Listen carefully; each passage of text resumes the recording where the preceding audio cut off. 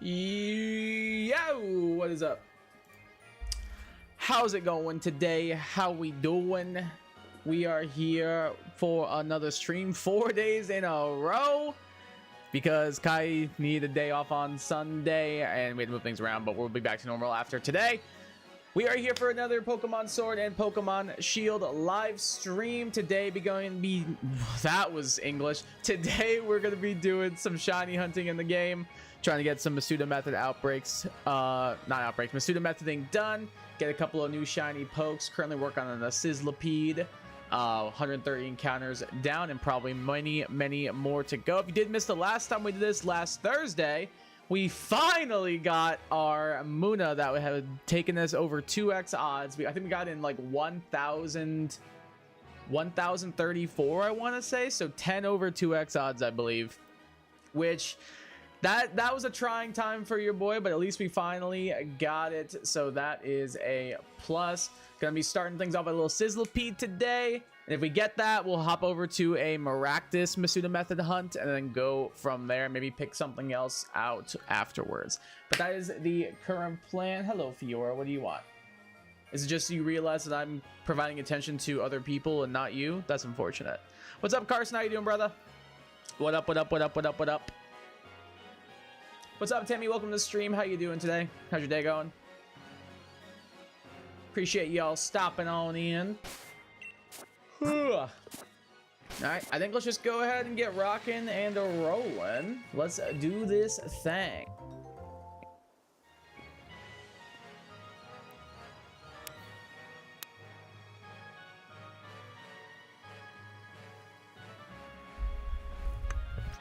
Hopefully it's on the correct settings. It is. That was weird for a second. That was weird. I don't know, all of a sudden my mic audio just would go boop, boop, boop. It looked really weird. It looked really weird for a second. I'm doing good. I'd be doing better if I had my duo. I'm sorry, man. I'm sorry. I told you I got a stream. I got you after this game, though. I got you.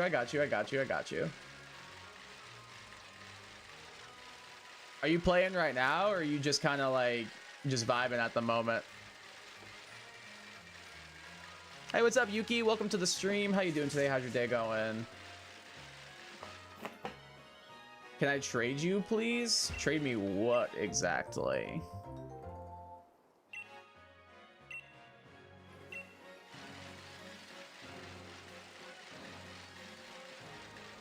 Not sure what you're wanting to trade there. I want to give you something. What do you want to give me?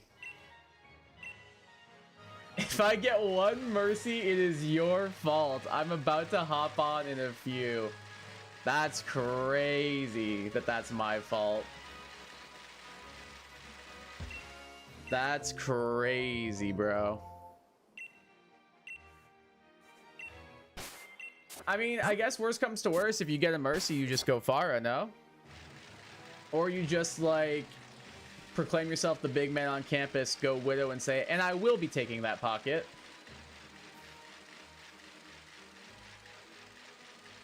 I think your Widow's good enough. A Pokemon, please do a trade with me. I mean, I'm in the middle of a live stream right now, bro. Like, no, I'm not trying to like be rude, like no offense to you or anything, but I don't want to really like derail my live stream to do a trade with somebody I don't even know, you know what I mean? Appreciate the subscription though, much appreciated. Very kind of you.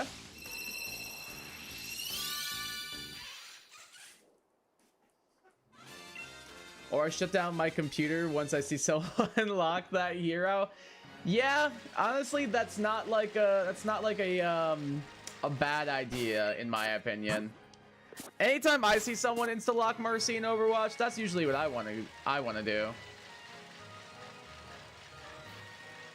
That's usually what I want to do as well. Like, I get people like playing her because she's relatively easy to pick up. But it's like the most like people say Brig gameplay is boring. I don't get how people can say Brig gameplay is boring when Mercy gameplay exists. Like, I'm sorry. That's no hate, but like maybe it's a little bit of hate. Fast trade, please. I'm gonna give you a shiny cool Pokemon. Oh, well, I don't like to get shinies from other people. I like to earn my own shinies on my own. I appreciate the offer, though. Yeah, I like to get all my shinies by myself. I feel like I earn them that way. But I appreciate the offer nonetheless.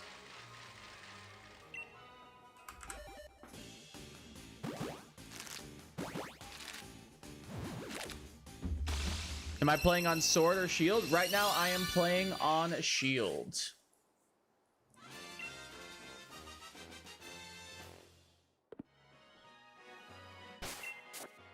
Pretty short. Yeah, this is Shield, right? I have both, but yeah, I'm on Shield.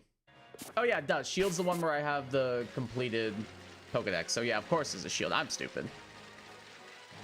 But yeah, this is currently Shield at the moment.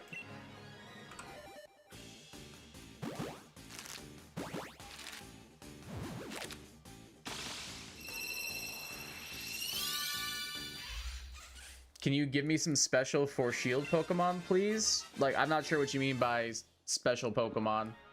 But also, like I said, I'm in the middle of a live stream right now. So I'm not going to derail my stream to randomly trade with somebody. Like, not trying to be rude or nothing, but like, I got a thing I'm trying to do here right now.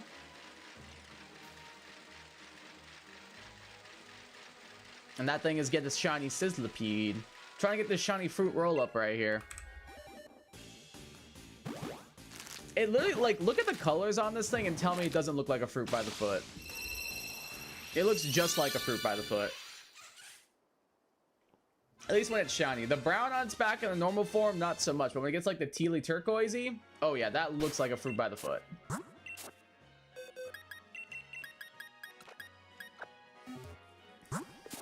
Do you just ride in circles till you find the shiny? Yeah, pretty much. Yeah, pretty much, honestly. Because I'm at, this is the nursery where your Pokemon like breed together and they give you eggs.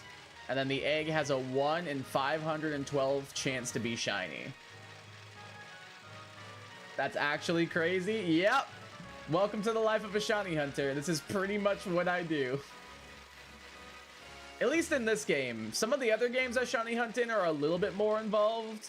And by some of the other games, I mean only Scarlet and Violet, because I actually have to do stuff in that game. But for the most part, in this one, it's just run around in circles, wait for this woman to put her hand on her chin to signify that an egg is ready, pick up the egg, and run around in circles more until the egg hatches. Like right now, that means she has an egg ready. Some might say it's a little bit crazy. Some might even go as far to say maybe slightly psychotic. But you know, it's the life I have chosen for myself.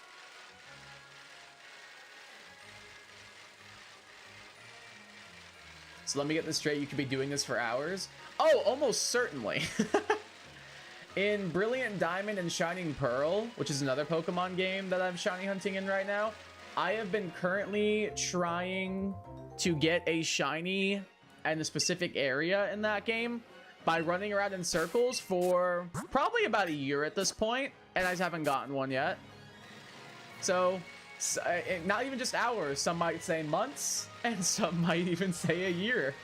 But that's also with like month-long breaks in between. That's also, there's also that. But yeah, this is essentially what shiny hunting boils down to, is to just at least this particular method for hunting. This method is called Masuda method hunting, where if you use Pokemon from 2 different countries of origin, like I have a Japanese Ditto with like an English Sizzlipede, they have a 1 in 684 1 out of 684 chance or 1 in 512 chance with a completed Pokedex, which I do have. So I have a 1 in 512 chance to get this shiny every single time an egg hatches. Hey, what's up, Dorothy? Welcome to the stream. How you doing today? How is your day going? I checked the GameCube collection last night and I found something you'd be really excited about. Oh, don't worry. I know. Carson, I meant to text my brother about this too. Guess what's on GameCube online for Switch 2 now? Thank you for reminding me, Dorothy. I appreciate it, because I meant to text my brother about this. Mario Strikers is on GameCube for Switch 2 online. And I haven't played it yet, but I'm so excited. I might play it after stream, after we're done playing Overwatch later. I'm so hyped. I cannot wait to play it.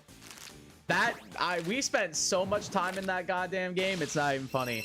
That and Mario Baseball were like the big two. Like so much time in those games. But no, I'm super excited to try it out. Yeah, I've completely forgot about it, Dorothy. But I'm so excited. Mario Strikers is peak. Yeah, I could never. Yeah, honestly, I don't blame you. I don't blame you. I don't know. There's just some like, for me, it's like the satisfaction of like finally getting it, if that makes sense. Like working at it and then like putting in the hours and putting in the time and finally seeing your time and effort come to fruition. That's what makes shiny hunting worth it for me.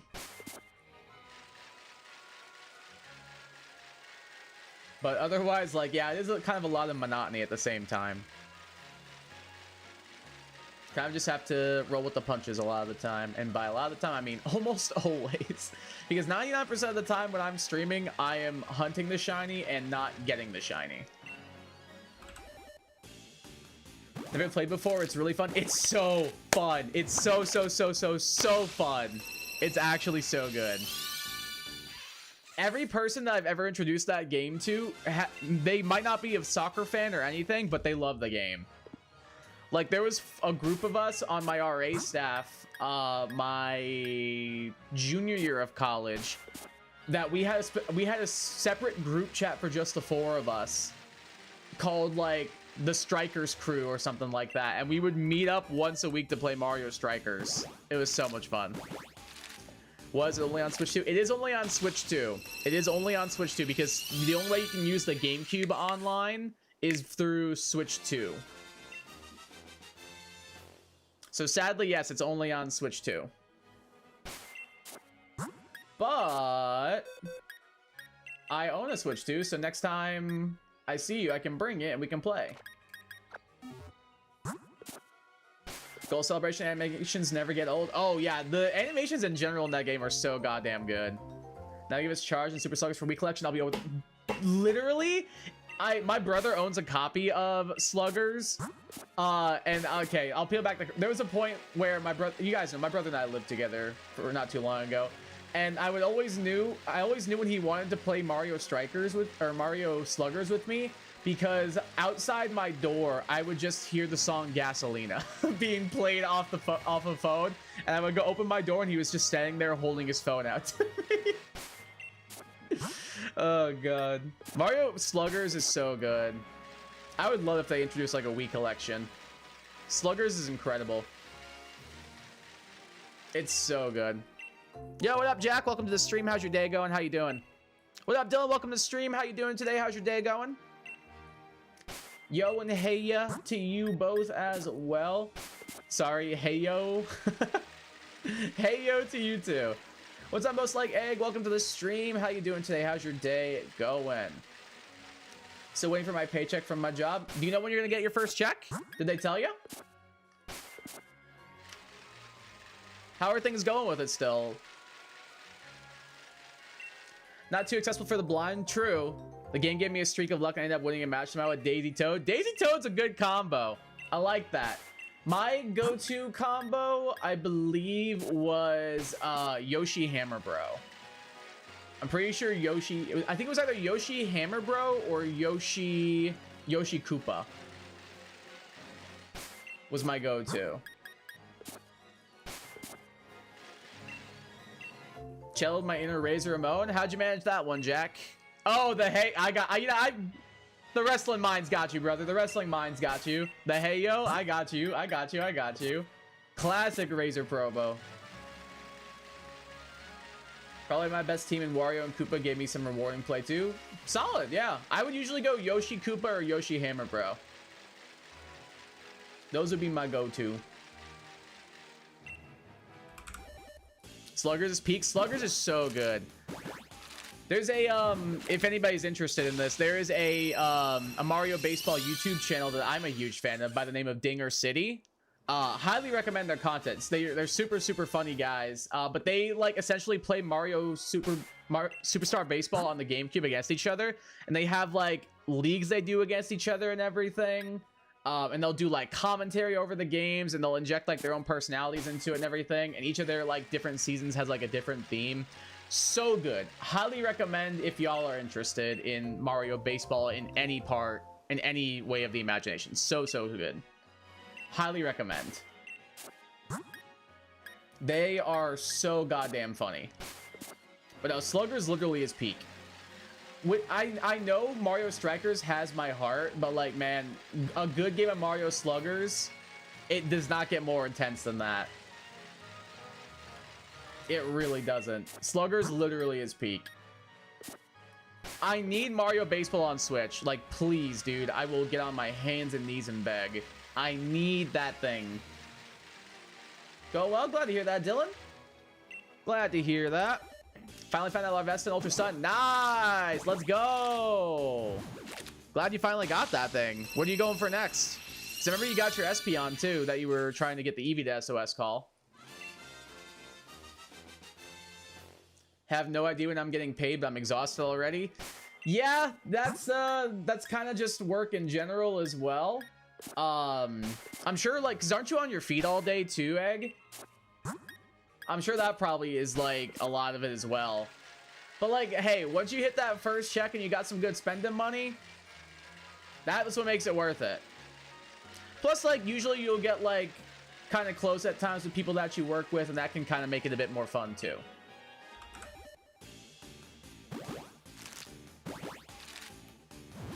I gotta try Yoshi Captain sometime too. Yoshi Captain's good. I like it. I like playing as Yoshi. That was usually my go-to because Rosalina wasn't in the game, so I had to substitute for Yoshi. Still have my copy of Sluggers. My brother has one too. I wish I had a copy of the Mario Baseball on the GameCube still, but I love, like, because I have a Wii, so I can just be like, hey Carson, if I bring the Wii, can we play some Sluggers? So that works out at least. But no, I love it. Bad times don't last, bad guys do. You're damn right. Mario MLB, please. Oh my god, I would kill for Mario Baseball on Switch. Please, please, please, please, please, please, please, please, please, please. I will beg. Hey Gianna, welcome to the stream. How you doing today? How's your day going? Hope you're doing well. Can't stay for long, but I figured I would pop in just to say hi. Appreciate you stopping in. Hope your day's going well. Hope you're having a good one. Seems like Dorothy's excited that you are here as well. Tis indeed you. It is I, the Black Panther. What? We got T'Challa up in here? Hold on. I have to sit for a shift, and I have no idea if I'm even supposed to. Oh, I have yet to sit for a shift, and I have no idea if I'm even supposed to.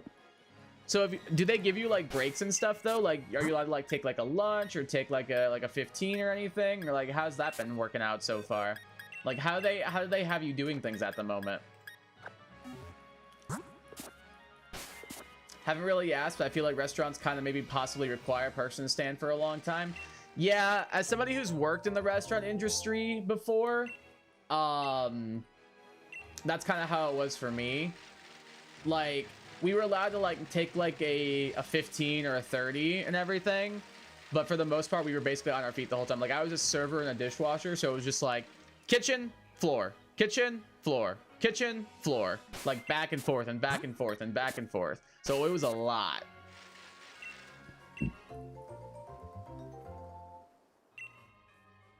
I say that a lot, really? That's kind of funny. I'm picturing you like walking into a room announcing that now, and it's very, very funny. Got distracting to hunted a harvest phantom. Oh, solid. So I can have an easier time with SOS hunts. No idea what I'll be going for though. I mean, at least you got that phantom though, so that will make your things a little bit easier for you. That's pretty good. Day's going great. My parents are about to leave soon for music trivia. Oh, that sounds so fun. Wait, music trivia? That sounds fire. Holy crap.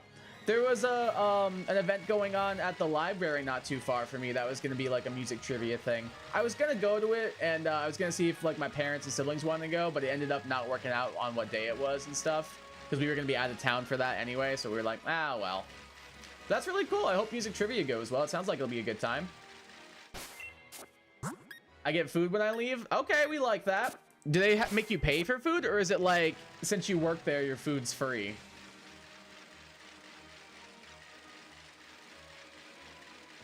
My dad's home for the day. It's nice to not have him away at work. Oh, that's nice. Did you guys do anything fun today? So work kind of abuses him. He's always so sore after work. Oh, that makes me sad. Well, good. I'm glad he has a day off to kind of relax and chill. I get free drinks whenever I want. Nice. Yeah, it was the same for us. Like, they had like we had like Coke products like on like tap and everything, so we were allowed to like just like go and like grab a drink whenever. Like, I would usually do like half water, half lemonade. That'd be my go-to. Otherwise, if I needed some caffeine, it was always Diet Coke. Diet Coke, my beloved. Diet Coke, my beloved, dude.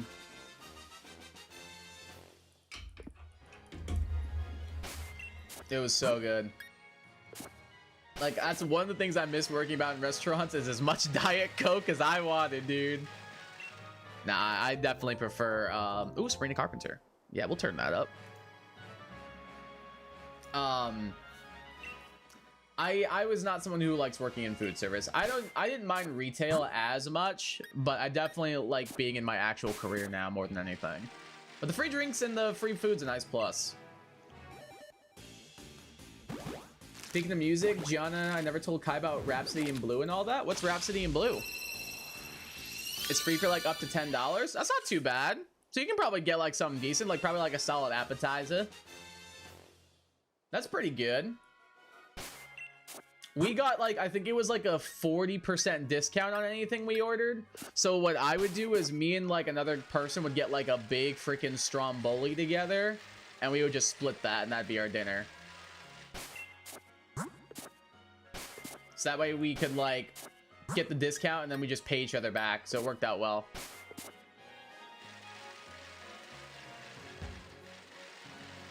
Must go now, but I enjoyed being here while I could. So sorry. No worries. Wish me luck in music trivia. Good luck. I hope you win. Hope the trivia goes well and that you have a fun time. So only with them that's not dinner is rewarding. There you go. What are you guys having? You know more than anyone, John. You got this? Oh, yeah. I think she's got this. I believe. For context, Dorothy's going to see a concert which features some of our favorite classical features, Rhapsody in Blue being in one of them. Oh, sick. That's really cool. Sorry, I was supposed to stay for context. You're good. I knew what you meant. That's really cool. That sounds like a very relaxing concert as well, actually. There was a class I took in college, which was basically like an appreciation of the arts kind of course. And for the music section of the class, we had, I think I've told the story before on stream, we had to go to a concert, and I didn't really know anybody in the class. So I was like, whatever, I'm just going to go to whatever one I want. Like, I don't really know anyone in this class. It's all online. I'm just going to go to whatever concert I feel like. Like, a lot of people were going to like a specific one, but I was like, I don't really want to go to one that everybody's going to. So I ended up going to a violin and piano duet concerto, and it was phenomenal. It was very relaxing. I loved it. Rhapsody in Blue is by George Gershwin, classical jazz crossover. Oh, I'd probably like that then. Yo, what up, Savage? Welcome to the stream. How you doing today? How's your day going? Hey, Kai, literally forgot it was Thursday. Honestly, bro, me too. I'm right there with you. One piano and a full orchestra, groundbreak. And I get to hear in concert in a few weeks. Ooh, very nice. What day is the actual concert? Like, I know you said a few weeks, but like, what day is it? Hey, what up, Cody? Welcome to the stream. How you doing today? How's your day going? How am I doing? Pretty good, dude. Pretty good. Hope you're doing well. Went into my work today and got a little bit of my classroom for next year set up, so that was fun. Got a good amount of stuff done there. Excuse me. Outside of that, didn't do too much today, but that aspect of the day was productive, so I'll take it. Same program is Dvorak's Ninth Symphony from the New World. Everyone knows the second and fourth movements. I probably would if I heard it, yeah. But I also have to leave right now. No worries, Savage. Hope everything's aight. Had a croissant and apples and he had Korean ramen. Ooh, that sounds delightful. The croissant with apples sounds very refreshing. Were they like candied apples or were they like fresh? That sounds very light and refreshing, honestly. Yo, what's up, Hooping Expert? Welcome to the stream. How you doing today? How's your day going? Next time you have to go to a concert, ask me for Rex. I'll keep that in mind. I don't think I'll probably need to go to a, I don't think I'll probably have to go to a classical concert or anything anytime soon, but it'd more so be if I wanted to, but I definitely would keep that in mind. It's an amazing, amazing piece of music by the composer George Gershwin. Okay, solid. Good to know. It's on the 22nd. So yeah, just over like because what? Hold on, math. So what, like a little bit less than 3 weeks from now? That's not too bad. That's not too bad at all. Fresh apples, I don't do any other way. Nice. That does sound very refreshing. Like the croissant sounds very like light, and then the refreshingness of the apples sounds like a good combo. I like it. I like it. Going good. Yours? Glad to hear that. Mine's going pretty good as well. Got some stuff set up in my classroom. I got plans. I got brand new furniture from my classroom, which I'm very excited about. All my new tables are gray, and my chairs are like a burgundy-ish color, and I really like how that combo looks together. I also got some new stools and bean bags. So I'm going to use those to set up like a little book nook in my classroom for like a mini library. And also like where I can put like my games. I'm gonna put like some coffee mugs and like a Keurig in there for like some tea in them. Yeah, I'm excited. I'm really looking forward to it. I got big plans for my room this year. She's also going to see Piano Concerto No. 3 by Rachmaninoff, something that she's been wanting to see for such a long time. Oh, that's great. I'm glad you're getting to experience it then. Be happy for her. She wish I could go with her. Yeah, I'm sure that'd be a really fun one. You guys are hyping it up. Oh yeah, I also get to hear Rachmaninoff's third piano concerto next month. Is a masterpiece of music known to be incredibly hard to play. Damn. Wonder like what makes it so difficult to play. Now I really have to go. My parents are calling my name. You're good. You're good. Good luck at trivia. Just woke up here. Fair point. Hope you got a good night's sleep. Love, we just set the exact same time. Yeah, you both literally set that like maybe seconds apart from each other. Called the Mount Everest of piano concertos. Pianist will be Danil. I don't know how to pronounce that name. Danili Trifonov, one of the greatest contemporary pianists of all time. Oh damn! Oh my God, shiny Sizzlepede! Yes! Let's go! We got it! We got the shiny Sizzlepede! Let's go, dude! Woo! 151 encounters. Huge. Actually so huge. Alright. As for nicknames, I mean, I was joking about it, but like, I'm naming it Fruit Roll Up. Hold on. I think I can put the space here, right? Fruit Roll Up. Yeah, Fruit Roll Up the shiny Sizzlepede. Let's go. All right, let's check it out. So Fruit Roll Up here is in an Ultra Ball and has a neutral nature with flame body, Ember Smokescreen. Okay. What's the neutral nature? Serious. All right. Pretty solid. We'll take that. Let's go, dude. Fruit Roll Up, the shiny Sinisty. The shiny Sizzlepede joins the squad. Hell yeah, man. I'm gonna make sure I save before I forget. Let's freaking go. I'm so excited. I love this Pokemon so much. It's one of my favorite new mons from this game. Alright, let's go scoot you on over here. Put you in the box with your new friends. Just quickly get one more look at them. Oh, excuse me, at her. Let's go, dude. We love that. Hell yeah. Alright, another shiny hunt in the books. I'm gonna grab our Sizzlepede and our last egg here from the daycare lady. Oh, actually, we just Sizzlepede. Perfect. Oh, never mind. She does have one more egg for us.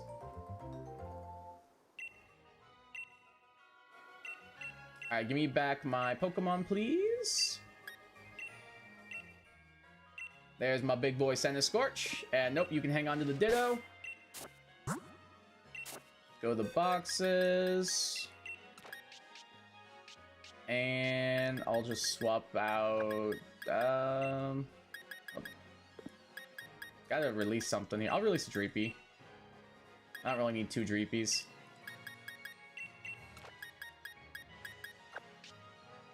And then let's grab this egg. Alright. Let's hatch these last 5 eggs while I get caught up on chat. And then we will begin our next time. It's gonna be Maractus. Funny if a student is watching this. Thankfully, as far as I know, none of them know I have a YouTube channel, and I'd love to keep it that way. That is my goal, is to keep it that way. Rush Randolph is one of my absolute favorite composers of all time. Nice. So because there's so many notes to memorize and requires flawless technique, look at the sheet music for it. I'm not really good at reading sheet music, but I'd probably be able to recognize it's like pretty in depth. Sick dude, thank you, Dylan. You got it while I was making spaghetti. Yo, the luck of the spaghetti right there. We like that. What a quick hunt. Yeah, that was a crazy fast hunt for sure, for sure. Like 151 encounters from Masuda method is not bad at all. Makes up for our 1064 or whatever it took for Muna. I think it's the first Gen 8 shiny you've gotten that I was actually here to experience. Nice. I'm glad you're actually able to see it this time. Hopping on now, so if I get a Mercy, I'll make sure everyone knows it is your fault before my funeral. Thanks, brother. Appreciate you. Maybe since I got my shiny, maybe that means you're due for no mercies in your gameplay. Shiny Sinishi, you should get that. I've got one in Scarlet and Violet. I'm trying to get mons that I can't get in Scarlet and Violet. That's the goal of this series on in Sword and Shield, is to try and get stuff I can't get in Scarlet and Violet. Guess we just hatch the rest, and oh yeah, we'll hatch the rest. Absolutely. We'll absolutely hatch the rest. Hey, what's up, MSM fan? Welcome to the stream. How you doing today? I can get you a shiny for free by trading it. I'm good, thank you though. I like to earn all my shinies and get them all myself. Before a second shiny, says Lafitte. That'd be kind of fire. Wait, I doubt it'll happen, but it would be pretty cool. Hey, what's up, Moondrop? Welcome to the stream. How you doing today? How's your day going? Sorry, Captain's gone. You're good. You're good. You're good. Anyone of us could be a student and we don't know it. That's true. I would be none the wiser if you guys were. I would be none the wiser, honestly. I got Lucio, Anna, you're lucky. Wait, that's actually a good backline. Hold up. That's usually like... That's a way better backline than we ever get together.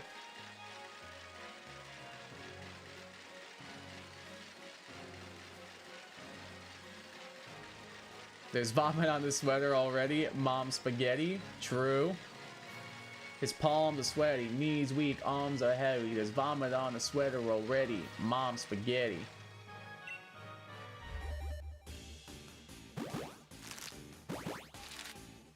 Shiny Trevenant. I've got a Phantom in Scarlet and Violet.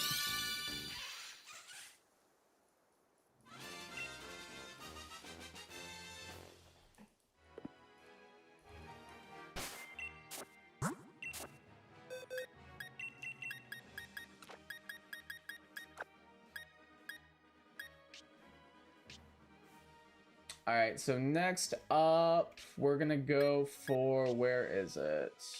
I had Maractus somewhere. That's the next thing we're going for.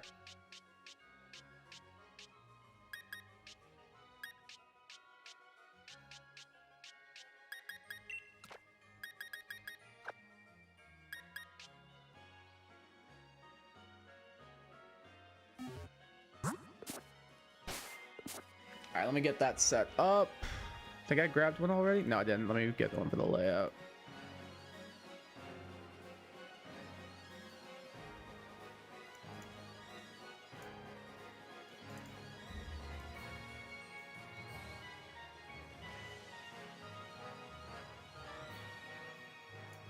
Perfect.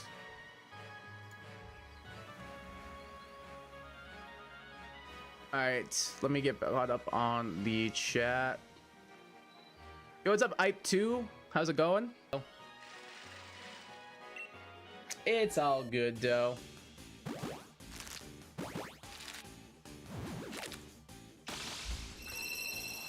What I miss? I don't know, man.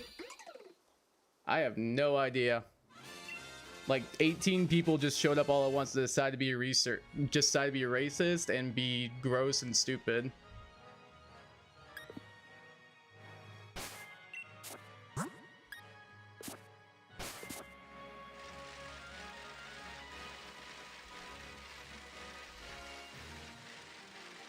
Racist? Yep.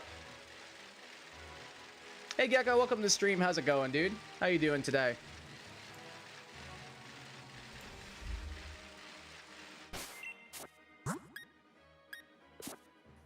Hope you're doing well.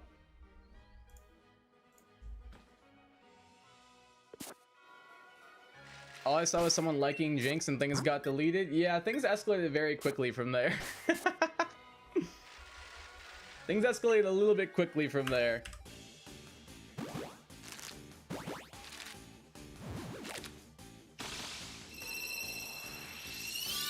What happened? Nothing. It's no big deal.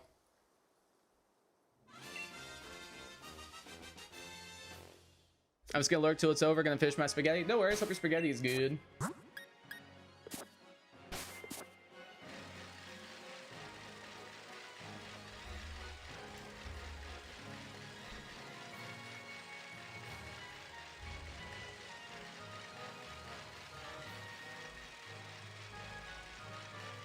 You got some chicken legs? Nice, man.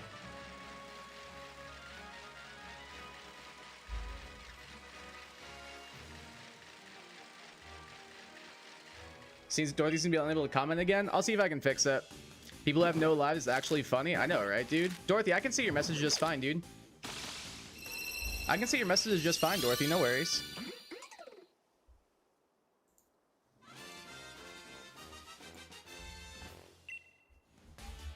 So I'm not sure why you don't think I can see them. I can see them, Dorothy. You're good.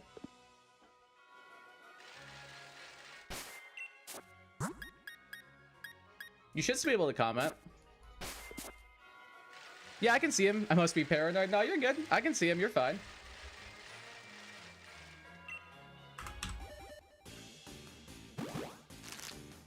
It's all good. It's all good.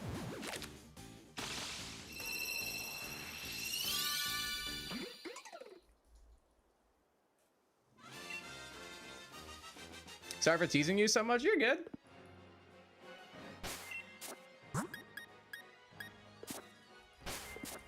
I know there's no malintent behind it. I don't mind.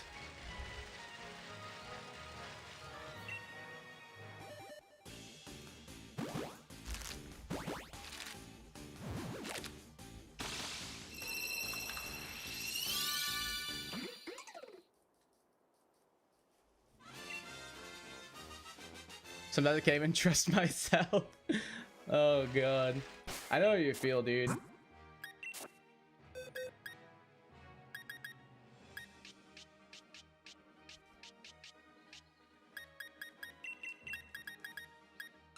The amount of times I feel like I do something and then I completely forget to do it, it adds up like way too many times.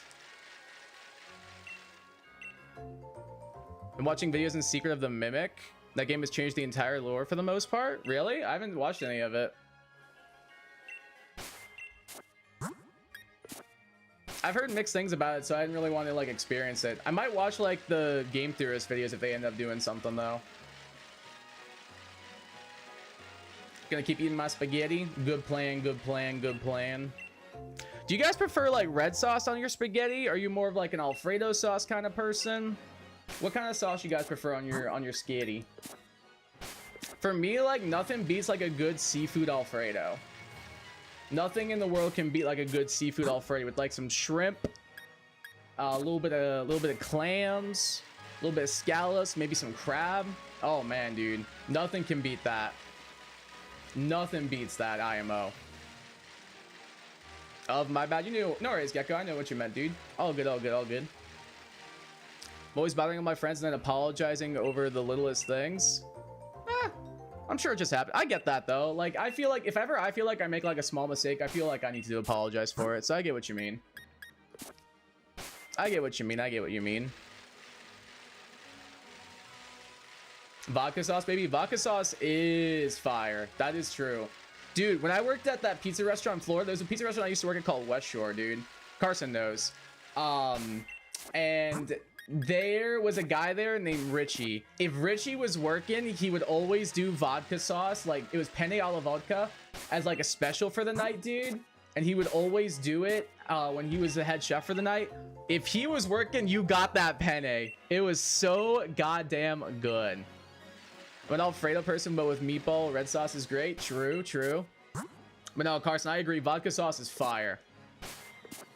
You're all good, Dorothy. See, you got friends backing you up. You're good. Had me there. Seafood Alfredo is probably my favorite. Oh, yeah. There was a restaurant back when I lived in Florida that had the best seafood Alfredo I've ever had in my life. Nothing has ever compared to it. It was honestly so good. Thanks for not assuming my ult was a buy. I literally made a channel for my personal email just to get back in. No worries, dude. I figured you would have only done that if, like, it was an actual issue. So that's why I was like, I got it. Love a good seafood Alfredo too, bro. Oh, yeah, man. You can't top it. You can't top it. It's just that good. It's just that good, bro.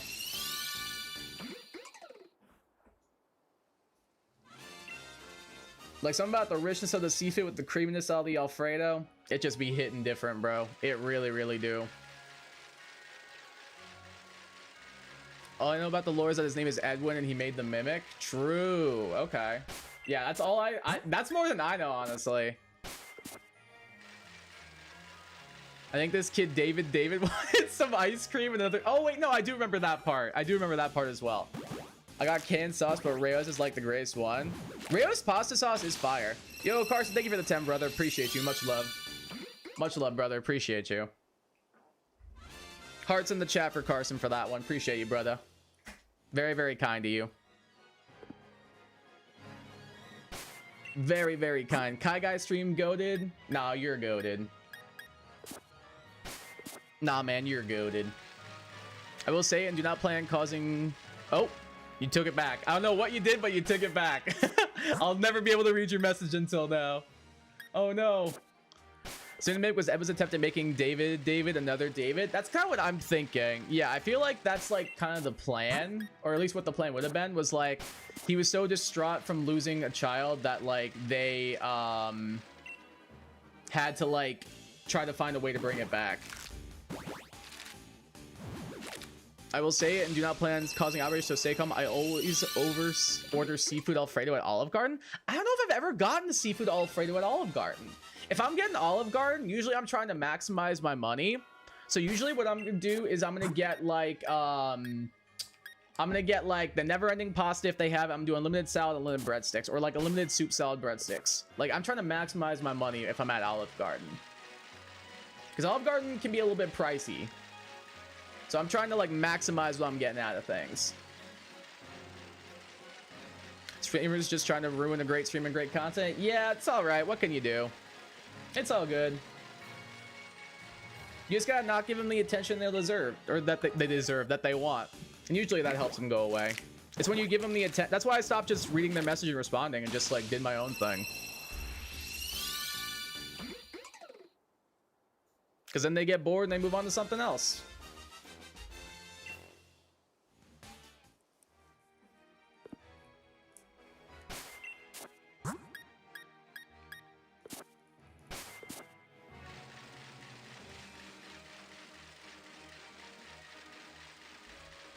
But it happens. Sometimes people just need to get attention. I get it, though. I think I saw one of them sit up there all hanging out in Discord, and I was like, all right, that's actually kind of funny. I will say, though, it may be funny. However, I'm not going to get in a call with friends in a Discord and go try and be racist on someone's stream. That's just... I don't know if that's just me, guys. Like, I don't know. I just... I think it's... Hot take, guys. I don't think it's a good idea to be racist in private or in public. I don't know. Maybe I'm the weird one. I don't know. I don't know. Maybe I'm the weird one, dude. Maybe I'm the weird one. Really pricey for a meal too. It can be. Like, it adds up, honestly. It really does add up. Maddox, I wanted to gift subs, but they might have gotten one. I think when you gift subs, it only goes to people who are subscribers, I believe. But like, on the off chance, probably for the best. But either way, very, very kind of you, Carson. I appreciate you and I love you. Appreciate you, brother. Didn't even do the avatars much because they serve so much. Dude, you get, it's crazy. Like the portion. Okay, I know I was just saying it was expensive, but like the amount that you get for like what you pay, like it's kind of ridiculous. Like the portions of salad that you get, the portions of like spaghetti that you get, the breadsticks that they give you and everything. It's kind of crazy the amount that they give you. Like, I've never left an Olive Garden wanting to eat more. Like, I've always left full and with plenty of food to take home. That's one of the good things about it.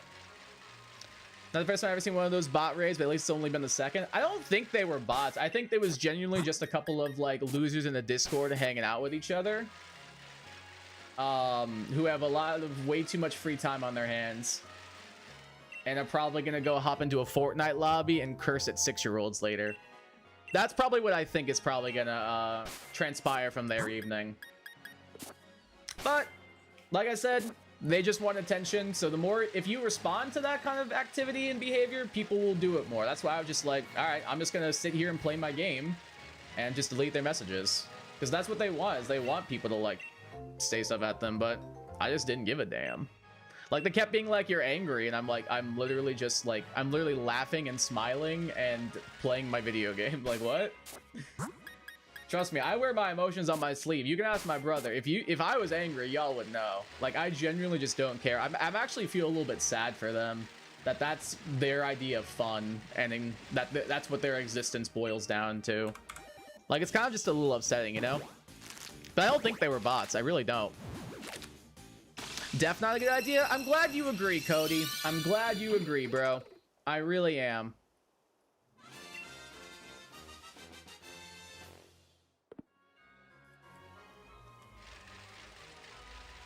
I always have to order the calamari when I go to Olive Garden. I think I have gotten their calamari before, and it was pretty good. Like, I remember thinking, like, oh, this is actually solid. First time I got calamari, you guys want to hear a fun story? The first time I ever got calamari was in high school. The girl I was dating at the time had her 16th birthday. It was like a big group of us friends. She had her 16th birthday at a nice Italian restaurant in our hometown. And somebody ordered calamari for the table. And one of my best friends dared me to eat it just because, like, I'd never had it before and I'd never had squid ever. And he was like, do it. It'll impress your new girlfriend. And I was like, all right, whatever, man. I'll eat it. I don't care. And I was like, wait, this is kind of fire. Hold on. Like, it's actually fire. Exactly, you as well? Yeah, I feel ya. Seen my Olive Garden meals last 2 to 3 days. Yeah, that's the thing. Like, they last like a crazy long time. It's honestly crazy. Like, you get so much bang for your buck when you go to Olive Garden. I don't know why I got the feeling like, nobody wanna see us together, but it don't matter, no. What's up, Mike? How you doing, brother? You missed a real fun one, Mike. You missed a real fun one, brother. I can tell deep down you were like, oh god, not this. I was just annoyed because I had to keep deleting stuff. Like, that's all I was annoyed about. I didn't care that they were here. I was just like, man, this is annoying because I have to delete all these messages. It's stupid. Like, that part I didn't care about. Like, I didn't care that they were there. I was just like, man, I gotta, like, I'm trying to just, like, it's hard to focus on different colored pixels and also a stupid message in chat at the same time. So that's where I was struggling with, honestly. Feel like I'm the only one who has never been to Olive Garden. Is that even a thing in Australia? I don't know. Is Olive Garden a chain in Australia? I was like, is that even a thing in Australia, honestly? I don't know. I've never gone. As an Italian, I approve Olive Garden, but I'll never approve of ragu. Agree! I do not like ragu. I remember I thought ragu was salsa, and I made nachos one time, thinking that ragu was salsa, and I used that as the salsa for said nachos. Yeah, those are the worst nachos I've ever had in my life, and I've hated ragu ever since. Ragu is disgusting. I read emotions a lot. I thought overread and overthink. It's not rare for me to be like, you seem frustrated, and they're just fine. I was honestly fine. Like, obviously I was frustrated because, like, I have to, like, comb through this crap, but, like, what can you do? What can you do?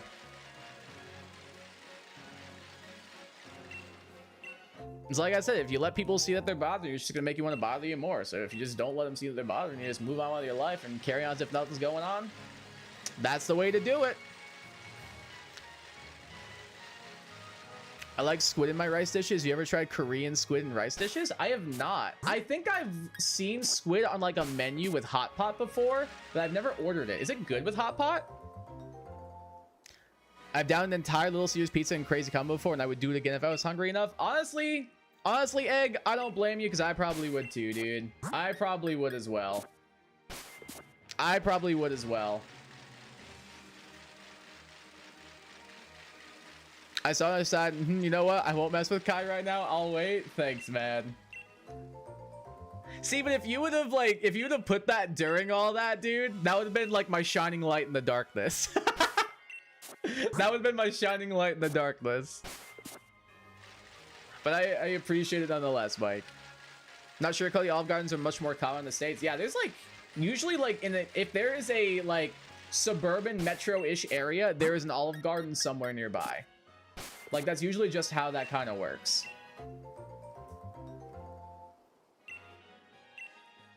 Like, they definitely are very common here. First time me and Kalmar was on a high school trip when we stopped in Olive Garden for dinner. We did that my junior year of high school. So I was on the swim team my junior year, and we had to go. Our districts were in Gainesville, Florida, which I was like near Tampa. And it was a 2-day swim district, so we had to get a hotel for the night. And the night we stayed in the hotel, we got Olive Garden for dinner. And a couple people did get calamari, but the majority of us filled up on salad and breadsticks, baby. God, I cannot understate how much I love Olive Garden salad and breadsticks. I would sell my soul for an Olive Garden salad and breadsticks buffet. I really would. I say some dumb stuff at the time, all the time, but at least I don't say and say like whatever it was they were saying. Like I said, some people just need attention, and it's okay. It happens. Some people just need the attention. It's all good though. Calamari is good. Like I said, as Koreans love our seafood. I believe it. Yeah, I love calamari. I just never had it with like hot pot before. May know the Korean term, but can you explain what hot pot is? Hot pot is you order a broth and you order like a combo of veggies and meats, and you cook the veggies in and meats in that broth, and you fish it out with like a ladle or with chopsticks or with a big spoon, and then you eat that. But you let the things cook in the hot pot to like give the broth more flavor, and at the end of the meal you finish the hot pot with noodles. It's usually with a group of friends. Mom has an seafood allergy as well as my grandpa, so I'm assuming it's a genetic thing, so I've never tried it. It could be then, yeah, so probably is not worth the risk. Probably not worth the risk at that point, dude. Reminds me of a little story. There was a guy in high school who was an annoying loser who was cringe and snaky. Everyone didn't like him for good reason. After high school, he opened his landscaping business. Some of my friends made fake Google reviews of his business, saying he does a good job but likes to say the you-know-what word instead of a certain German phrase over and over. I made it so Kai can delete the second message if need be. Yeah, maybe just to be on the safe side. Maybe just to be on the safe side, dude. Maybe just to be on the safe side there.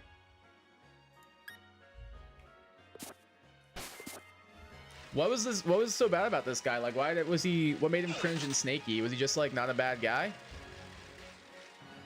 Or was he like just a bad guy, I mean?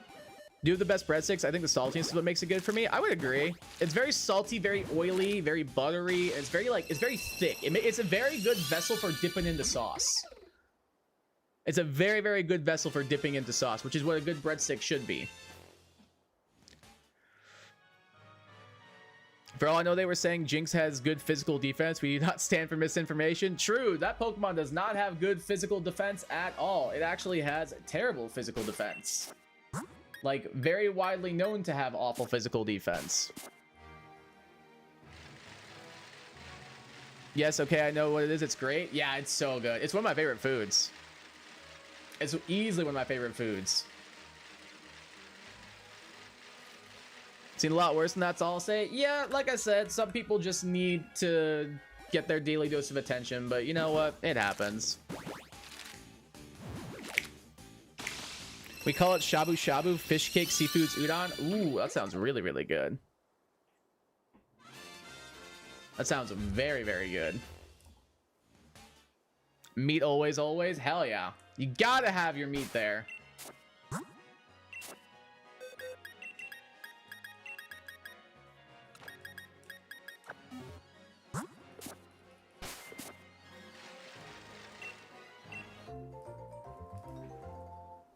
Who let that guy open a landscaping business at all? I don't know. Unlike that Kai, this kid actually deserves it. All right, I appreciate it. Y'all making me hungry with these breadsticks? Yeah, I could go for something. I had a pretty light dinner because I just wasn't feeling that hungry. I just had a piece of chicken, some rice, and an orange. I didn't really have. I had veggies earlier, so I didn't really want veggies again. So I was like, I'll just have this. It's fine. Ish fine. You always know people and backs people just to get with the huzz. Oh. Remember he drew a wiener and balls on the back of this guy's neck? He gave one of my boys crap for napping because his mouth was open and it looked sus. Oh my god. This guy seems like a real all-around weirdo, if that makes sense. This guy seems like a real all-around weirdo. I'm gonna put the chat back on screen now. There we go.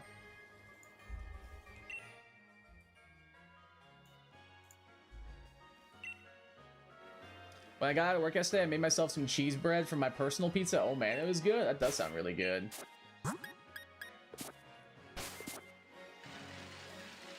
Meats are all different kinds too. Lamb has a nice aroma and taste with it and gives the broth a rich flavor. I don't think I've ever had lamb. I don't know if I ever want to try just because I don't know. I feel weird. It's like same with veal. Like lamb and veal, I feel weird eating it. Like I don't know, it just gives me like, makes me sad a little bit. He had this beat up little truck and gave me guff for having a Camry. I told him the difference between my car and yours is that if my car is a scratch, you could actually tell. Fair point. Fair point. Mushrooms and cabbage are great to put in. Oh, I love putting mushrooms in hot pot. It's so good. I'm telling you, nothing unites a friend group more than hating one another. Yeah, I can see it. The huzz, the honeys, women, the ladies, I'm assuming is what Mike means. At least that's the way I interpreted that.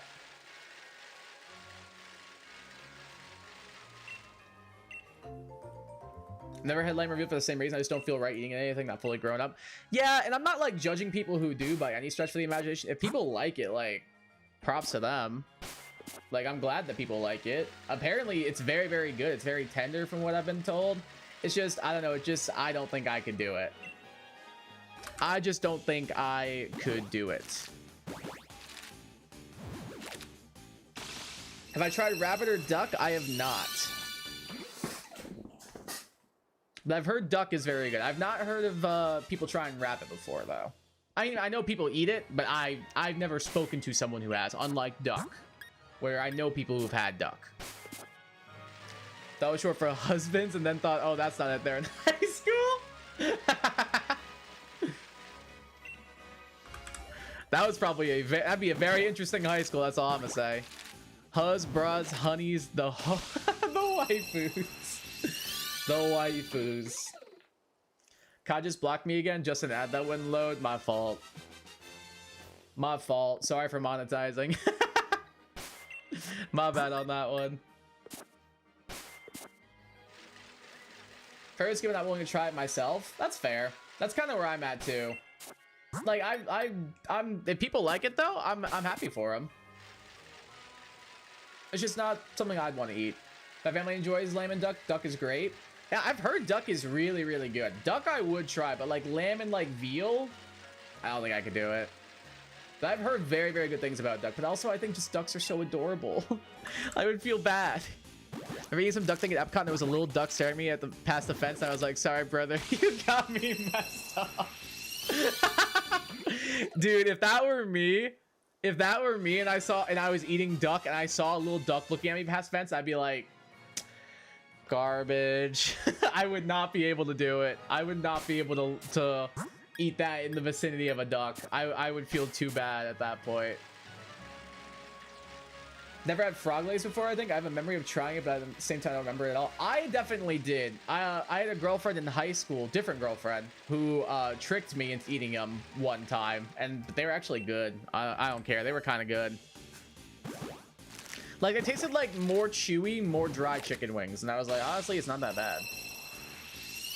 And the way she was kind of going about it, I already kind of knew that they were probably... what's it called? They were probably something like a bit weird. I just realized I have the wrong mon on the screen. Let me fix that. There we go.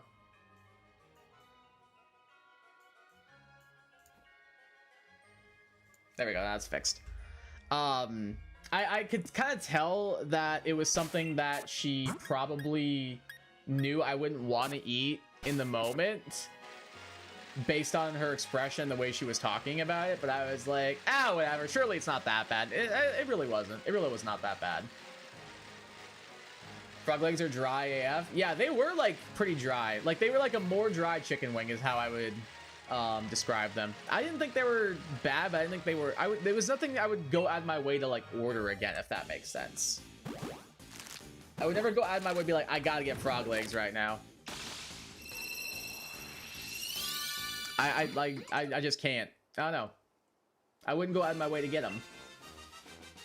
Kai, I'm messing with you. No hard feelings. I knew you were. You're good. You're good.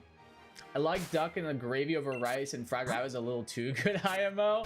I can see duck with gravy being good. I can see that, like a nice roast duck with rice and like some like good gravy or sauce. That does sound pretty good. What does rabbit kind of taste like? Is it like similar to chicken, or like what's it like? Duck is the name of a train from Thomas. I can't remember the last time I've like. I think the only trains I know I had a bunch. My brother and I had a few. My brother had a bunch of like Thomas stuff, because I think I got out of it pretty quick. But yeah, I can't remember the last time like I've seen like even like my young cousins and stuff. Like I never really watched it with them either. Never heard the term huzz, but I've heard of those other terms. I've heard huzz a little bit here and there. Frog legs are really good too. I apologize. I grew up in Southern Louisiana. Haven't tried snails though. I think frog legs aren't bad. They're good on sauce. They're good with sauce, I should say. Like I would never go out of my way to get them though. That's kind of my thing. Like I get why people like them though. But yeah, growing up in the South, I can definitely see that. I've never had snails either. I've heard it's really good with like a lot of salt and butter, but I don't know. It's just, again, it's like it feels kind of weird eating it. What is it with women making you eat things you don't want to eat? I don't know, man. Well, the first time she didn't make me, my friend dared me to as a joke because he was saying like, oh, you got to impress your new girlfriend. I was like, yeah, whatever. But she didn't make me. I just did it as a joke to like, quote unquote, impress her. The second one definitely tricked me. She 100% tricked me. 100p tricked me. I just got Renish, just an inside joke between me and myself. Yeah, I'm confused what the inside joke is. I'm a little lost. You say Thanksgiving turkey, but used to always be really dry. That's why I like Thanksgiving turkey is fine when you put like gravy on it and everything, but like nothing beats Thanksgiving ham or Christmas ham. Nothing does. Rabbit jumps around in your belly. Ugh. That'll make my tummy upset. I don't want that.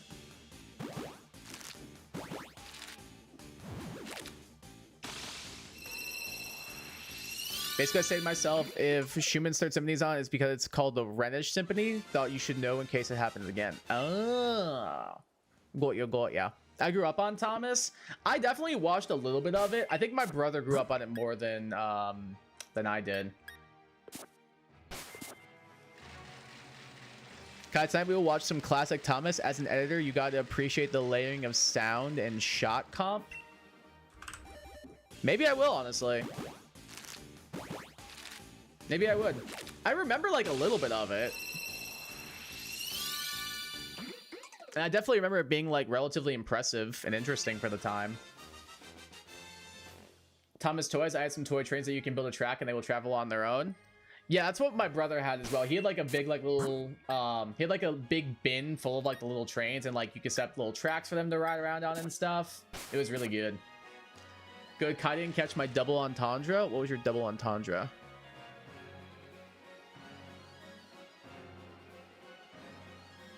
Oh, all right. I get it now, man. I looked at the rabbit message again, and I was like, surely it's not that. And then I looked up, and I was like, oh, that's what he meant. I've had frog legs, and TBH, I've never pictured any part of a frog being dry. Yeah, you wouldn't think so, right? You wouldn't think it would be, but surprisingly, maybe it's just the ones I had were overcooked. But like, no, it was very, very dry. It was very, very dry. Some chicken but tastes a bit gamey. Nah, I probably wouldn't like it then. I probably would not like it then. I'm not a huge fan of like really like greasy, gamey food. It's probably why I'm not sure if I 100% like duck or not, because I've heard duck is very, very, very rich and greasy. Used to have, maybe I still have this little train set with wooden rails. I don't know where they are, but I used to love those things. Oh yeah, that's what we had too. Like there was like these little like kind of like faux wood rails. You could like piece them together almost like puzzle pieces and everything to like form new tracks and stuff like that. It was cool, but like, I don't know. It wasn't really my thing. I was more into like the little mini race cars, like the little like metal NASCARs and everything. That was more my speed. I loved collecting those. I thought they were so cool.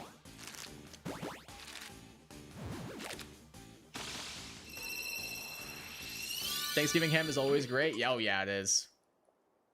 Cannot beat Thanksgiving and Christmas ham. Goes actually crazy, bro. Guess you said the earlier group caused confusion and delay. Nah, that would give them too much credit. We're not giving them any credit that they want.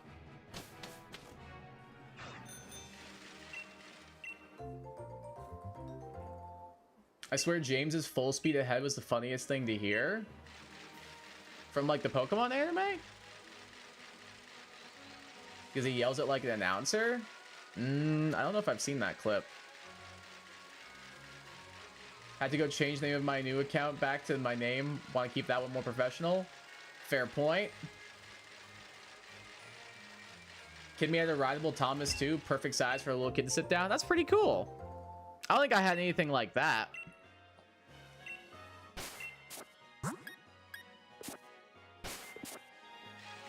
That sounds really sick. Still can't believe what they've done with Thomas. What'd they do with Thomas? Hey, what's up, Cole? Welcome to the stream. How you doing? Yes, I love ham. Oh, yeah. We like ham in this household.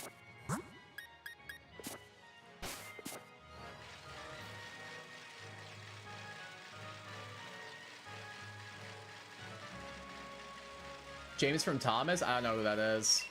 Like I said, I don't remember any of the characters' names besides Thomas. Original Thomas books had insane world building, like Tolkien level. All right. I don't know about that one, Chief.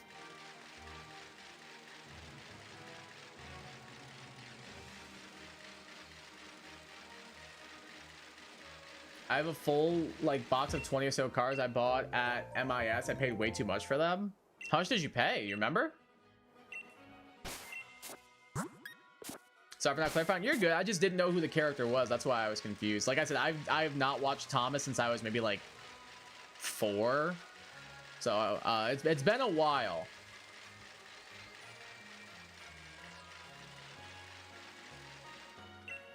It's been a long time.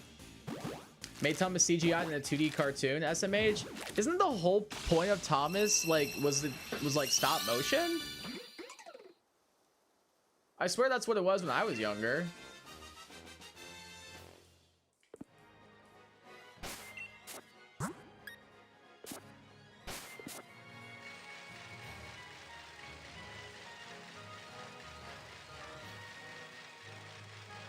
It's kind of weird that they would do that.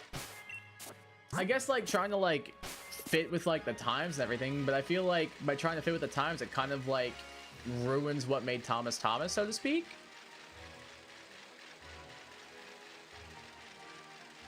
James is the red, possibly gay choo choo.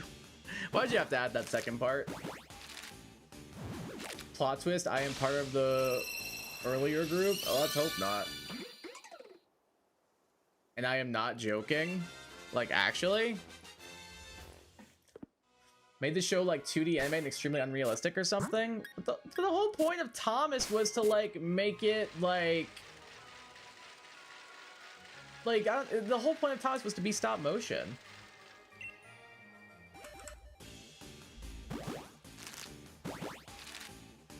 Maybe like 320 total. Damn, that's a lot to spend on those. Holy crap.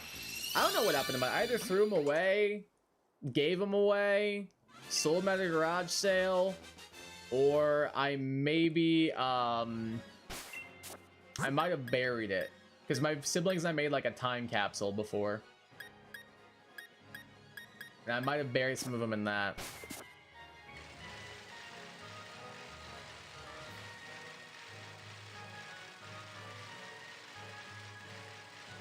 There's so many Thomas characters that help me remember all the Marvel heroes, then all the Pokemon. Well, damn. Kai restricts me from listening to stream again. No.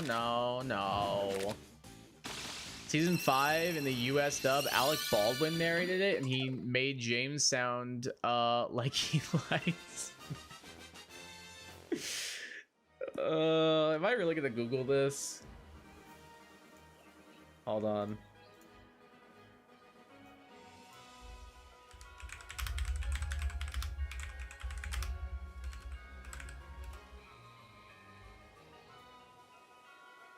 Hold on.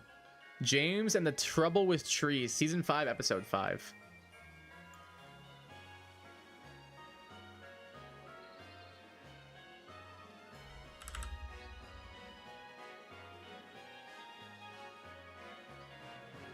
It just sounds like Alec Baldwin to me. It just sounds like Alec Baldwin to me. That's not a bad thing. I wish I liked, man. You can be whatever you want to be, Mike. Don't judge, but I can't help but chuckle at the phrase possibly gay choo choo. I mean, fair, honestly. Shiny on 111? Maybe. That'd be nice. Then again, we did get Sizzlipede pretty quick, so I'm not holding my breath for a fast shiny on this one. We got Sizzlipede a little too quick.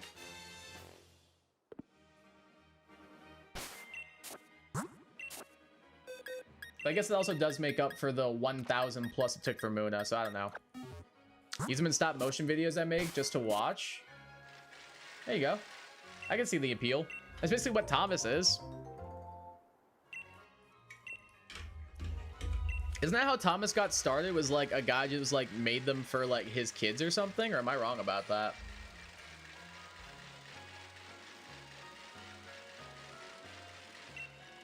So it seems like it could be like a similar vibe. I never saw the Alec Baldwin dub.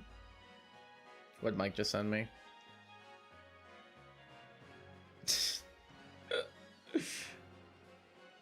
What the hell is this? Is this like a Thomas the Tank Engine tier list or something? Or what is this? Yeah, I've never seen the Alec Baldwin dub until the small clip I just watched. You meant my NASCAR stuff? Yeah, I figured that's what you meant. But isn't that like how Thomas got started? Was like a guy wanted to like just like make videos for his kids and then it kind of blew up? Or am I wrong about that? Kai, I sent you a hierarchy. Oh, it's a hierarchy. I thought it was a tier list. I was like, what is this? I was so confused for a minute there. Bro, can you just put your hand on your cheek so I can get my next Pokemon, please? Give me a solid. Bro, what is taking you so long to thank you? Oh my god. So what's with that hierarchy you sent me? Like, what's the whole deal with that? Like, what is the whole deal with that thing?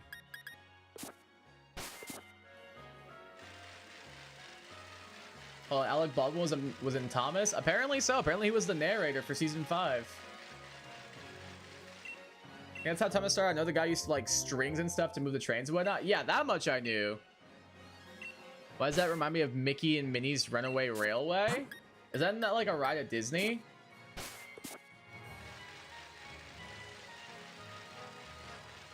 So Kai, what happened was a reverend had a sick son during World War II and they lived near the choo-choo. So he made random stories as he went along, and then they were books, and then the A's was a TV show. Oh wait, that's actually cool. That's actually pretty interesting. I didn't know that's how that worked.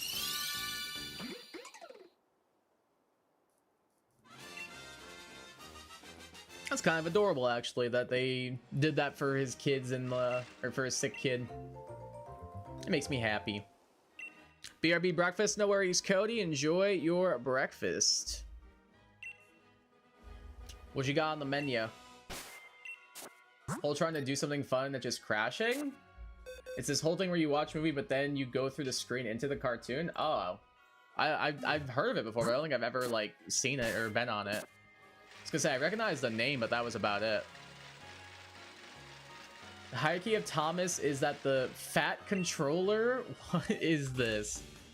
Rules the entire island like a king, and then the natural elites are the drivers of the trains. The tier under that are the upper class, larger engines, and so on. Why is there a class system in Thomas the Tank Engine?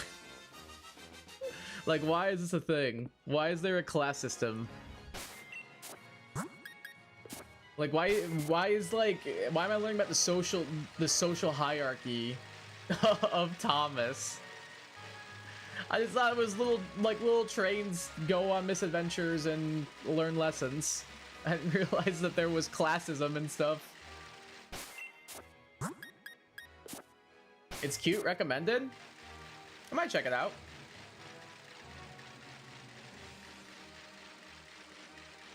Women are the coaches who carry the passengers and are pulled by the trains. The freight cars are the scum because all they want to do is wreck and die. What the hell?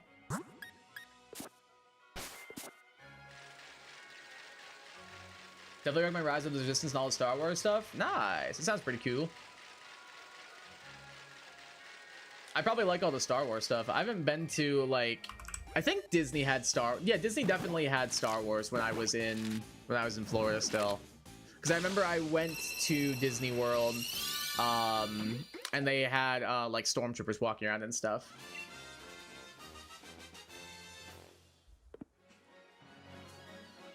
I remember thinking it was really, really cool. And I watched them like do the Imperial March and stuff like that. It was kind of heat. I got actual chills. Actually bought 25 cars. That's a decent haul.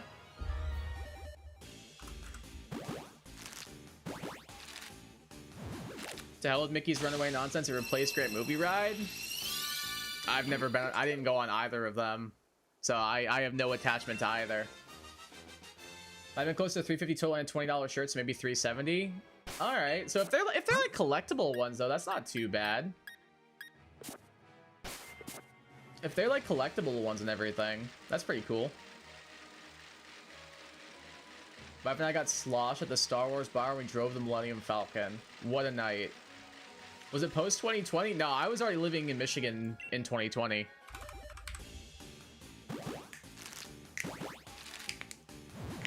I was already living in Michigan by then.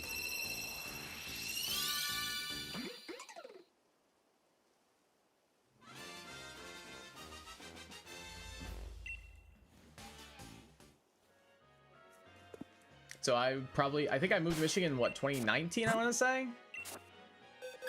So yeah, I would have been up here already. Speaking of cars, do I have a dream car? Not really. Like, I did when I was younger. I wanted like a, I think it was a 67 Corvette.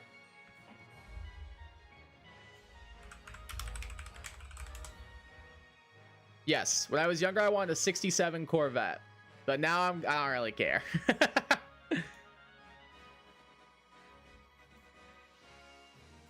That was my dream car when I was a kid, though.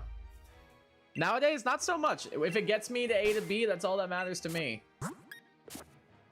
It'd be cool to have like a dream car, so to speak, but like I have more important things that I'm like saving for and spending money on and stuff like that. The Thomas universe, World War I and II happened, and Queen Liz II and Prince cheats on his wife are canon. There was a story that the we might need to drop this. we might need to drop this one. Oh, god damn it, I deleted the wrong message. God damn it, Mike, you made me delete the wrong message. This is somehow your fault.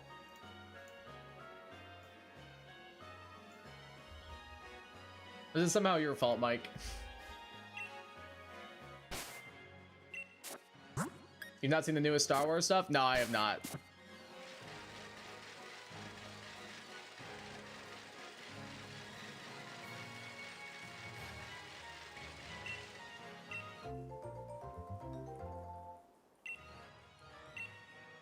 My dream car is that new Corvette ZR1X.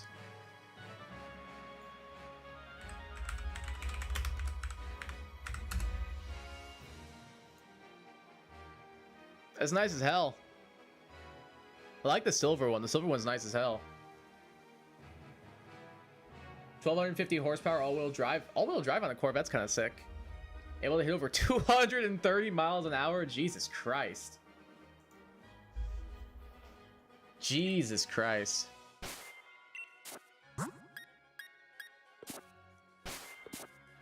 Oliver was safe from scrap. That's the story. Because Kai couldn't do it right, SMH. Oh, you retracted your own message. Well done. My dream car is the Corvette from the third Transformers movies, but it's a concept. Damn it all. Transformers, Dark of the Moon Corvette. Oh, like the silver convertible one, the Stingray? Or are you specifically saying like the one that can like transform?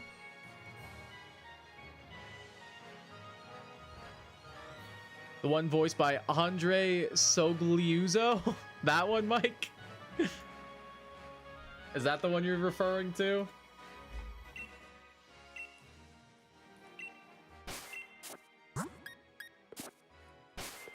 I'd love to see what full speed feels like on that. I'd be too scared to hit like 230 miles an hour on that thing.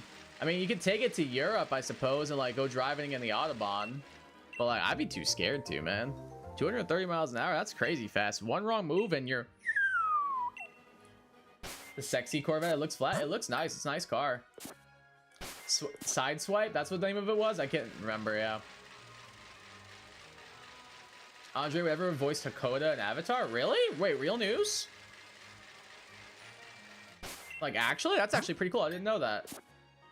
I never even heard of the guy. I didn't know he had a career like that.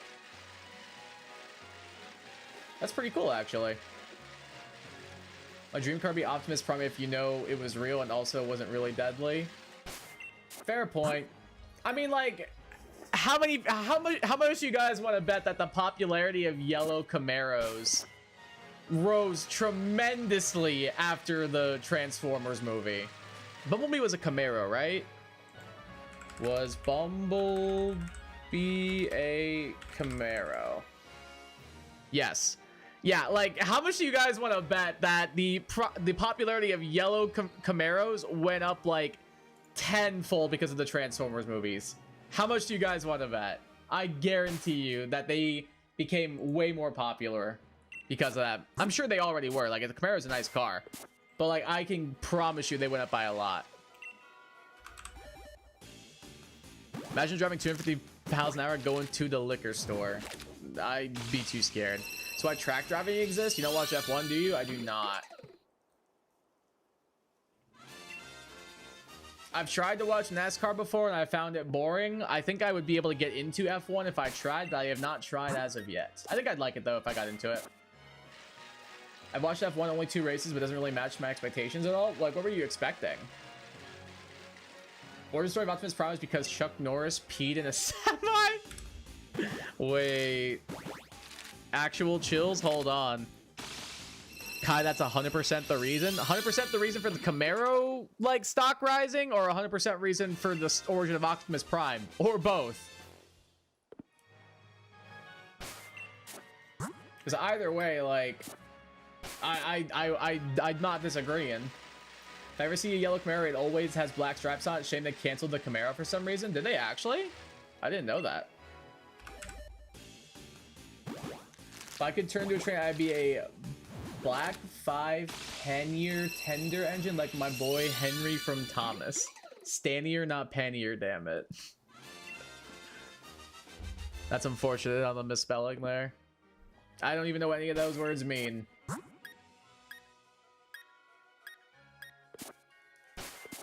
I think it's more fast-paced than NASCAR. I don't know. I could see that. That's kind of what it seems like, at least. That's what I've heard. Because my issue with NASCAR is it's not very dynamic, whereas I feel like F1's pretty dynamic. I was expecting more close racing, but it was just some guy winning by like 5 seconds or more. I mean, I know 5 seconds isn't like a long time, but like a 5-second lead's not a huge lead. I guess in racing, as a swimmer, yeah, 5 seconds, like if you beat a personal best by 5 seconds, that's a huge increase. So I can kind of see your point. Yeah, that's fair. I think that's a fair criticism. The Camaro fool, I figured as much, but I wanted both to be true, if I'm honest with you. Both being true would have made me quite happy. Like, just one day a random intern wrote a really weird Transformers origin story and it somehow became canon. I would have loved that. But yeah, Camaro definitely gained popularity because of Bumblebee. 1,000,000%. Nothing will ever convince me otherwise. F1 is faster than NASCAR, like around Circuit of the Americas, it's like a full minute faster? Damn. I'd like NASCAR, but my parents aren't siblings, so I can't. That's crazy. Mario Kart World Supercharged Bowser, which car would you pair him with? I don't know. What does Supercharged Bowser look like?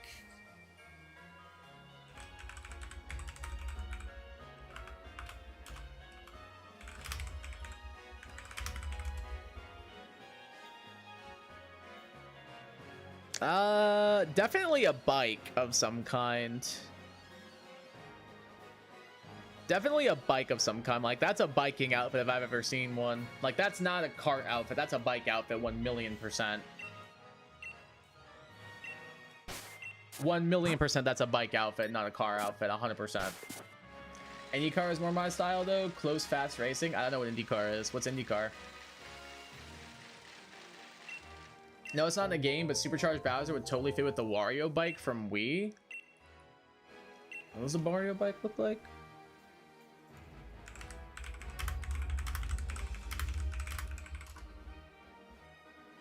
Oh yeah, I can see it. I can see it. I think that's a fair statement, honestly. I think that's a fair statement.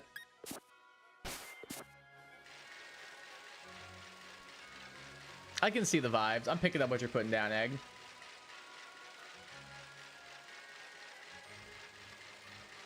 Is it IndyCar the one where you drive really long distances? Maybe.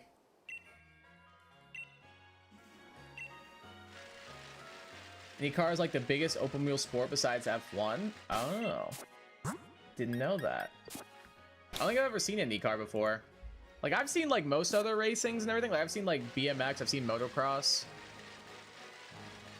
But never seen an IndyCar race before. Actually, that's World Endurance Championship, Dorothy. Those ones where they race like 24 hours? What the hell? That sounds awful. Do you get like a bathroom break at all in there? Or about like a meal break? Like, how does that work? Is it IndyCar the one where you drive the really long distances? Apparently that's WEC, World Endurance Championship. It's like a wrestling company. And now presenting the WEC champion, John Cena. Gotta wear a diaper? Like, maybe. Like, maybe, honestly.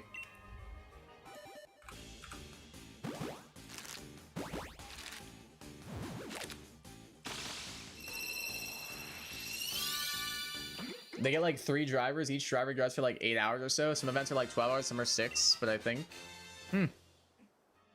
I hate driving more than like a half hour anywhere, so miss me with that contest, dog. That's gonna be a hard pass for me on that one. John Cena wins automatically because you cannot see him. True. You can't canonically prove he didn't cross the finish line first. Did you guys see the video of like the minor league baseball team that had John Cena throw out the first pitch? And then like it's just like nobody walks out there, and then like you blink and then the guy has the ball in his glove behind home plate. Oh, it's so funny and so stupid, but I love it. As a wrestling fan, it made me very happy. I thought it was too damn funny.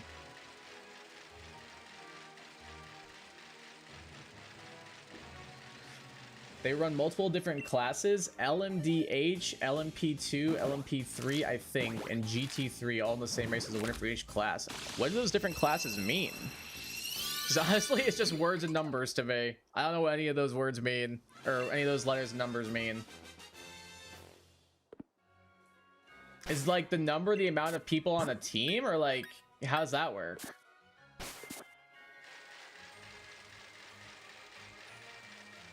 And like, how do you like, is it like a different, like a way like teams are like organized? Like, do they each all sign with the same team, or do they like pick their teams before they race? Like, how does that work?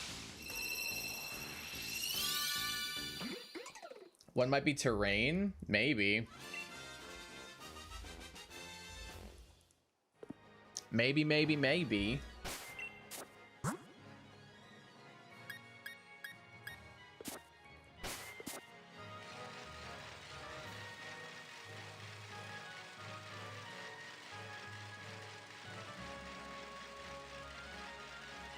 Otherwise, I'm not sure what else they would mean.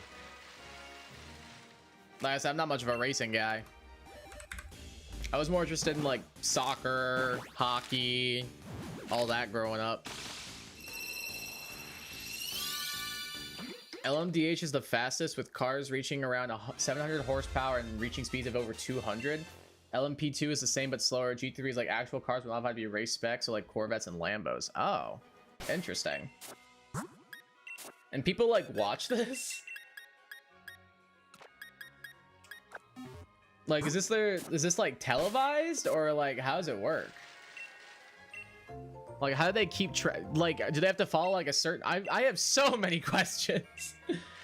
Like, do they have to follow a certain path? Like, everyone watches. Have you heard the 24 Hours of Le Mans? No, I have not. Not even a little bit. I've never heard of this before.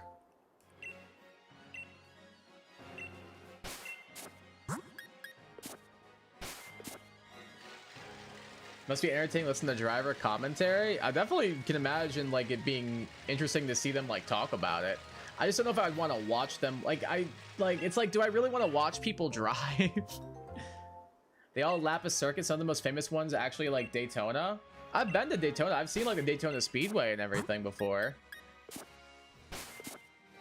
But is it like they just go around like a track over and over again? Or is it like they like, do they drive like point A to point B? Like, would they be driving like from Florida to Chicago or something? Like, how does that work? Or is it just like them repeatedly driving around a track over and over?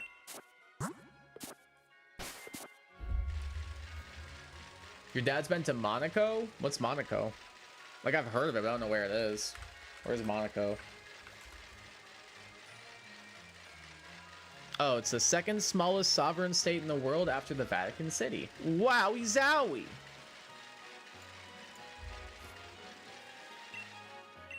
I did not know that.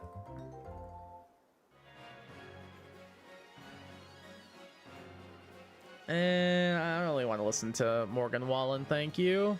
That's gonna be a hard pass for me. That's gonna be a bit of a hard pass for me, Spotify. Thank you, though. Not really a Morgan Wallen guy, personally.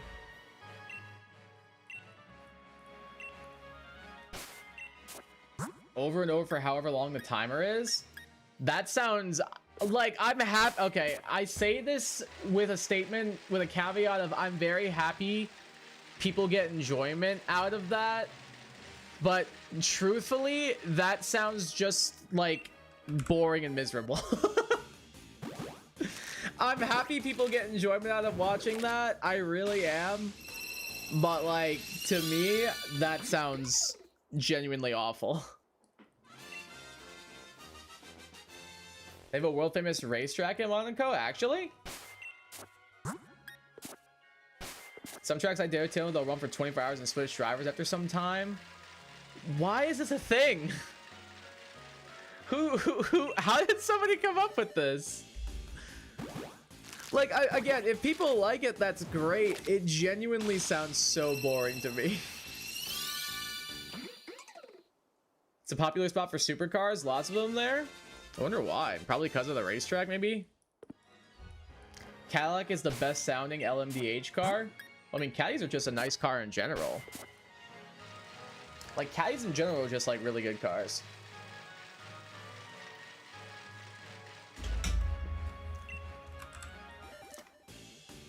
Like, I'm pretty sure if you can take care of a Cadillac well, it'll last you, like, forever, essentially. Like, it's crazy how well that they go. And how well they can, like... They're, like... I think they're not easy, like bad or difficult to maintain or anything. But if you take, like, really good care of them, it's, like, a lot of, like, what's the other one that people say is, like, really good? Like, Hyundai. People say Hyundais are also really good if you, like, keep them properly maintained.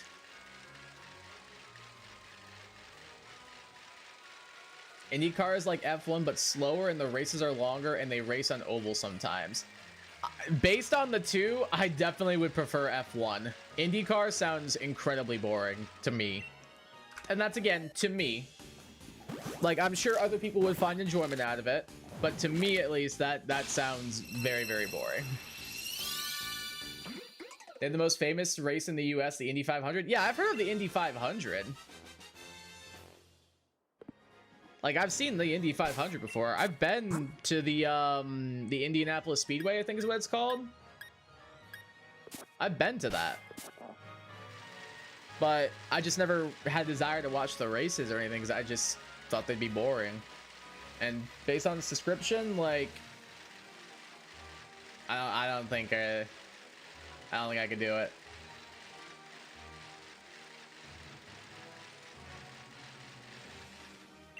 My dad has a Sonata. It's in its 10th year running. Sonata's a solid car. Intimidator 305. Any well? What's that?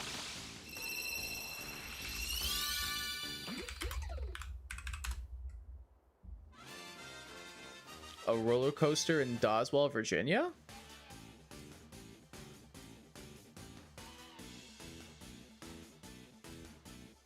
It says Pantherian, originally known as the Intimidator 305 and temporarily named Project 305 for the 2024 season. A steel roller coaster located at King's Dominion in Doswell, Virginia.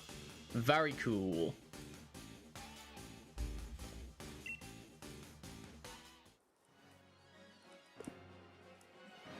$230 miles an hour for 200 laps around Indianapolis. There's nothing really like it. Like I said again, I'm happy people get enjoyment out of it. I hate baseball, and I would rather go to a baseball game. I would get so bored just watching them go around a curve for 200 laps. Like, that's... I just don't... It's just not for me. It's just not for me. Again, no hate to people who like it whatsoever. None. People have to like what they want. It's just... I find them incredibly boring. Sorry to upset you once you got the coaster talk. Oh yeah, it didn't upset me. I just didn't know what Intimidator 305 was. I was just like, what the hell? What is that thing?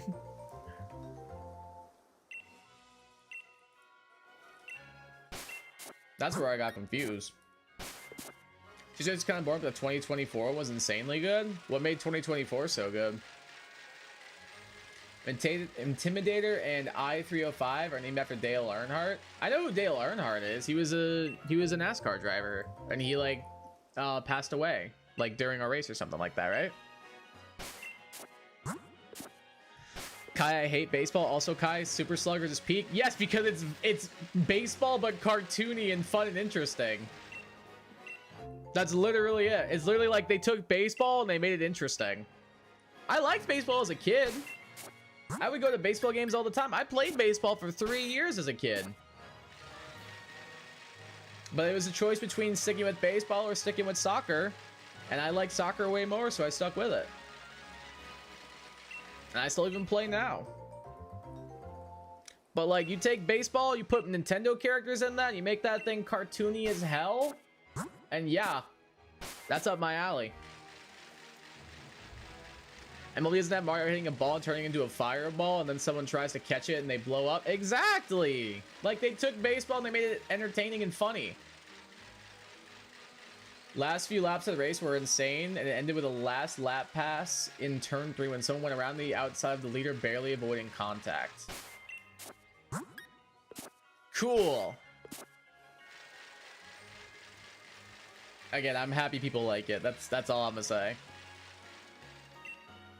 I'm glad it does well numbers-wise. I'm glad people enjoy it enough to want to spend their money on going to see it and support the drivers. I'm glad the drivers are able to make money off their driving and sponsorships.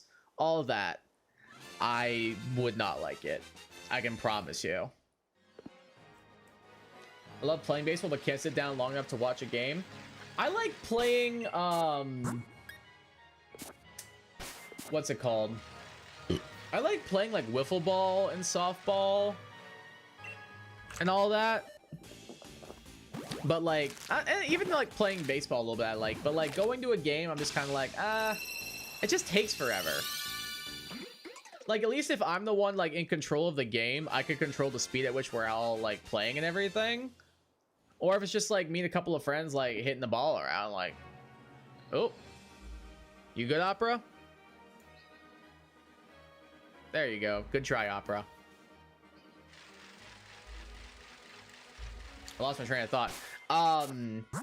If I can like control the speed of the game and also like just do it with a couple of friends, it's fun. But like going and like watching a game where like I'm at the mercy of the umpires and the pitch clock and like all that and all the amount of time between innings, it's just like, I could have stayed home.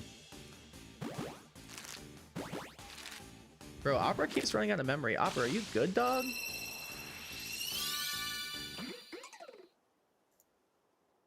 Long as my, like, chat still up, that's all I care about. There we go. So I want to make sure I didn't accidentally stop streaming. If DHS existed in IndyCar? Oh, DRS? What's DRS? I don't know what that is. So what it does, you see they got this hybrid system that allows you 100 horsepower into the car, allowing it to go faster. Not sure what the rule on using it is, but it does make the car zoom. Straight zooming? Which Opera? Tell me. Opera GX, my internet browser.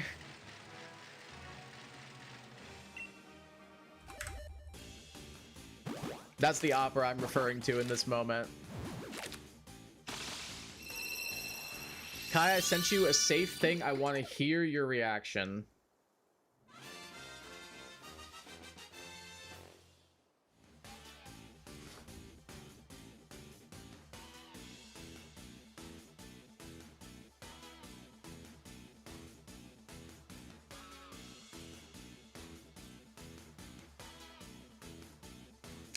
Just in case.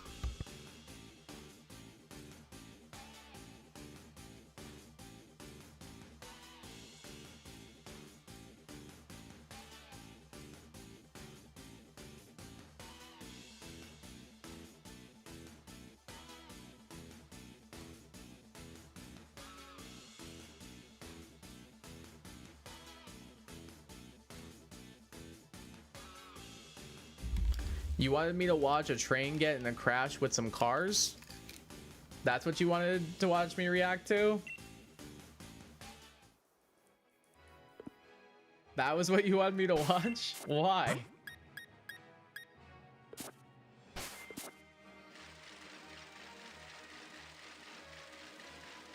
Well, unless there was more, I watched from 255 to like 317. But on the off chance it wasn't stream safe, I muted my microphone. DRS is a system in F1 that flips the rear wing open, allowing for less drag and letting the car move faster. Oh. I assume they have something akin to ERs too. Why is this is like pretty like in-depth. What happened if F1 drivers were one day able to have something akin to a water balloon fight with their FTS systems? Is that just Mario Kart at that point? Yes, that's what you wanted to watch me react to? Again, why? Can I ask why you wanted me to watch me react to that? Like, just a genuine question.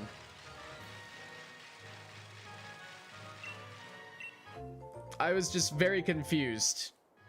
Actually, not sure what ERS does, but BRB playing F-099. GLHF.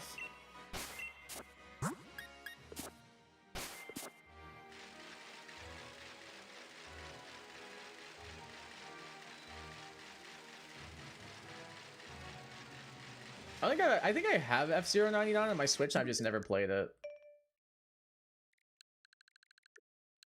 There's Pac-Man 99. Yep. Wait, no, it's Tetris 9. Yeah, there it is. I own it and I've never played it. Not even once. F-Zero is what we have to thank for us getting Mario Kart. Because doesn't the first F-Zero come out before like Super Mario Kart? F-Zero release date 1990. Yeah, that's before Super Mario Kart. Super Mario Kart was like 92, I think. Yeah, 92. So yeah, 2 years before. Shout out F-Zero. Thank you for making a game that makes me rage like no other. Actually, I take that back. Thank you for making me rage like no other game except Overwatch. Overwatch is the game that has never made me like rage harder than anything ever. And it takes a lot for me to get mad at the game, but Overwatch, yeah, that'll do it. Super Mario Kart's origin story is wonderful. Like, what's the full story?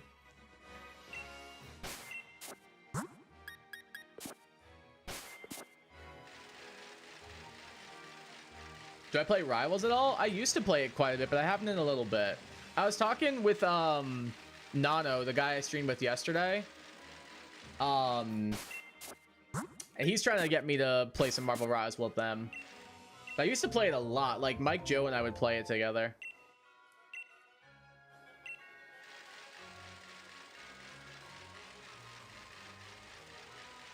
But I was a Psylocke main and a Luna Snow main. At least when I was playing DPS and support. If I was playing tank, usually it was probably Doctor Strange. My Doctor Strange went crazy. I did like Rivals, but it was just annoying. I get why there was no roll lock system in that game, because that's one of the biggest complaints about Overwatch is that it doesn't have it has a roll lock system and people just can't pick whatever they want. But at the same time, like in Rivals, the amount of times I ended up with like 4 DPS immediately insta-locking, and then me getting stuck playing healer, or somebody else I was playing with getting stuck playing tank. It added up, and it takes a toll on your mental. It takes its toll, which was very frustrating. The game itself, the gameplay is cool. I think the game needs some like heavy nerfs to like ult charge and healing. But outside of that, I think it was a fun game. I think it's a cool game, honestly. Like, they wanted to make a multiplayer karting game because F-Zero was only single player, and they wanted to make one like it has MP. Oh, okay. The Mario aspect was added later on after development, from what I've heard. Oh, interesting. Interesting. Doing a Grand Prix to finish second in the first race might actually win my first ever Grand Prix. Nice. Good luck.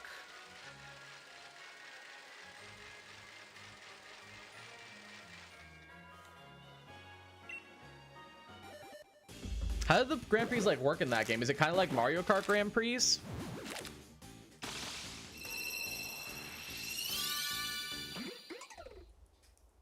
I haven't played in a bit, but I saw that they announced a new Venom skin for Squirrel Girl. Oh no. Nobody tell Donk or Dank. Nobody tell Donk or Dank. I'm just kidding. But I did see that they announced Phoenix as like the new duelist, and I was like, oh, wait a minute. Rivals might be back on the menu, boys. I love Jean Grey.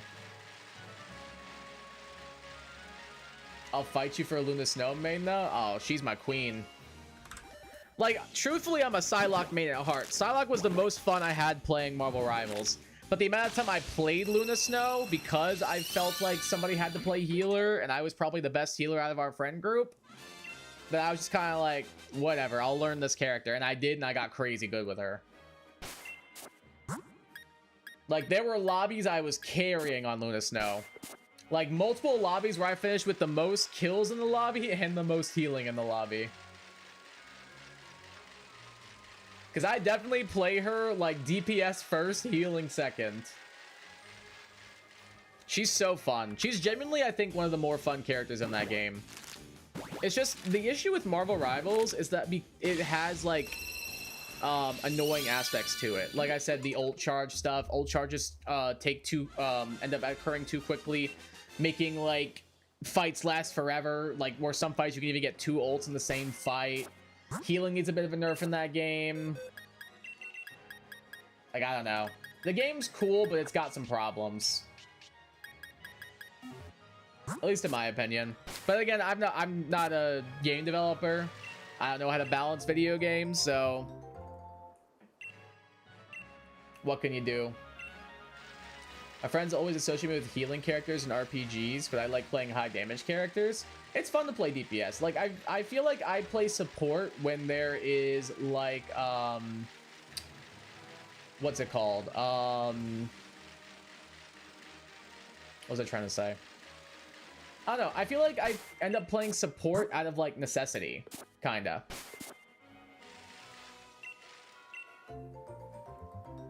Because, like, I feel like every time I play Marvel Rivals or Overwatch or whatever, like, everybody always wants to play DPS, which, like, fair. DPS is the most fun role in any kind of game like that.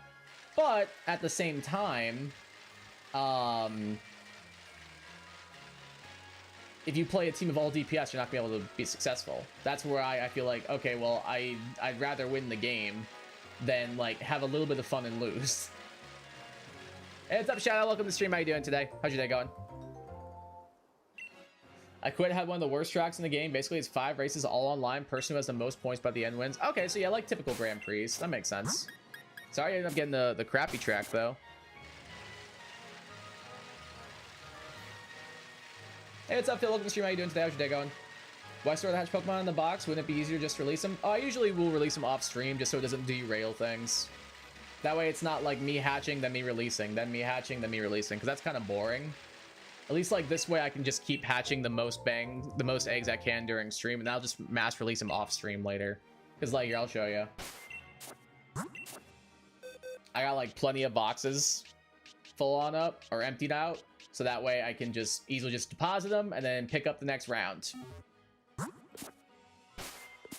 then I can just release them off stream, that way nobody has to sit here and watch me release Pokemon for a couple hours.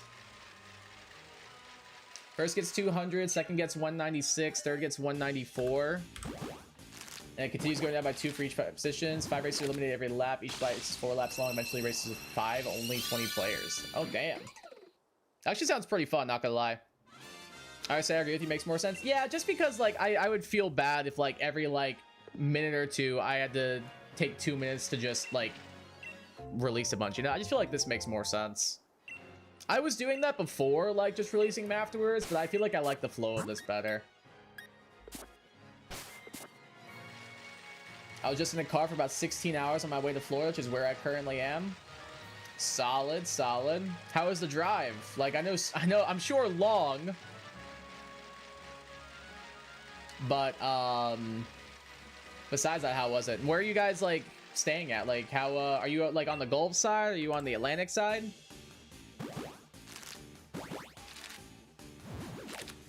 Probably feels good to get out and stretch your legs, though. You crashed out of the Grand Prix entirely, no more racing after that? Damn. That's a cutthroat, holy crap. On Nav Sword and Shield, can you delete entire boxes at once? Sadly, you cannot. The most you can do is select a bunch of Pokemon at once. Like, you can select all these guys, like so. But you can just pick them up and put them back down. You can't, like, mass release them or anything. You can in Legends Arceus, but not in Sword and Shield, unfortunately. It's really dumb. I wish they would just, like, incorporate that from now on for all Pokemon games. It's actually smart to do, like, a mass release function. The only game that's done it's Legends Arceus, unfortunately. And if you have Pokemon Home, you can do it. I think maybe I'm gonna be like F099 GP. F09, you start with 24. Really? I don't know what that means. I'm confused. You released multiple times in home? Yeah. I just also don't have home. Like I didn't want to pay for the subscription, so I was like, eh, whatever. Yeah, it's dumb. Yeah, I agree. Like I feel like if I don't know why they'd put it in one and not the other. Like especially because Scarlet and Violet came out after Arceus, you know? Like you think they would have been like, hey, people really like this feature, let's keep it. Game Freak logic in a nutshell. I'm in Jacksonville, so kind of in the middle. I think you're closer to the Atlantic, aren't you? Because like Jacksonville's kind of like, so if you're looking at Florida, isn't it like upper right? Jacksonville's nice though. I almost went to school in Jacksonville. I almost went to University of North Florida. It's a nice area. One of my friends from college was from there. Big Jaguars fan. I feel bad for him.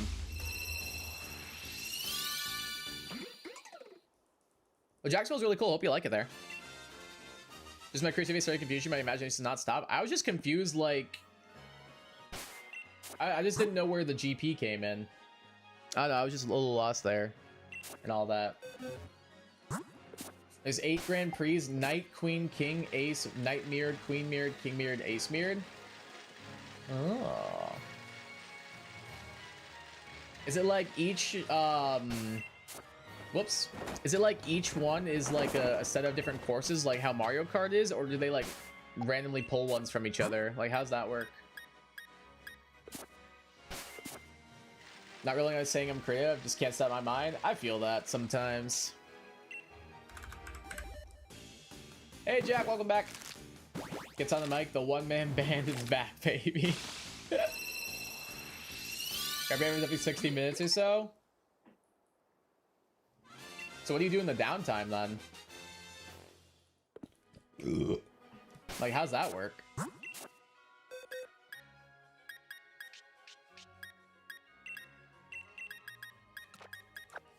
Recently brought a Switch Lite and Brilliant Diamond. Oh, cool. Finished the game and now I'm breeding competitive Pokemon. Successfully bred a Hidden Ability Jolly Trick with Thunder Punch Egg move. Took me 3 hours though. Solid. Infernape's a really fun mon to use. That Iron Fist T-Punch coming in clutch for you. I like that. What are you going to try and get next, are you thinking?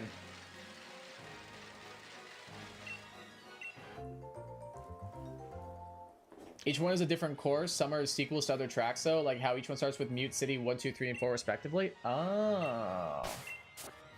The downtime, there's special events or sand races. Right now I can do pro tracks, which are the hardest tracks in the game. Okay, so that's kind of fun, it sounds. Hopefully no WWE legend comes out too. And the Dudley Boys music. True. I think we're getting for Mario's 40th anniversary. Probably the newest 3D Mario game, I would assume. I think they're probably gonna announce the whatever, either that or maybe like a Mario movie sequel. I could see being the 40th anniversary thing, because that movie went over pretty well. I could see either one being the case, but I feel like it's gotta be a new 3D Mario.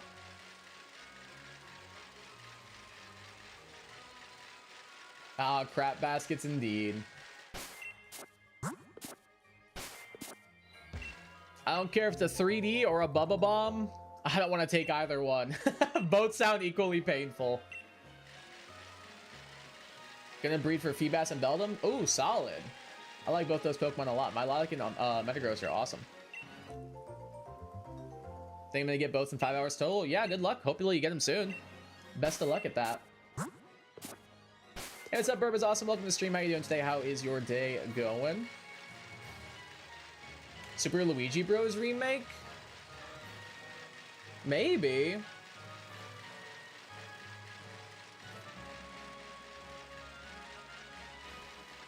It'd be kind of funny if they were just like, "Hey Mario, screw you. Here's Super Luigi Brothers for the Switch too." Gotta go on to check in. No worries, Chad. Appreciate you stopping in. Love to stay, but I have to be social instead of watching an amazing stream. Aw, so kind. I hope socializing goes well. Make sure you get some rest later, dude. That long drive might take it out of you. Make sure you get some good rest, Shadow. Take care.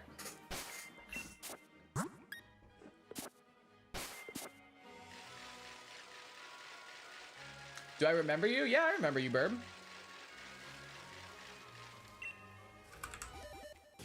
So we didn't get 10th anniversary since Year of Luigi? Yeah, you think like something, they do something. I don't know. I guess like Luigi's gotten games since then. Like we got Luigi's Mansion 3. I think we got Dark Moon. But like a little bit more would be nice. Give our little green guy some love. Hopefully there will be a new Animal Crossing soon. That'd be down. I really liked New Horizons. But I played it too often and too like quickly. So part of me was kind of got like burnt out on it, but it was really fun. I definitely would be down for a new one though. So I do still love the series. How many eggs did your previous shiny take? 151. We got our Sizzlipede in. So not too bad. It's actually way under odds. Like we got Sizzlipede very, very quickly.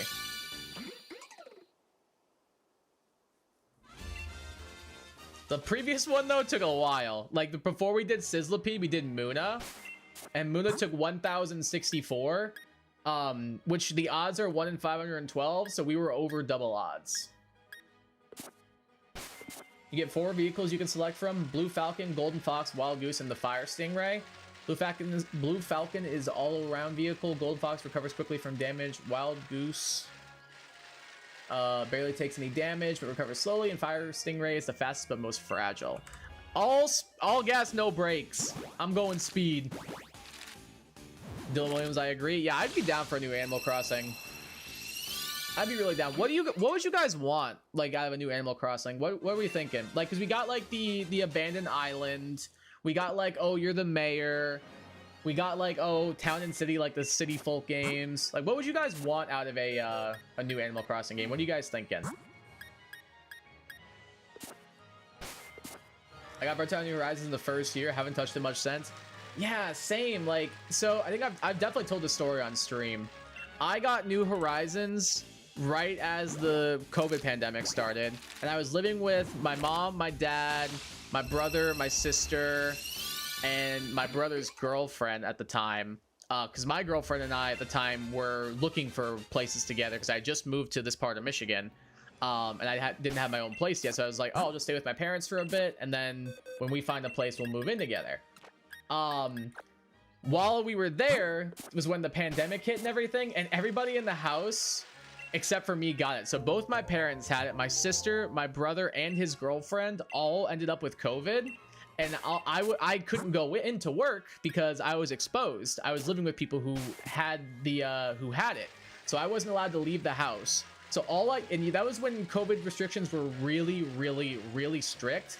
So I was not allowed to go into work for 2 weeks in case I showed symptoms. So I had to be symptom free for 2 weeks before I could go back to work. Luckily, I had just bought Animal Crossing, so all I did for those 2 weeks was I played Animal Crossing New Horizons and I door dashed Wendy's for 2 weeks straight. I did nothing else. That's literally all I did for 2 weeks. 151 is Mew's Pokedex number? Yeah, I almost said something. That's crazy. I almost said after we got that it was the same number as Pokemon in the first generation. I thought that was really funny. I'm a Fire Stingray main? Hell yeah. All gas, no brakes. Excuse me. I have 21 wins with it, the most of all mine, in comparison with 14 wins with the Falcon, 5 with the Fox, and 12 with the Goose. 12 with the Goose is pretty good too. Seems like the Fox is the one that's not it, probably, then. What about an entire country this time? You have villagers as your cabinet as well as vice president? It's an interesting idea. I just don't know. I don't know. I think that'd be too large a scale, you know? Like, I feel like that'd be too big of a scale. Like, before it was like an island, then it was also like a small little town or a city, or you're like, I don't know. I feel like being an entire president would be like way too large scale, unless it was just like, this is like your area that you get to decorate how you want, but you still also run the whole country and make decisions. I don't know. That'd be an interesting way to see how they would interpret that. How do you know a new egg is available? If the daycare girl who's in front of this right here, I'll show you in a second. But if she like puts her hand on her chin like this, it means she's got an egg. So you see how her hand is like on her chin right there? It means she's got a new egg ready for us. Whereas if there is no new egg ready, she'll just stand with her hands, with both her hands down. So whenever you see her put her hand to her chin like that, it means she's got an egg ready for you. It's not because the Golden Fox is considered one of the fastest vehicles, I just can't get with it. I mean, hey, you like what you like. You like what you like, though.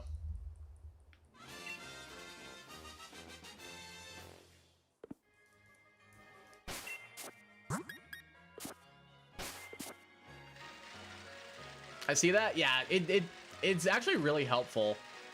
Like, it's a really helpful little thing. Like, Pokemon might make some stupid decisions sometimes, if we're being honest, but little touches like that are kind of nice and kind of appreciated. It's the little things sometimes. You gotta take solace where you can get them.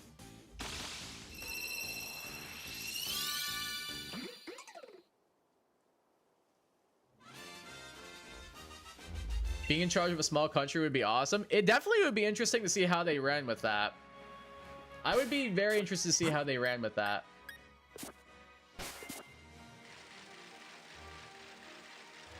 Like, I feel like there's probably a lot they could do with it. My lowest best finish right now is 8th on 2 tracks, but I'll probably fix that soon.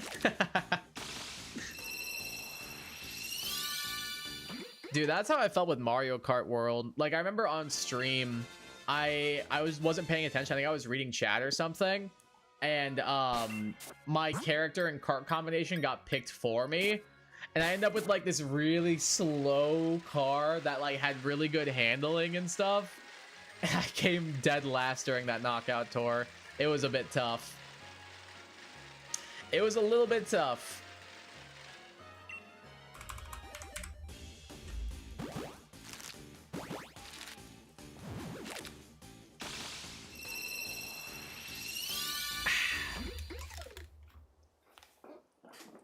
I've won on 24 tracks. Forgot to mention there's also a classic mode, which is only 20 players, but it has older physics and a 3x4 aspect ratio. Oh, that's kind of fun. That's kind of a fun little throwback. I don't think I've ever played the original F-Zero. Which one's GX? Is that the one on the GameCube?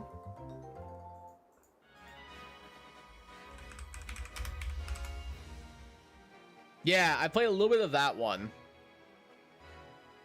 That's the only F-Zero game I've ever played before. But I remember liking it. I remember thinking it was cool.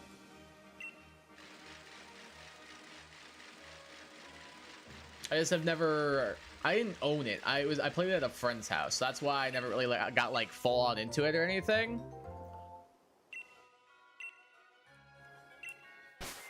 Wasn't one of my go-to franchises. Now, Kirby Air Ride, on the other hand, that's a racing game I sunk my teeth into, dude. That and City Trial and just like the game in general were so good. But City Trial was literally like one of the most fun things in a game ever, in my opinion. I think City Trial was a brilliant design idea. I really do. Like, they designed that perfectly, honestly. I'm telling you, man, Masahiro Sakurai, the GOAT.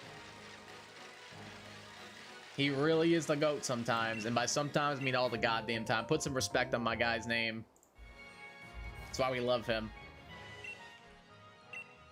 Track I've won on the most is Mute City 1 and Deathwind 1. I've won 7 out of 150 races and 7 out of 73 races. Dang, 7 out of 73, that's pretty good. That's almost 10%.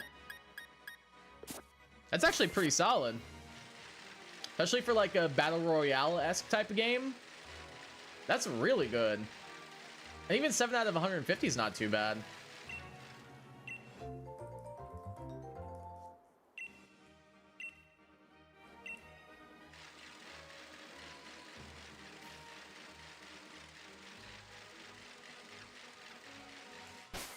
Maybe I'll get into that eventually. I don't know. Then again, I feel like if I was going to get into it, I would have gotten into it when the game first came out. Not now that the game's been out for like how many years at this point? Hasn't it been out for like literal years now?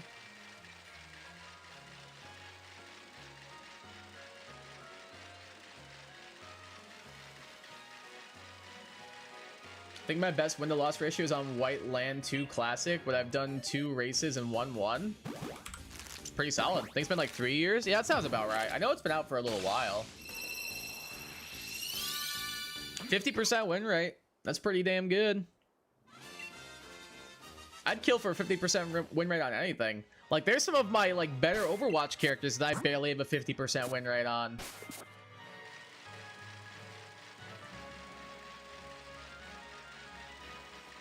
Like, I'm pretty sure even my best characters are only slightly above that.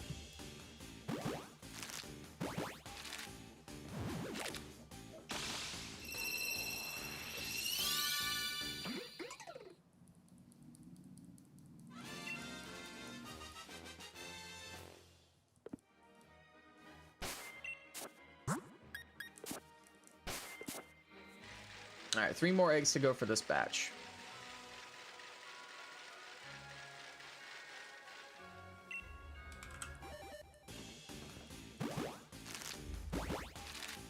I wish they would bring back Super Mario Brothers 35. That game was so sick. I would love if they brought that back. Like, why does Nintendo do stuff like that? Like, why do they, like, make something really cool and then they do it for a limited time only? Like Mario Bros 35, or like what's the one game, Mario 3D All-Stars, that only lasted like a couple of like months on the shelves and stuff, and now it sells on eBay for like $100.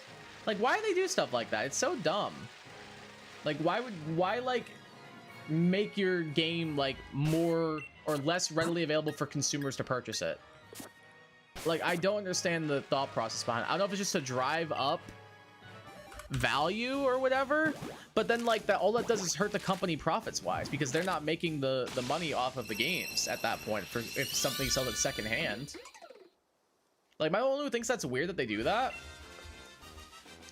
The classic strats are okay. I've won with the Wild Goose and Fire Stingray. I've won 4 to 28 races, so that's what, a 1 out of 7 essentially, because 4 divided by, or 20 divided by 4 is 7, right? So yeah, 1 7. Well, never finished last with the Golden Fox, never finished better. Yeah, Golden Fox might not be the strat. Hey, Cody, welcome back. How was your breakfast? I won 1 game at Mario 35, and yet it's still probably the most proud win in any Battle Royale game I've ever had. Not bad, dude. I won my 2nd ever game of Fall Guys and my 1st ever game of Apex Legends. That's my claim to fame. My 1st ever game of Apex, I won it, and my 2nd ever game of Fall Guys, I won it. And both times I was playing with my brother. I remember he was very, very mad that I won Fall Guys on my 2nd attempt, because he had never won one. And him and his girlfriend had been trying for like a long time to get a win, and they hadn't got one. And on my 2nd one, I was like, it's your boy. Really good things. Had Vegemite on toast. Oh. I know Vegemite's like a big thing in Australia. Is it like good? Because every time, isn't there a whole thing with like the Vegemite challenge where like people like eat like a spoonful of it, which is like way more than you're ever supposed to eat in one sitting or something? But apparently like you spread a little bit on bread and stuff. It's actually like not bad from what I've heard. I don't know. I just know it's like a beef paste, so I probably wouldn't like it. I don't like beef. Pro Track's my worst strat is literally the Wild Goose. My best finish with it is 27th. I've never won a Pro Track, and my best finish is 4th with the Blue Falcon. I mean, top 4 is still pretty good. Almost podium. That's my like method of success or measurement of success in Mario Kart World for the knockout tours. If I get top 4 or hit podium even, that's a successful tour. Like, I have a video coming out tomorrow about Mario Kart World where I play online with a certain character, which you guys should definitely check out tomorrow, by the way. Wait, no, not tomorrow. Friday, Saturday. Which you guys should definitely check out on Saturday, by the way. And I think I don't remember if I win any, but I think I get like top 3 a couple of times. But hopefully you guys enjoy that video. It was a lot of fun to record it, actually. I definitely want to keep making more Mario Kart World content, because I genuinely have so much. As much as that game like pisses me off to like no end, dude, it's such a fun game. It really is. It's an acquired taste. Isn't it like extremely like sour and salty?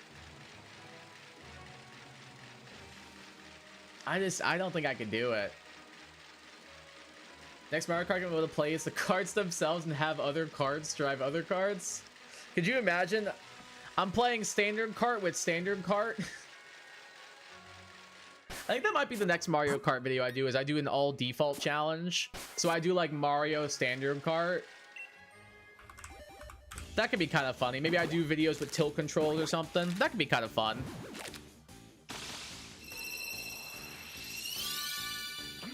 There's also mini pre's where you can attend while waiting for the Grand Prix. It's 3 random races, 99 races. First gets 100, second 98, third 97. So I've actually won 2. Nice, that's pretty good.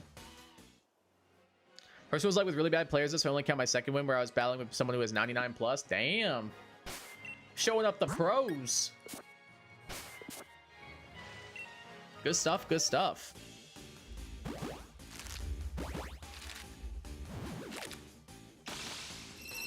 We'll get a sentient blue shell as DLC. Stop, I'd actually love that. Wait. I would love that. It'd be like the iron checkpoint crate in Crash Nitro Fueled. If you guys don't know what I'm talking about, look it up. You can literally play as a crate, like an actual box in Crash Nitro Fueled. And it's so goddamn funny. It's the funniest thing I've ever seen. And it even has skins. Like the literal crate has skins that you can pick at. It's so freaking cool. But I would kill for a blue shell DLC. Now let me play as a mushroom. Let me play as a Starman. Let me play as a fire flower. I would love that. I would genuinely enjoy if they made a battle royale mode DLC for that game, especially if it's battle mode, but actually more fun. I feel like their version of that is already Knockout Tour, if that makes sense. I feel like they've already kind of done that with Knockout Tours. Because, like, the whole thing with Knockout Tours is supposed to, like, eliminate people as you go and everything, which is, like, the whole point of, like, a battle royale and stuff. So, I don't know. I don't know if they would do something like that. It'd be interesting. I would try it out. But I also prefer racing to battle mode, so I probably would stick with the Knockout Tours, personally. I just like that you have the opportunity to do free roam now, so you can do, like, hide and seek and stuff. Like, that's fun. Like, I used to love watching, like, Mario Kart Wii hide and seek videos. Like TWD98 would do them a lot, and they were really, really funny. So I think it's cool that you can do that in like free roam now. I think it'd be a lot of fun to do with like a group of friends. It's true, but I still like the idea of a balloon battle royale. Oh yeah, it would be cool.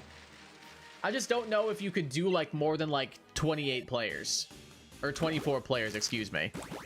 I don't think you'd be able to. I really, really don't. I think any more than 24 would be too much for one, the Switch to handle, and also for like the chaos of it and everything. I think more than 24 would be way too much.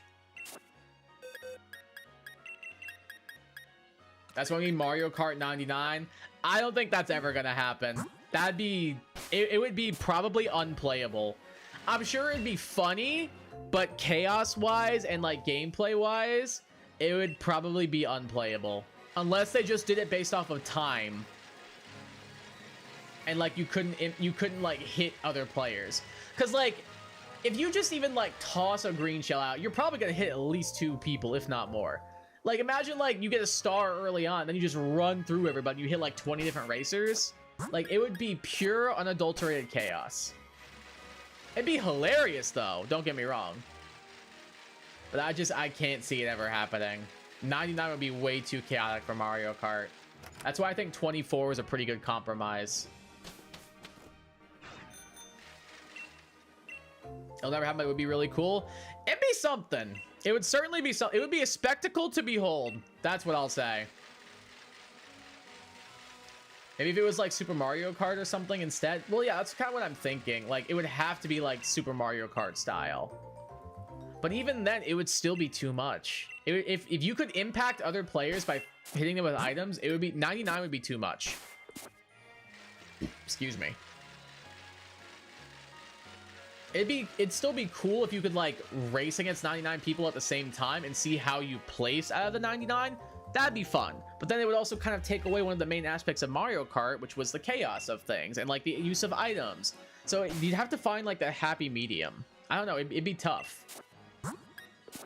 It'd be tough to see how they tried to pull something like that off. And I don't know, Nintendo, their track record's kind of 50-50. Sometimes they can kind of pull through and hit you with something that's like really solid and a really clever, fun idea. And sometimes it's the exact opposite, unfortunately.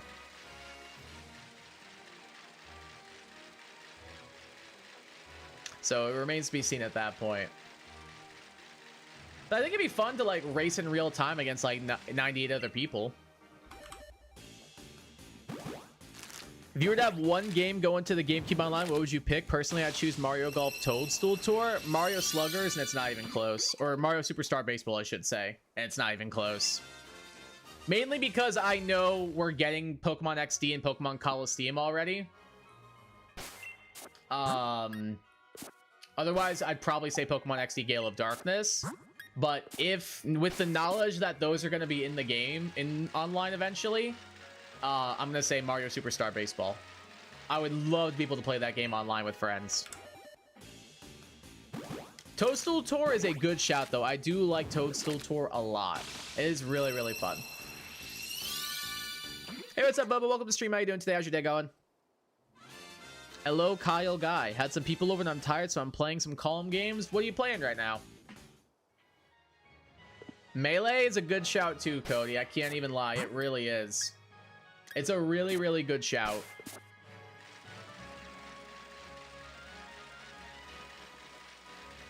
I can't even lie to you. That'd probably be like... That might overtake my Mario Baseball answer, if I'm honest with you. It might.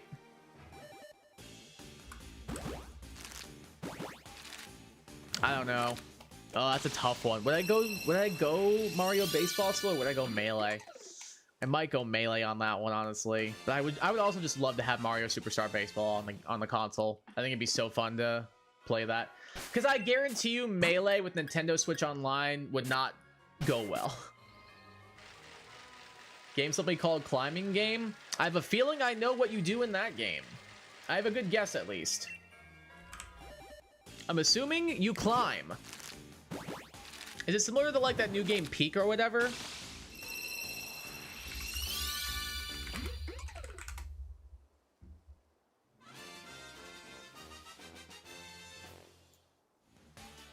Because I've seen clips of that new game called Peak. No way you knew that? Burn the witch? Wait, what? Burn what witch? What? Burn what witch? Burn the witch, what? Do you mean the game Peak? It's a joke because you said common sense and funny? I'm confused. I'm a little lost. I'm just a wee little bit lost here, I'm afraid.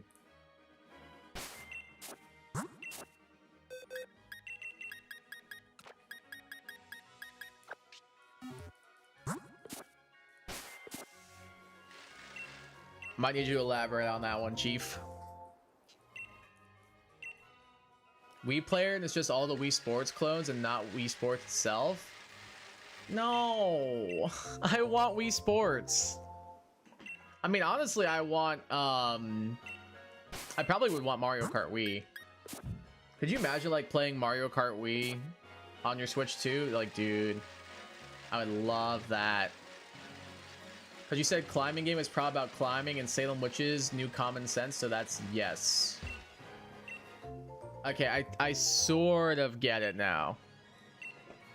Sort of. Too bad you're getting Big Beach Sports. Is that a real thing? What is Big Beach Sports?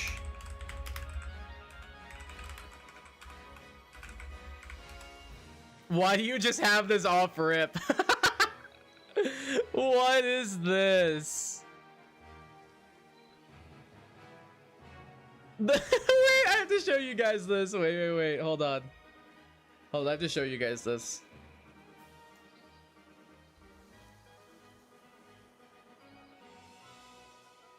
Hold on. This is the highest quality. This is the highest quality image that they could find.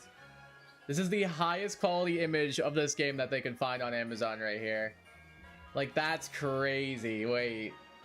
That's the highest quality image they could find on Amazon was this right here. Like, that's insane.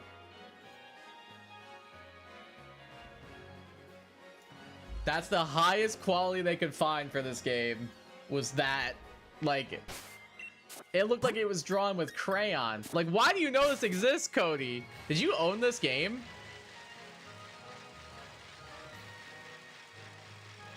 Like, actually? If so, I'm very sorry for you.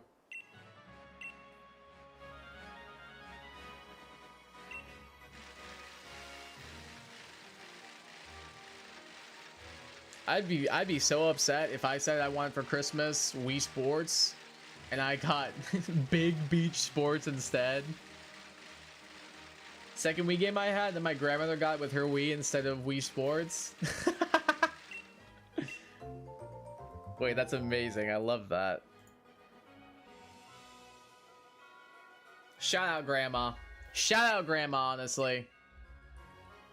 How did it compare to Wii Sports? Like, was it actually fun or not?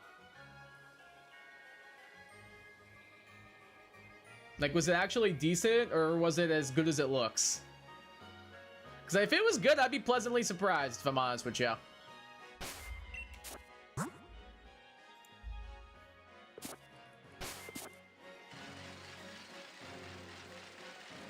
I would have at least tried it out.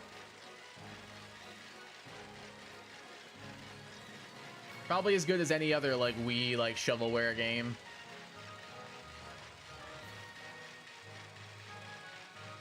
Then again, there's some shovelware on the Wii that's, like, actually good, and I'll stand by that.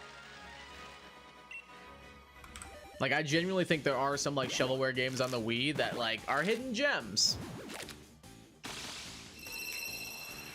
I liked it, but it could be nostalgia talking. Okay, that's fair. There's definitely games that, like, I remember having nostalgia for and playing a lot and everything, but if I played them in 2025, I probably wouldn't like them very much. So I get where you're coming from. I get it. Like, there was a racing game my siblings and I used to love called Midnight Club, and I guarantee you if I were to play that right now, I would be like, this is kind of awful.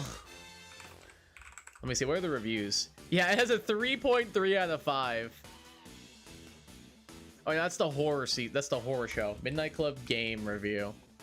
Oh, never mind. Wait, this one at least has like a good review. I don't think this is the one I played though.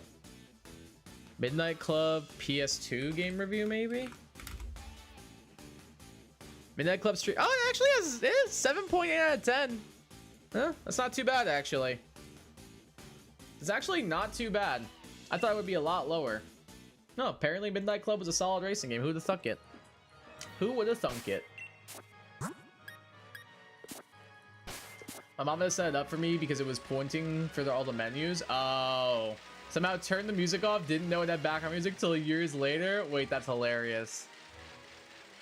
That's actually amazing. Wait. But that's like kind of like a funny thing. So honestly, like, I think that's fine.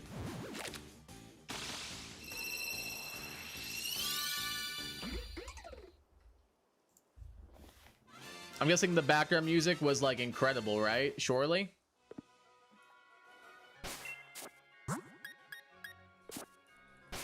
Surely the background music was like composed by one of the greats of our times. Bro, this fly buzzing around me is actually pissing me off.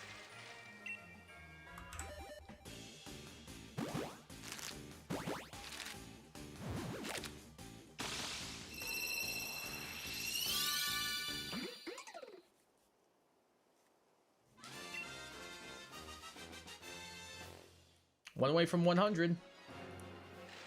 Say the best way to play is while being accompanied by nothing but the looping beach ambiance they used. So what, just like seagulls being like, "Gah, gah," and like wave noises?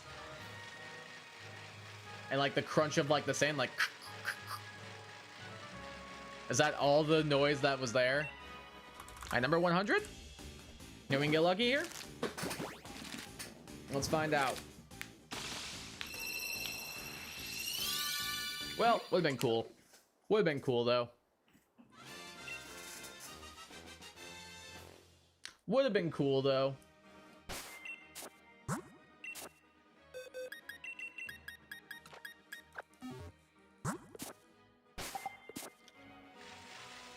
Pretty much think it was also like a low xylophone that was apparently a turtle sometimes. Wait, what? As in like the xylophone, they would swap out the instrument and use a turtle shell? But why though? Who thought of that and was like, yeah, this will be the selling point for our game.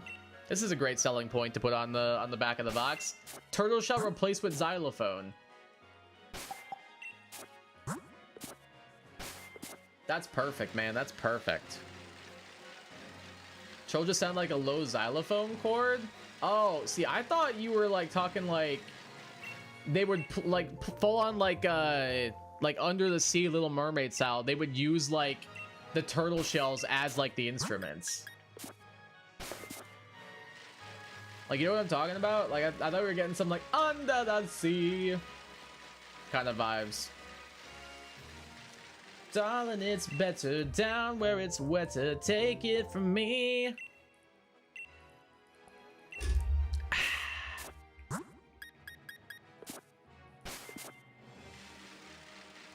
I get you, that'd be sick, but not. Ah.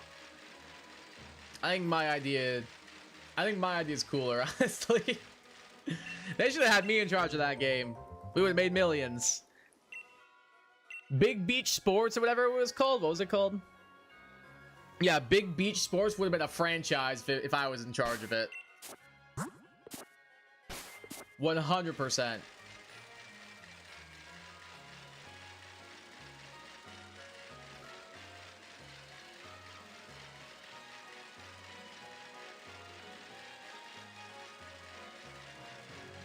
Dude, I can't even imagine, like I wonder, like, what constraints they make those games under. Like, I bet you they look at them and they're like, nah, that's fine. That's good enough. Then again, I could be wrong. Maybe the game could be a labor of love. I don't know. I remember messing my wrist strap during cricket, trying to fix it, and then the game tells me to hurry up. Hurry up! Hurry up! Hurry up! Like something I like the Mario Golf, like, trash talk. Like, oh no, oh no. That'd be pretty funny.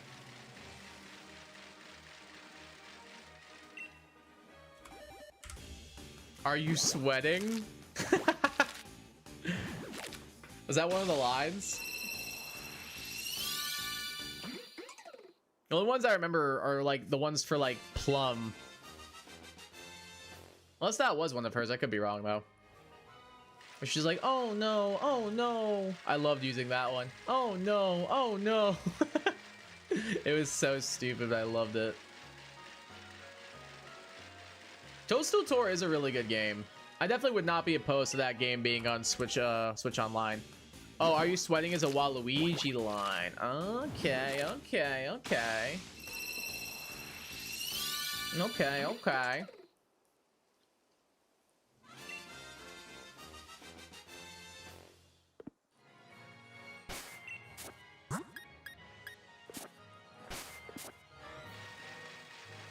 Waluigi's such a lovable doofus.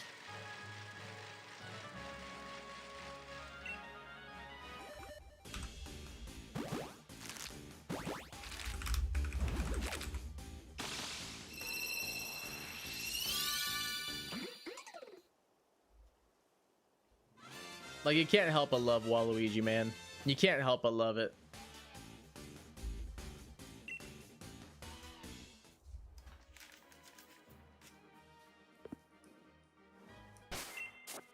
If Rosalina did not exist, I would definitely play Waluigi in like Mario sports games and like Mario Kart and stuff. 100% would play Waluigi. But gotta show some love to my girl Rosa. Rosa and Boo are usually my go-tos in any kind of one of those games.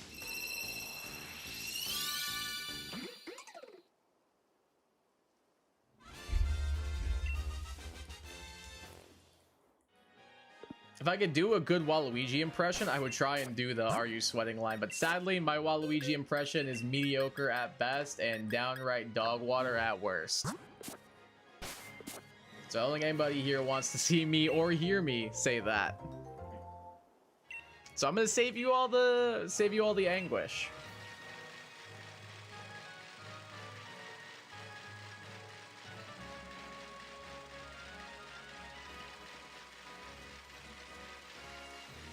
Now if we could just get these games on the Switch, dude, I would absolutely do like games against you guys. Mario Strikers is absolutely gonna happen. Like I'm running that. If I ever get like enough people to do so, I'm running a Mario Strikers tournament. And maybe I'll give like the winner like, I don't know, like an Amazon gift card or something. I think that'd actually be so fun.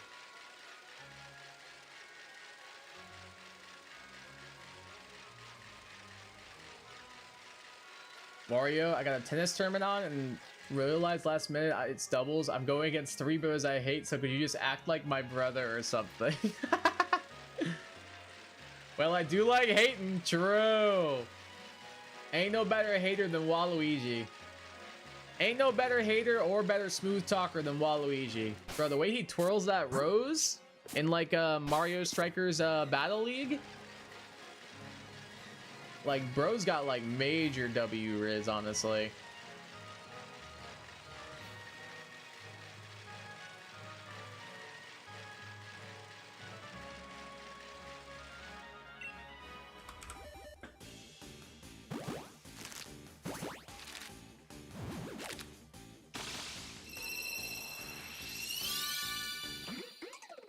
I wonder if that's genuinely how Waluigi got created. Was they were like, hey, we need somebody, we need a doubles partner for Wario, guys. What are we gonna do?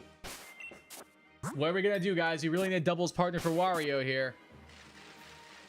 I don't know, man. Just make a tall version of Luigi. Just make a fake Luigi to go with them. And then they created Peak in the form of Waluigi.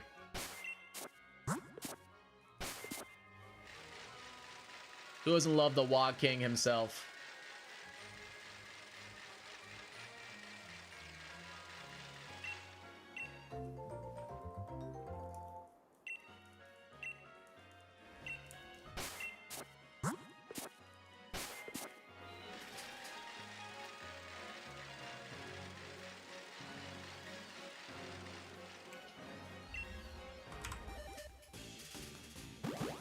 I wouldn't be surprised if that's how a lot of Mario characters got created. Hey, this person needs like a partner. How do we incorporate this? There's a really good video. I can't remember who it's by. I want to say it's a Dorkly video where they like joke around how if Sega bought Nintendo or if like Mario and Sonic like swapped like destinies or something. And it's like there's a thing with like Mario has like a new rival named like Silhouette instead of Shadow. It's so stupid, but it's so funny.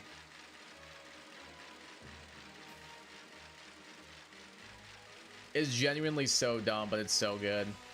He's like, behold, I am Silhouette, your edgy rival.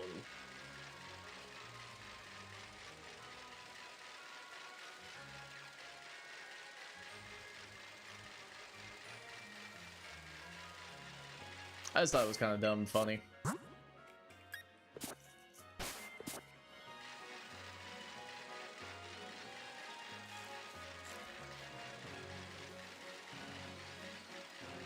You've mamaed your last Mia. That's tough. Wait, I actually just got chills. Hold on. If Waluigi said that to me, I would run the other direction, bro. I ain't messing with him. I ain't stepping to that. Absolutely not. If Waluigi walks up to you and says you've mamaed your last Mia,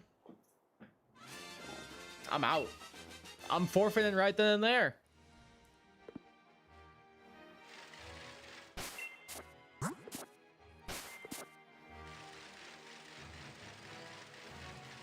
I do not think I could take Waluigi in a fight. I think there's a lot of Mario characters I probably could not take in a fight.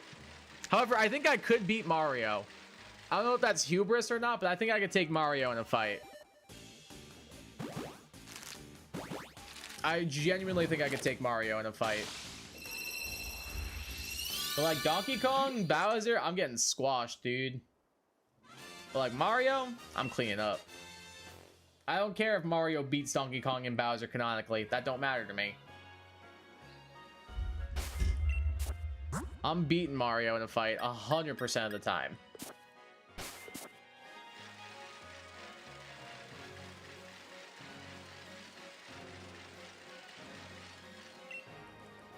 Can I assume Sonic in that vid had Wonic? I genuinely don't remember. Probably. I think it just showed Mario's life, though. I don't think it showed Sonic's life.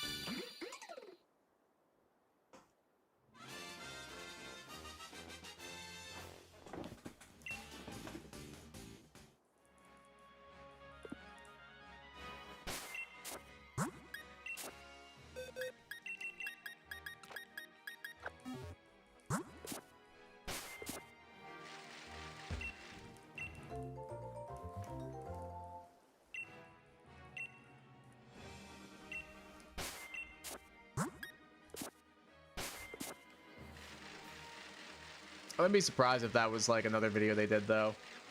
Like it's like a follow-up or something.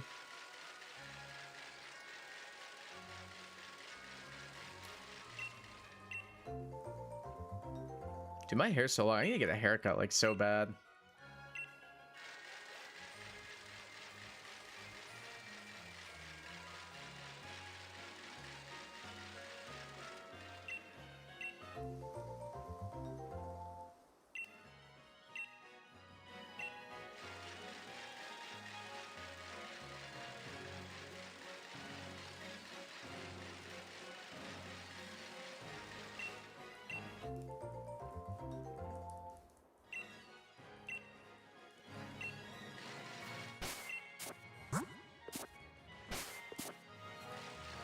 All right, one more to go for this batch.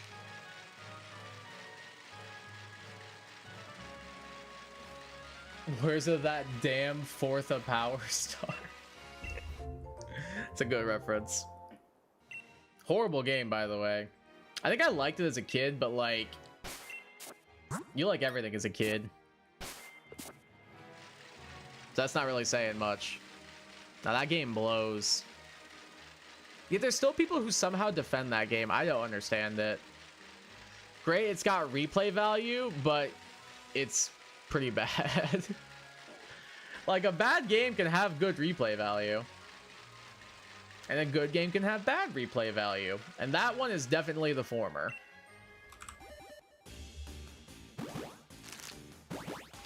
Hey guys, what if we gave a hedgehog guns? Great idea. Just give this man a raise.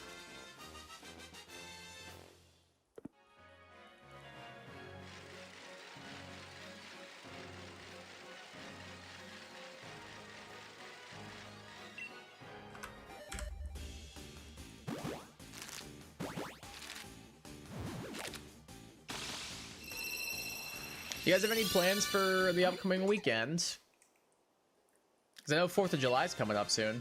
And by soon, at least for those of us here in the States, that's tomorrow. I think my family might be doing something, but I'm not 100% sure yet. I want to go to a fireworks show, though. I think that'd be fun. I also might take my paddleboard out tomorrow morning. That could be a good time. Chaos Bang Bang.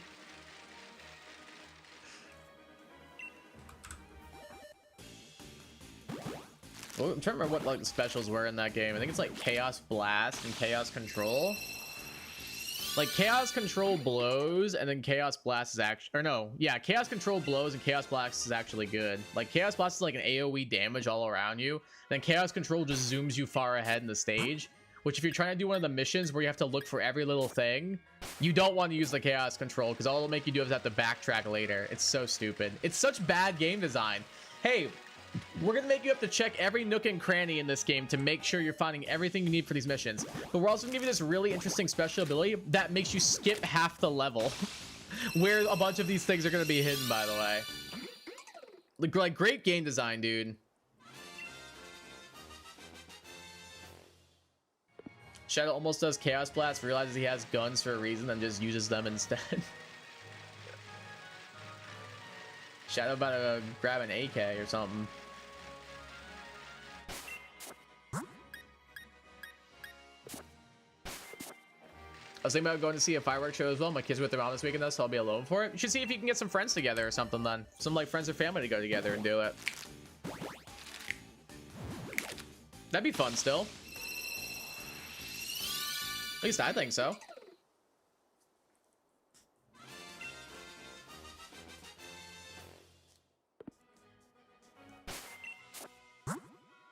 I don't think I've gone to a fireworks show in a long time, so it might be nice to go to one again.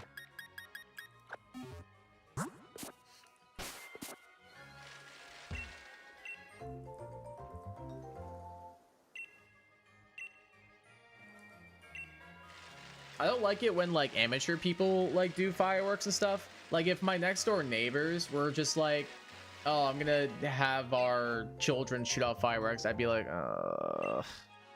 but like actual like professionals doing it who know what they're doing and like go really into it and pull off these like extravagant like light displays and light shows and stuff, that's more what I'm into.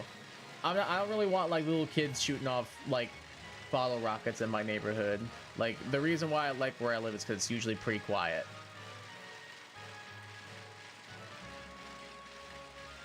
I don't need all of a sudden people to like blow up a ton of fireworks right next door. But like a nice professional fireworks show, it's honestly sick. Like I went to one when I was living in Florida that like the state park there was holding, and we like parked at like a parking lot in front of like a Domino's, like a little like maybe like a half mile away and everything, because that's where it was like a good vantage point and everything. And it was really, really cool. It was like an hour-long display. It was so sick.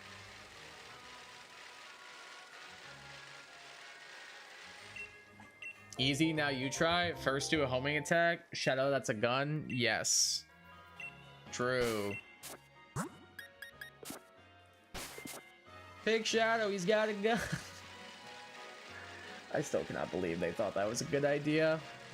Let's take our kitty hedgehog platformer game and introduce weaponry.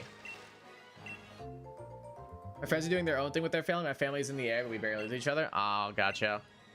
Yeah, I think most of my friends are doing their own thing this weekend as well. If I do something, it'll probably be like a family thing.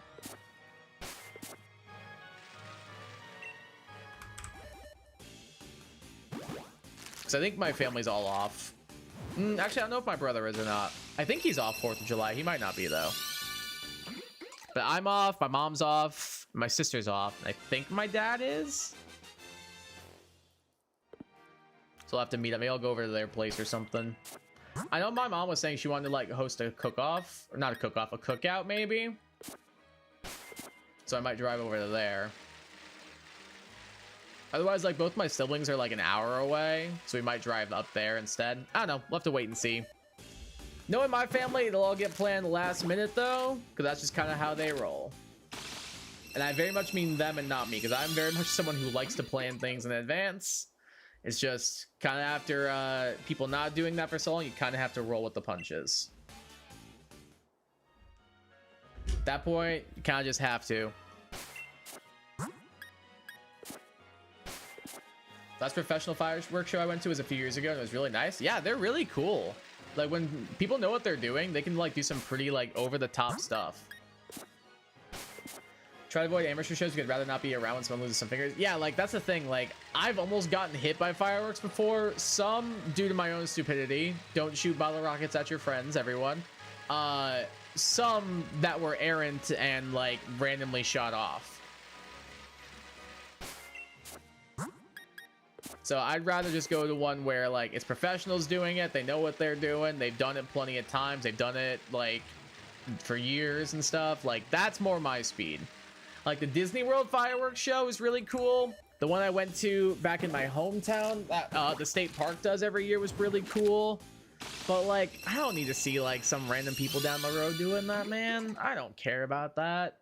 Like, I guess it's cool when you're a kid to shoot off fireworks with your family. But, like, as an adult, I'm like, I did this already. Like, I want to see, like, the pros do. I want to see what like people who are talented with this stuff can do.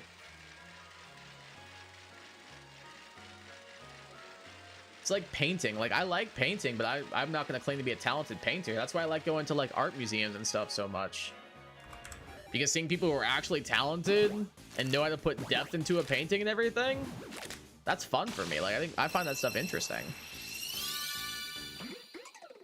Don't get me wrong, I still find painting enjoyable. Like, I do. I love painting, like, for my bulletin boards for my classroom and stuff like that. It's actually fun. I find it therapeutic to a degree. But, like, I'm never gonna sit here and be like, oh, yeah, guys, professional painter. No big deal. Oh, the Sistine Chapel needs a retouch? I got this, man. I got this one, guys. Don't worry about it. Because, no. I am not good when it comes to art. But I find it enjoyable, and that's what matters. Hey, what's up, Mixtape? Welcome to the stream. How you doing today? How's your day going? You have to be great. Art is about expressing yourself. Exactly. Could not agree more.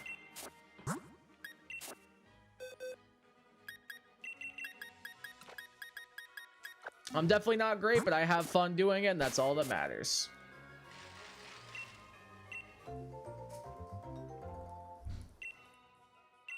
Doing fine, you? Pretty good. Can't complain. Went into my classroom today to get stuff set up for the new year coming up in a month or so. So just making sure that was all good to go. That's that pretty good. Glad to hear you're doing all right. I grew up with cousins that would shoot bottle rockets at each other. Yeah, I might have too.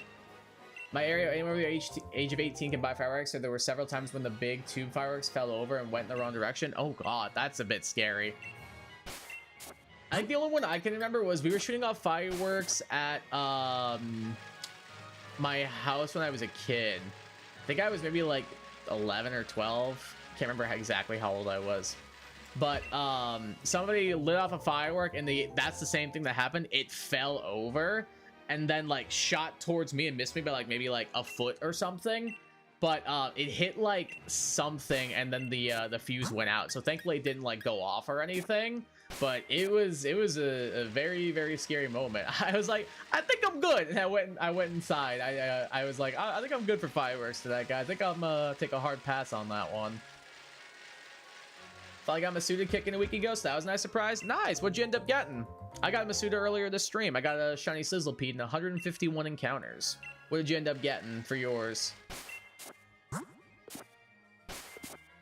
Brain doesn't let me do things peacefully if I don't feel that I'm good at them. I can understand that, like being like your biggest critic kind of thing. I can understand that. I know, that's why I feel like getting into something new can be so discouraging. Is like you feel like you're not good at it at first, and that kind of like makes your brain be like, oh, we're not good at this, we should stop, like that kind of thing.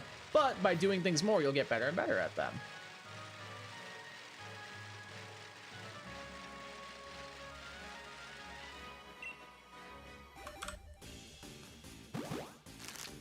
Shiny Fiona. Is that supposed to be? Is that Fiona? Is that Fiona that you got in 6 eggs? Is crazy. Wait, holy 6 eggs? That's insane. Wait a minute. And 0 attack, Ivy. Wait, that's solid. Only 6 eggs is insane. Holy crap, that's awesome, dude. Congrats. Next Smash game, people are tired of sword users, but the devs just give everyone a sword and call it Super Slash Bros.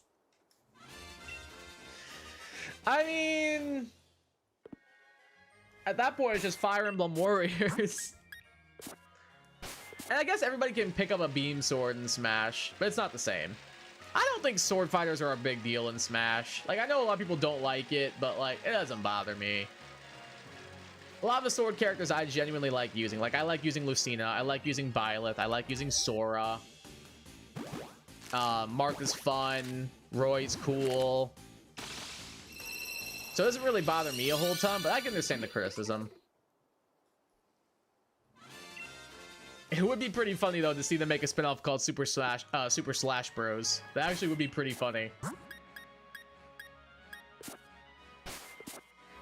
I wonder who you would make, like, the poster boy of that. I guess you could just make it an all-fire... Wait, why have they not made, like, a Fire Emblem, like, arena fighter or, like, 2D fighting game with, like, all swords and stuff? Like have something like a... Where's the Soul Calibur Fire Emblem game? Like that would go crazy. Wait. Am I wrong? What do you guys think? Does that sound cool? Like Soul Calibur, but like Fire Emblem characters? Like I feel like that would go crazy. Somebody call Nintendo, man. I feel like that'd be actually really fun. I haven't played a ton of Soul Calibur before, but I do know like swords and stuff are like a big like prominent thing in that. So isn't that like how they fight in that? Like it's not like hand to hand, it's all like steel to steel. So I think it'd be cool to do like that, but like Fire Emblem. I bet you the crossover hype would be pretty sick. Cause like you could include some like OG Soul Calibur characters as well. I feel like it'd be pretty fun.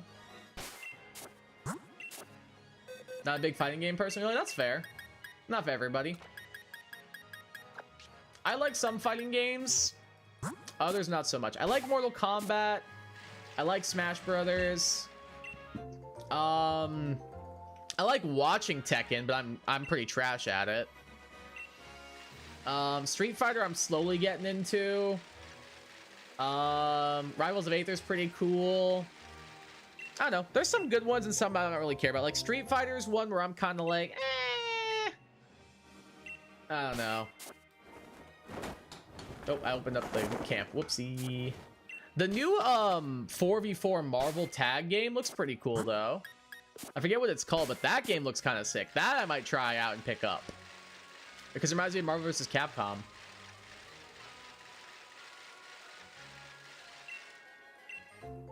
I would play it just based off of the IP because I like Marvel a lot. Like Marvel Rivals is cool. Some of the older like Marvel Alliance games were fun. Even like some of the Lego Marvel games are pretty cool. I like fighting games when I was a teen. Yeah, I definitely feel like I had a big phase with them when I was younger, and then I kind of got out of them for a long time. But then I got into like watching like various like streamers or YouTubers or whoever that play a lot of them, and that kind of like made me interested in them and everything. So it made me want to like learn more about them and everything. And also like my friend group played them a lot. Like my friend group back in Florida where I used to live, they all are like hardcore into fighting games like Dragon Ball Fighters, Tekken, Street Fighter, Mortal Kombat. They were all really, really into those. Smash Brothers. So because of that, that made me also get really into them. Or at the very least, like, want to try and learn so I can participate and everything and not just get, like, worked over the entire time. But the only one I ever got really, like, competent at was Mortal Kombat. Mortal Kombat, I actually think I'm decent. I think I'm decent in MK, but, like, every other fighting game... And Smash, of course. But, like... Me and Street Fighter, me and Dragon Ball Fighters, I'm washed, dude. I'm washed. Pokemon Shield play is more my thing right now. Oh yeah, I can understand that. I definitely value relaxing games a lot too. Like Pokemon shiny hunting's pretty chill. I do really like simulators like Stardew Valley and Animal Crossing, like those like farming sim style of games. Wisteria is really good as well. Like those types of games. Stardew especially, like Stardew Valley is one of my favorite games of all time now. It really, really is. And it's definitely that more chill, calming vibe for sure, for sure. So I definitely get where you're coming from. Don't play a lot of multiplayer games anymore? That's fair. Do you have doing these with other people's losses appeal to me? It depends on the game. If it's like a group of friends, yeah. If it's a group of randos, I'm kind of with you. Like, I can play something like Overwatch or like Marvel Rivals with friends and have a good time. But if I'm playing it with like a group of randoms, like trying to do solo queue, or like even something like playing like Mortal Kombat online by myself to try and like rank up or whatever, I don't find enjoyment in that. But like playing with a group where you can kind of just like cut back, maybe have a drink or two and just kind of chill with a group of friends, that's pretty fun. That's more what I like. But playing online multiplayer with randos, absolutely not. I'd rather die. The only multiplayer game I really play more is F-Zero 99, but it's far from my most played game. Had over 1,100 hours in this game, actually, but I have 1,900 in a game called Beam NG Drive. I've never heard of that game before. What's it about? Like, what do you do in that?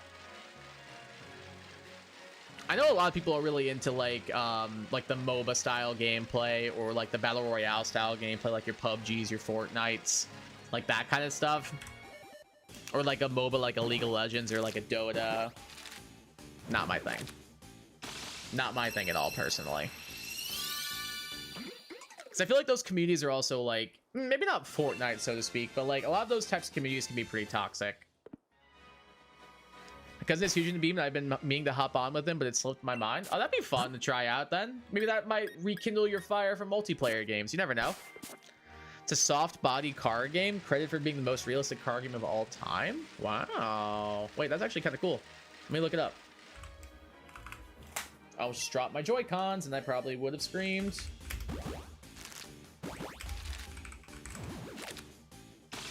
Oh, I've seen this game before. I've never played it, but I've seen it before. It does look pretty cool. It's got crazy good reviews.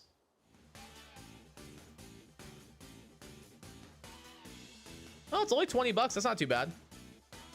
It's actually like a fair price for a game like that, I would say.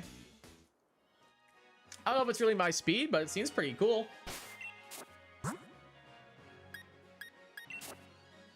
That's cool that people were saying it's like so realistic too. That's actually kind of interesting. It got like an insane modding community as well. There's like over 10,000 mods for cars, mods for existing cars, maps, and even more. Damn, that's actually really cool.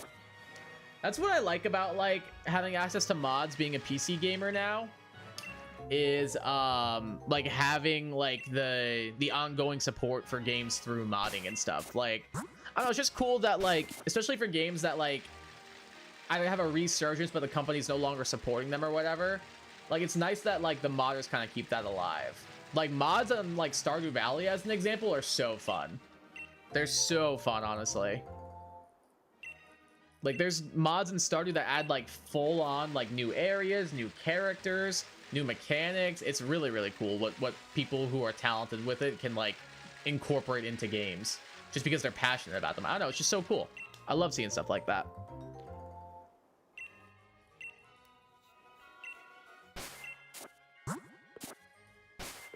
You know, that's crazy good reviews. The sponsor of the stream? No, I refuse. If they asked me, I would say no.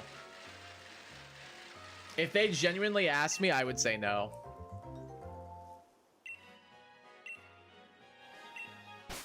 I don't think I can do it. Last time I talked to them, they were heading to San Fran for some sort of gaming convention for it. Oh, damn, that's really cool. Wait, were they like competing or something? Because if so, that's really cool. Gaming cons are either hit or miss for me, honestly. They have to be really, really cool and really fun and interesting, or they can be like incredibly gross, smelly, like germ cesspools. Depends on what you make them. And with the right group, it can be fun. Wonder what the reviews for Raid actually look like. I think they're actually like pretty good. I'm pretty sure. Like, I know it's still popular. Like, it still gets lots of ads. It still gets lots of sponsorships and everything. Like, people like it.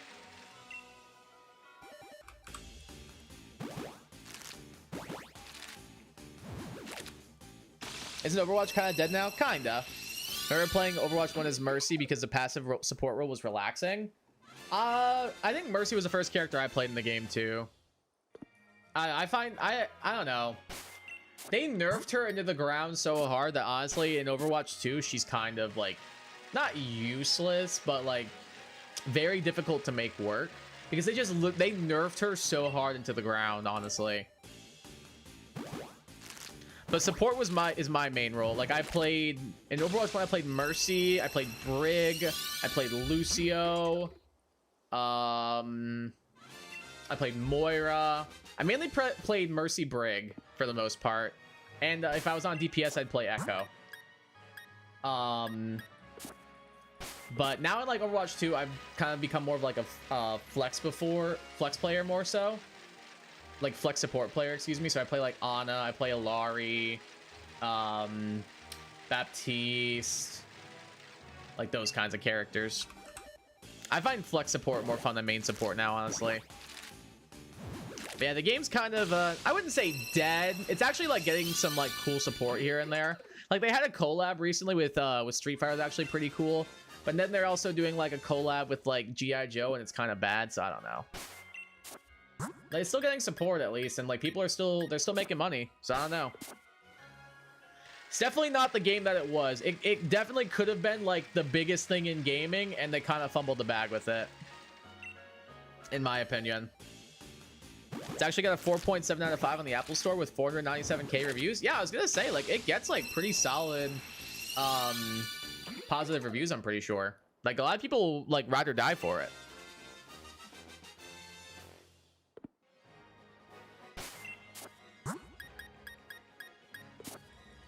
Downloaded it once, found it not accessible, immediately deleted it. Yeah, that's fair. I don't blame you. I believe so. I think it was just a meet and greet type thing. At least it's what it sounded like. I mean, that's still cool. Be able to meet like people behind the game or like developers or something to like chat with them, hear their thought process. That could be kind of interesting. Part of why I quit, I don't blame you. Like if my character got nerfed into the ground and became practically unusable, I probably wouldn't want to play the game either, honestly. That removing free loot box skins. They do have loot boxes back in the game like now, which is like, I guess like a little bit better, but yeah, they like outright removed them entirely. It was kind of, and then made so you had to purchase things from the battle pass and you couldn't purchase things any other way. It was kind of stupid, but now they brought back loot boxes at least, which is a nice change, which is something I never thought I'd be saying. But at least it's just for cosmetics, so you don't have to like actively like pay to like get good at the game. It's just if you want them, which I like. No, it definitely was frustrating when they removed them and like forced you to get the battle pass. I've never played it. It looks pretty not fun to me. It looks pretty not fun to me too, but like I'm sure if I tried it out, I'd have an okay time with it. It's still an RPG at the end of the day, so I'm sure I could at least get like a little bit of enjoyment out of it. But like, I don't know, it would take a lot for me to be able to like want to like sit down and actively like engage in it or want to be like sponsored by it or anything, which like obviously I'm not sponsored. Like I said, if they asked, I'd say no. Thanks, but no thanks. But nah, I couldn't see myself playing it. I never play Raid. I don't think I would want to. Like, I'm happy that it's still doing well and they're making money and like people are enjoying the game apparently. Like 4.7 out of 5 with almost 500k reviews is actually really good. All that being said, I have zero desire to play it. I am perfectly content just streaming off my Switch and my PC. I don't really have a desire to be a mobile game player or anything like that. So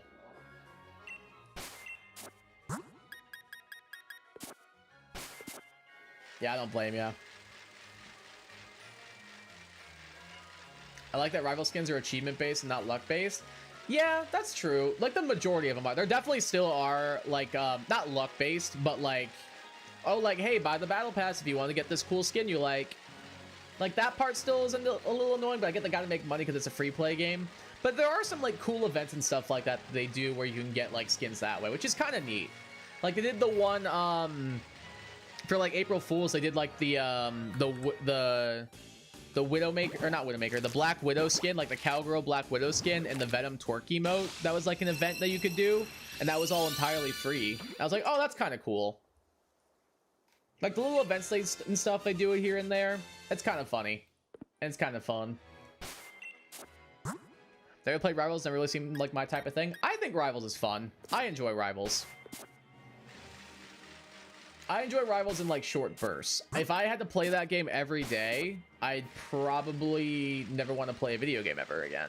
But like short bursts with like a group of like at least like 3 friends, like no, that's it can be fun. It's basically similar to Overwatch, which is a game I've already played a lot of. So the what's it called? It's easy to like pick up and play it after playing a game that's relatively similar to it. So I think that kind of helped me with like learning the mechanics and everything. But there definitely still was a learning curve for sure. Plus, I think some of the characters in that game are genuinely very fun to play. Like Psylocke in that game is very, very enjoyable to play as a character.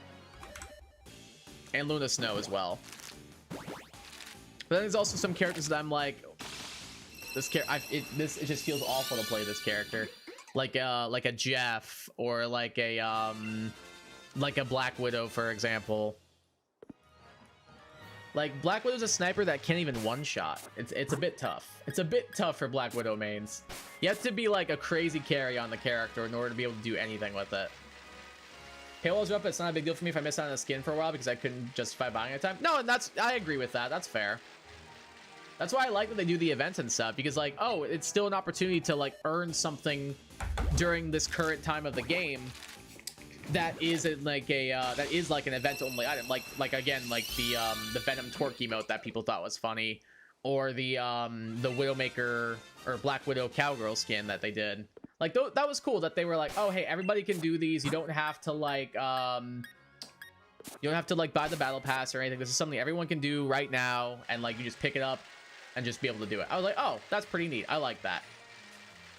That way, if you don't want to spend the money on the battle pass, you can still earn something and have something to work towards. That's cool that they do that. I like that a lot. I concur the events are nice. Yeah, I think so.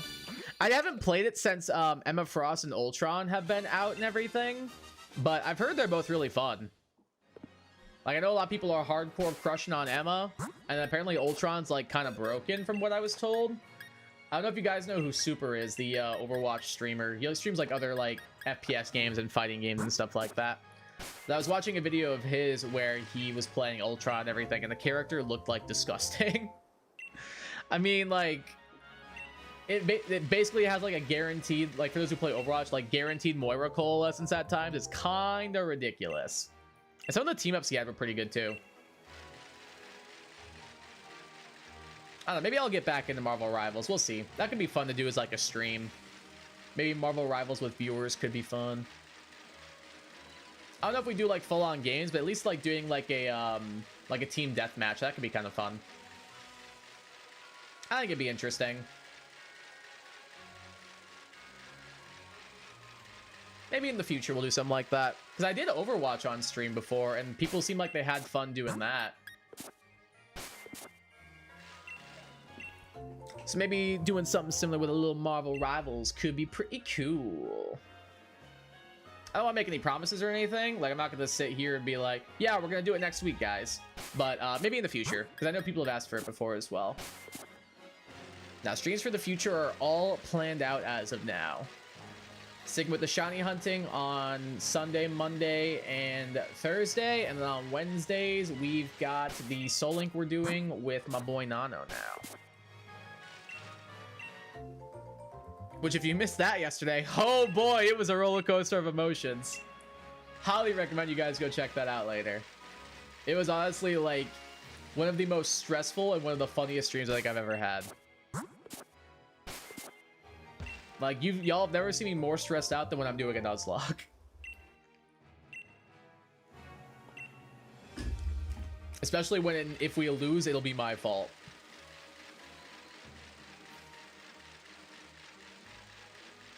If you guys could add any one character to, like, for those who have played Marvel Rivals or would be interested in playing Marvel Rivals, if you could add one character right now, who would it be and why? For me, I'm thinking either Gwen Stacy. Love Gwen Stacy. I know she'd probably be very similar to Spider-Man, but I don't care. But besides that, I would want Deadpool 100%. One of those two for sure would be my my pick right about now. Facts that I can't get out of.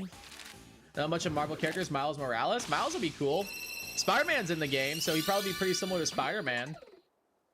But I'm sure he'd be fun. They can find a way to make him more different. Like, just have him do, like, use his powers from, like, Spider-Verse. Like, have him, like, cloak himself. Have him, like, use the electricity. Like, those things would be cool.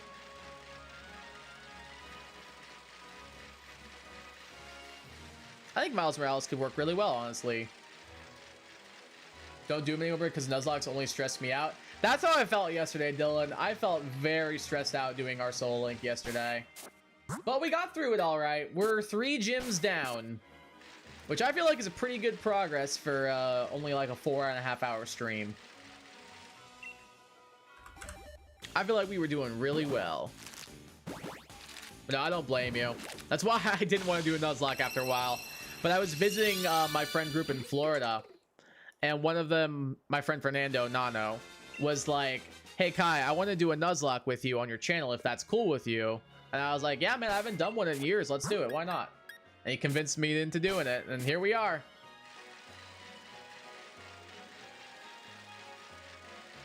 But it was a very stressful time. Thankfully, I wasn't the one who lost our Salamence pair. That one was not on me. I would have felt awful if that one was on me. Hey, Savage, welcome back. You going for your Cobalion? Good luck. Nice job getting the Sizzlipede. Thank you, thank you, thank you. Got an 151, which we're actually approaching for this Maractus right now.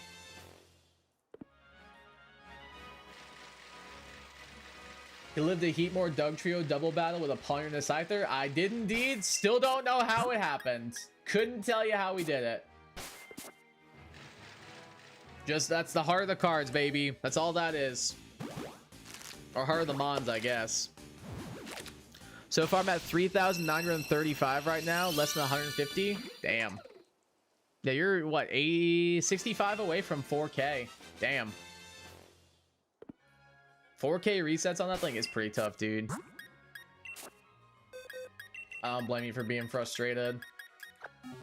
But I finally got my Muna, so maybe that means you're due for your Cobalion. Well, I do a full-out Shiny Challenge, but I get very impatient. Dude, that's what I'm doing in BDSP right now. And Lake Acuity is really driving my patience. It's really driving my patience. I've been stuck at Lake Acuity for, I'm pretty sure, a year now. Let me look. When was the first time I did my Lake Acuity stream? Let's see. When was the first time Kai streamed himself at Lake Acuity? I'm gonna scroll this back real quick. Shouldn't take too long.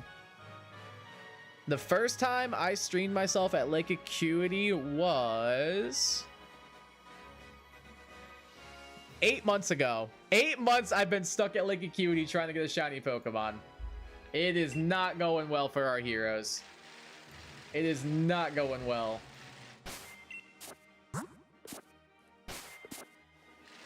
So I can completely understand feeling like you're going to get impatient, because that's honestly how I feel, dude. I cannot catch a break at that place. I just want one Pokemon. Like, obviously there's a mon I'd want more than the others and everything. If I get a shiny, it does not matter what it is at this point. Almost 3x over odds? That's crazy.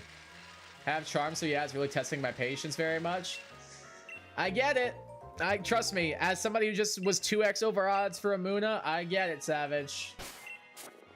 Over 2 weeks in total? Damn. Try hunting a BDSP starter and that cutscene was infuriating. Oh, dude, it's so annoying to hunt in that game. It's so annoying to hunt in that game because of that stupid cutscene.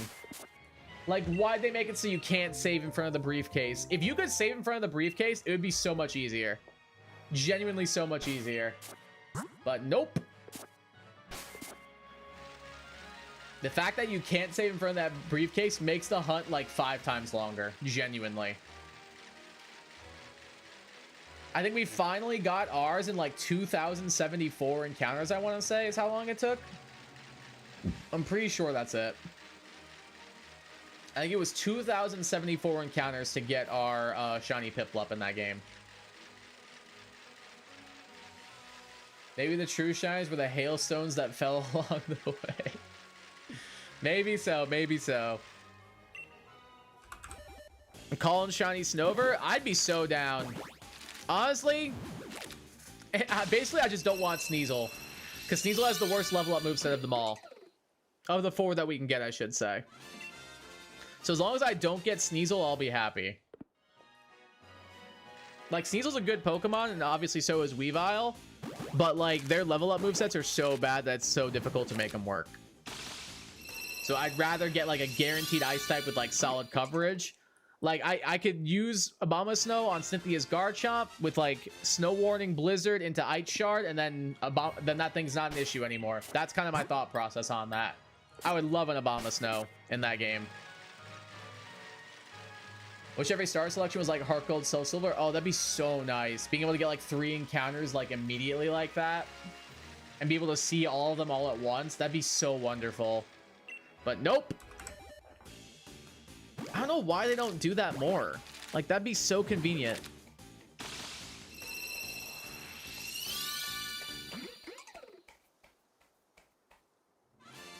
Like, it would make sure... Maybe they just don't like people who shiny hunt or something. Like, maybe they don't like it. But then they always introduce new methods to shiny hunt. So, like, I don't know. I can't tell, like, what their, like, end game is here. Just went back and watched a reaction to Sizzlipede. I do that reaction to the shiny Cobalion, but 10 times happier. Yeah, honestly, Sizzlipede didn't take long. It was only 151 eggs. So I didn't have to worry about that one that much. It wasn't like the Muna where I was like, finally!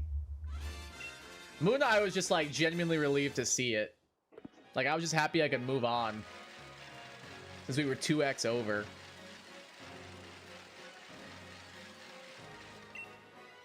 But Sizzlipede, like 151, like that's pretty chill.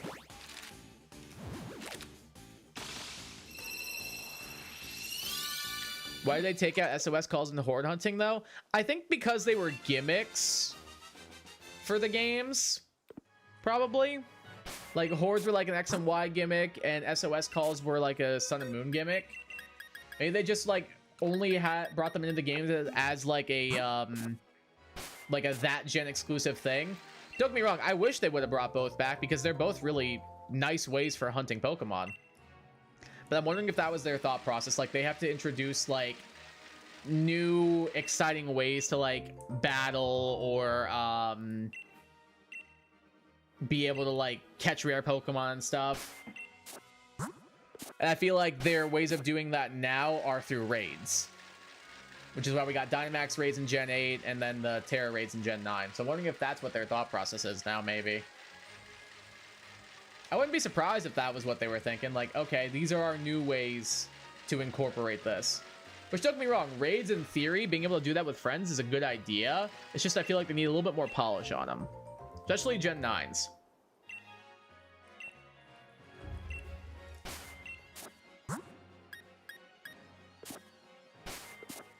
That was 1/3 1/3 under odds for the Sizzlipede? Yeah, no kidding. That's pretty solid. Makes up for going double over odds on the Muna, I suppose.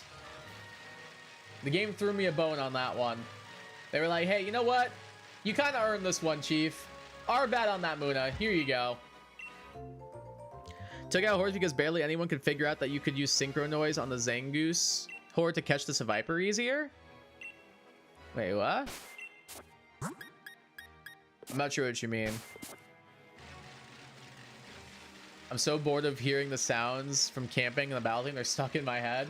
I would just put music on. Put some music on so you don't have to hear it. And just make sure you don't miss the battle intro. Because I have my music turned off right now. I have my Spotify in my ears. Like, I can't hear my game audio right now. And for good reason. Because I would get so over hearing the egg hatching sound effects. Hearing this route theme. That's why I have, like, right now I'm listening to the band Camino. Trust me, dude, it helps so much to, like, be able to, like, control what you're listening to. It helps the monotony of it so much.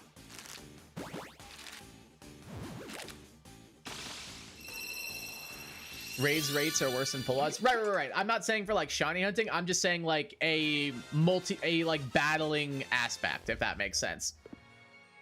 Because it's the same thing with like auto battling with like the synchro machine, that kind of stuff.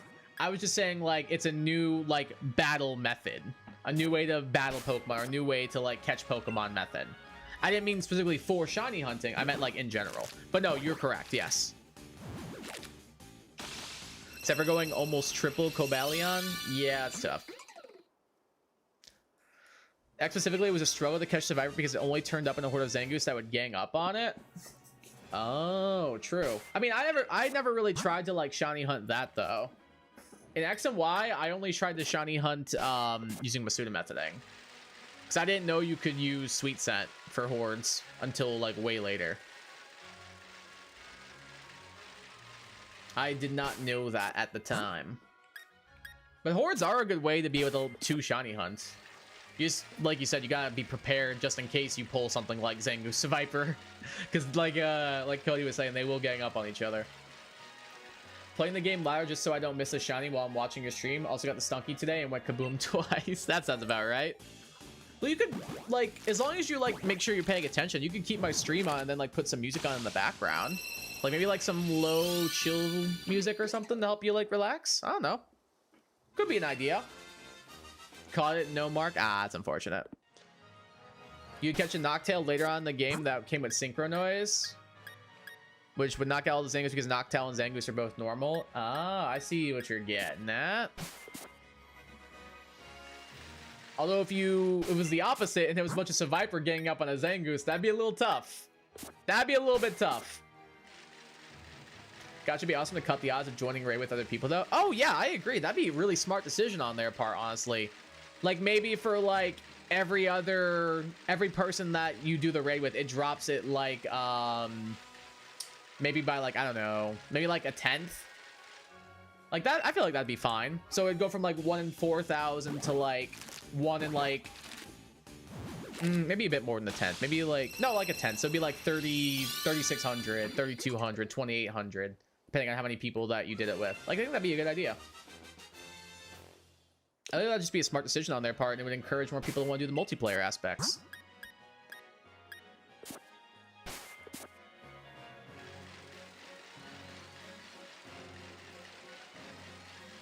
No, that'd be a really smart decision on their part. Hopefully they'll like do something like that in Gen 10 maybe, or in ZA. I didn't even think of that. Didn't Shiny was more about catching Sniper in general because they didn't have Y. Oh, gotcha. Oh right, because weren't they version exclusives, right? At the time, I mean, I have it now. Fair point. Yeah, I've got it on my 3DS right now. I might play a little Nuzlocke after the stream. No, maybe not tonight. I have plans for after this.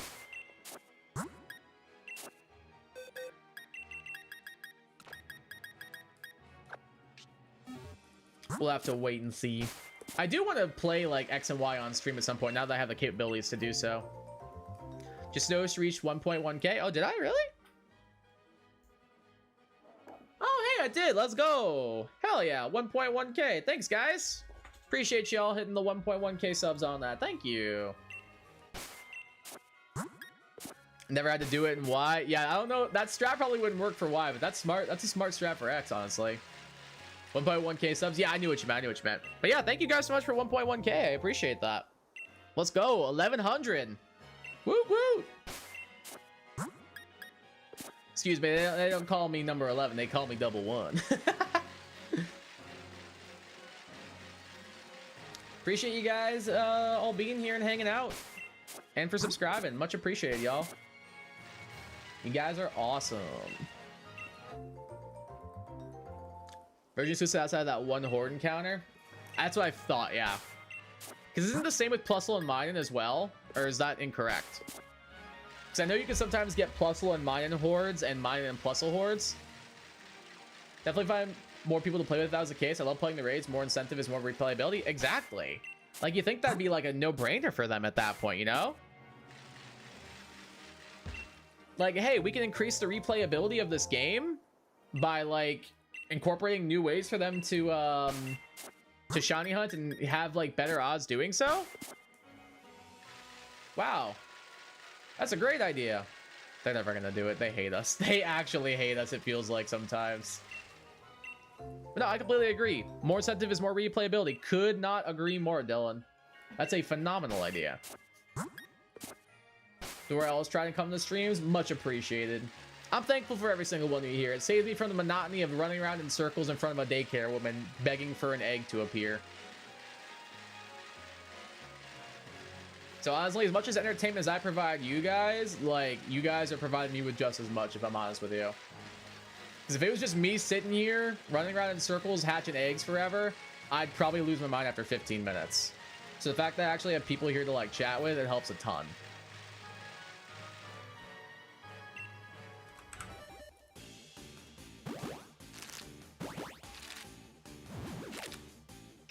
Same with Plusle and mine, but those two don't attack. True, fair point, yeah. You don't have to worry about those two trying to beat up on each other, unlike Zangoose and Seviper. They're at each other's throats, dude.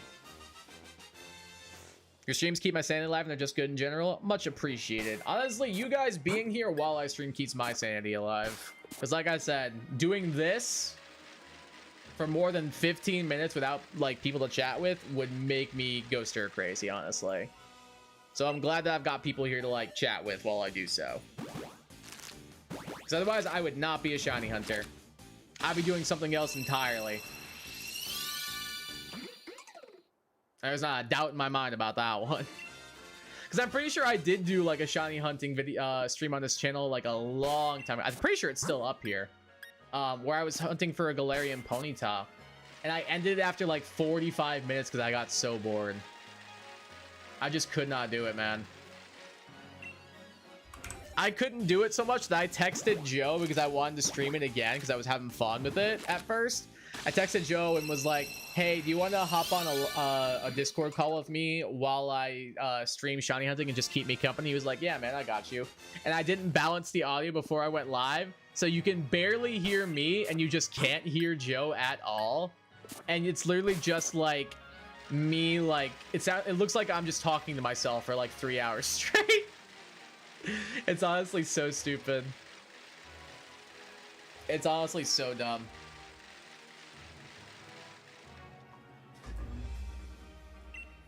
It's honestly so funny. Like 80% of the time you can barely hear me, and 100% of the time you just can't hear Joe. Then they are going to do raids for Shiny Miraidon and Koraidon. Oh, I wish. I wish they would do shinies for those two, man.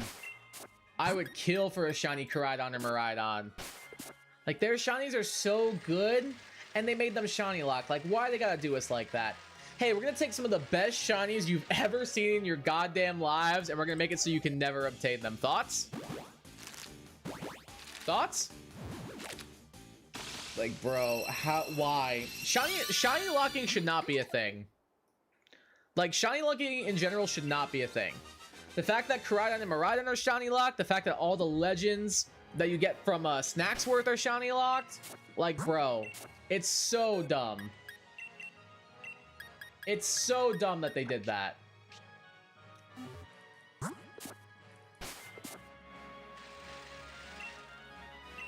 But I really hope that they're finally like, hey, here you go. Here's some raids for shiny Koraidon and Miraidon, like before Gen 10 starts. You guys waited long enough. You can earn these.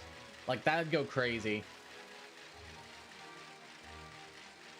Apparently, you can also find a Sudowoodo in the Trevenant Horde. Wait, actually, that's hilarious. Wait, I love that mental image. I was never able to find it. I had no idea at the time. I didn't know that. That's kind of, if so, that's really funny. Hold on.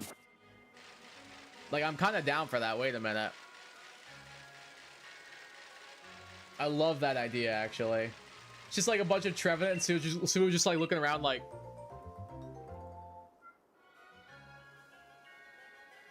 We are all trees here. We are all trees. Actually, I feel staring at the screen every day, hoping for a Caballion with green horns instead of orange and a darker blue for 2 weeks without your stream some days. Yeah, that is a bit tough. I'm glad I can at least be entertaining on 4 of those days. I'm glad I can at least provide entertainment for 4 of those days, man.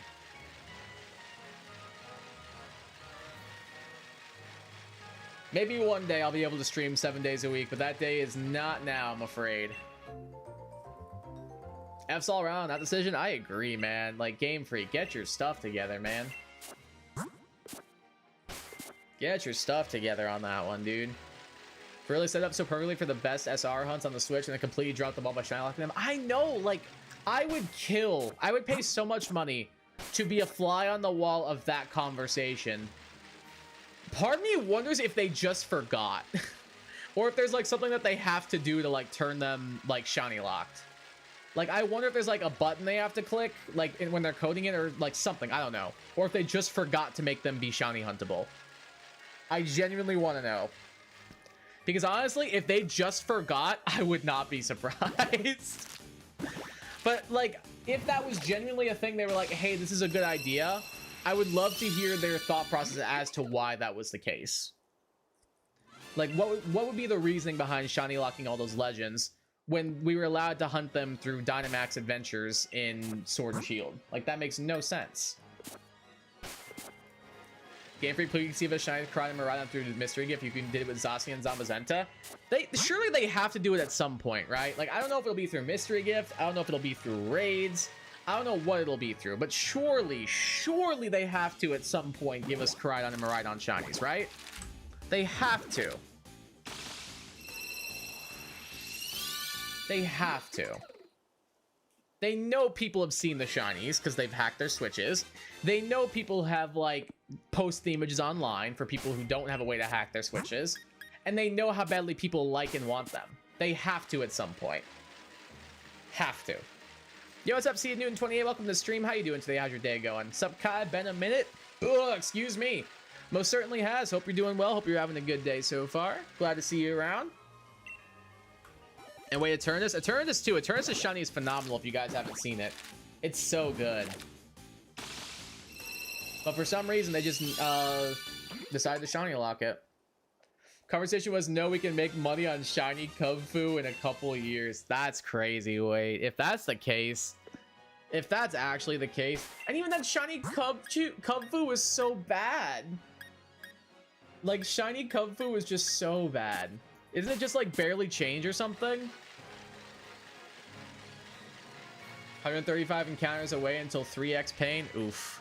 Hopefully you get it soon so you don't have to worry about that. I love it. The pink and red are great. Yeah, it's solid. It's definitely solid.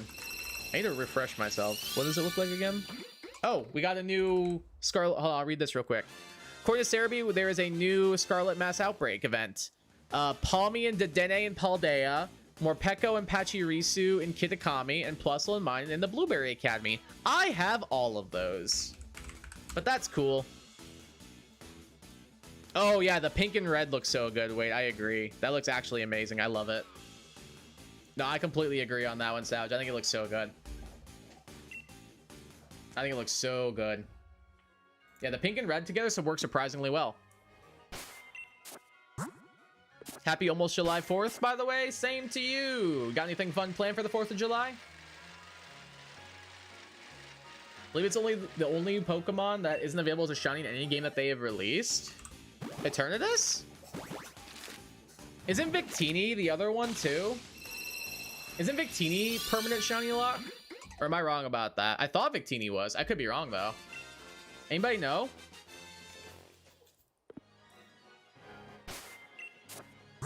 So I knew Eternatus was at one point. I know Kubfu is. I thought Victini was, because there was like a whole thing like with people talking about like Pokemon, shiny Pokemon you can never obtain, like that kind of thing. I thought Victini was one of them, but I could be wrong. Which is a shame because shiny Victini looks kind of nice. Same with Gimmighoul Gholdengo. Their shinies are stupid rare and they're garbage. They barely change. I think Gimmighoul's isn't bad, but I think Gholdengo's is awful. Doesn't Gimmighoul just turn like white or something? Gimmighoul's isn't bad. Gholdengo's, on the other hand, is awful. That's not a shiny Pokemon.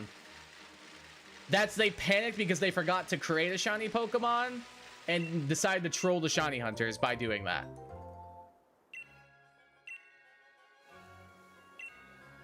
I've got backstage tickets to a local festival and fireworks show, so my forward's gonna be great. Oh, nice. Hope that sounds. Hope that's a fun time for you. I'm trying to go to a fireworks show. I'm hoping I'm able to go. I really want to. I haven't gone to a fireworks show in years. But I hope you have a good time. It sounds like a lot of fun. Oh, for the legendaries that are available through Snacksworth. Gotcha, gotcha, gotcha. Yeah, I wonder why. Like, that would have been perfect. That would have been a perfect, like you just said, Dylan. Like, we can make money off of this shiny in a few years. If they would have done that and made the legends huntable with shinies and everything in the Blueberry DLC, I guarantee you more people would have bought the Blueberry DLC. Like, how did they not think of that? Like, that's a really good point, Dylan. I guarantee you they would have made more money off of the... I'm sure the DLC did fine anyway. They probably would have made them more money if they would have made them shiny huntable. That's just literally copy and paste with like a -5 hue. Here you go. Shiny Hunter is terrible shiny and hard to evolve. Good luck. I'm telling you, man, Game Freak hates us. They really do. Anybody disagree? Because it really feels like it sometimes. It really does. Better than Memorial Day fireworks? I don't even know why people shoot fireworks off on Memorial Day. Like, I get that it's an important holiday for people and everything. But, like, why fireworks for Memorial Day? When I was growing up, it was only New Year's and 4th of July you shot off fireworks. I don't think I ever shot off a Memorial Day firework, personally.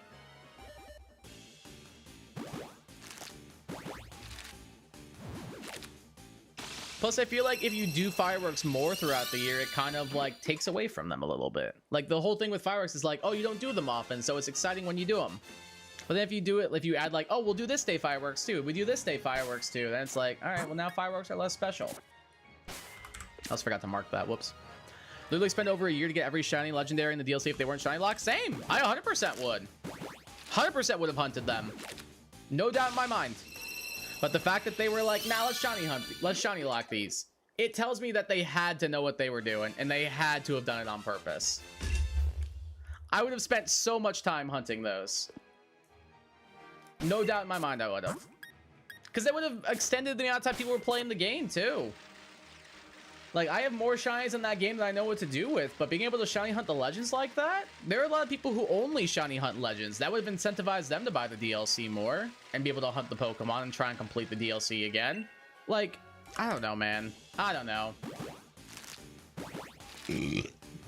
Going for Cobalion immediately if I could because Scarlet Violet loves me for some reason. Fair point. I still understand them. It's just Veterans Day for people that passed away in the service, not really a happy firework type of day, you know? Yeah. It's definitely not like a happy day, that's for sure. I guess it's kind of like a remembrance sort of thing. Like almost like a, you know how like they'll do like I think it's like a 10 or a 12 gun salute like in somebody's honor. I wonder if maybe it's like a similar thing with that, maybe? Where like they're shooting off fireworks in like the honor of someone, maybe? Like that's kind of the only thing I can think of, at least. Like, this person isn't here, so in their honor, like, send fireworks up to the heavens, like that kind of thing. Maybe that could be it. If that's the thought process, I could see that making more sense. I'll say that much. Dynamax Adventure Legends were so good. Shiny Chance and 4 perfect IVs. Yeah, Dynamax Adventures are fun. Like, I'm sad that it took me this long to get interested in them. But I was doing it with Joe and Mike, and I was having a good time doing them. Like, they're genuinely fun.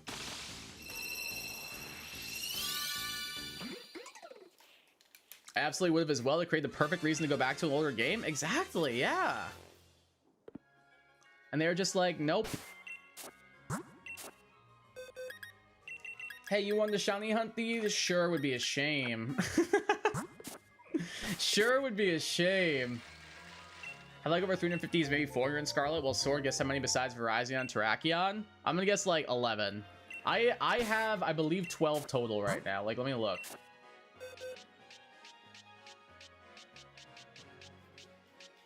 Yeah, I'm at 12. I just got my 12th today. So this Maractus is unlucky number 13. I can see a 21 gun salute happening, but that's not someone going out and buying fires for a slightly somber and melancholy day. No, I can see that perspective too. I can. If I feel like it might be like a, oh, we're sending these up to someone who can't be here kind of thing. That's kind of what it feels like. Definitely not something I've ever done, but I can, if that's the rationale, I can kind of see it a bit more. But no, I see what you mean. It is kind of like a melancholy day for fireworks, you know? Whereas I feel like fireworks are associated with like positive vibes and stuff. But maybe the positive vibes are the remembrance for some people. I don't know. I can't get inside their headspace personally, but maybe it's something for them, so I don't know. It's 2, a Nickit, and a Squovit, so you've got 4 total right now then? That's not too bad. Sword and Shield hunting is like genuinely annoying. So like I don't blame you for your number being a little bit lower than it is in Scarlet and Violet. Because Scarlet and Violet hunting is very accessible, honestly. It really is. Had just gotten back into Pokemon a couple of months before Scarlet and Violet released, so doing Dynamax Adventures when it was more popular would have been awesome. Yeah, that's what I'm saying. Like, I did not like Sword and Shield very much. So when they announced the DLC and everything, I was pretty burnt out on the game. I didn't really have a desire to like go purchase the DLC for a game I was really burnt out on. So I was kind of like, I I'll just like deal with it, I suppose, and like just miss out on this bit of Pokemon content because I don't really feel like going back to it. But a bunch of my friends did it and they said they loved it. So I kind of wish I would have like been a part of that because they said they loved it. They had a really good time with it. And now that I have it, I'm like, damn, wait, I was missing out. This is actually cool as hell.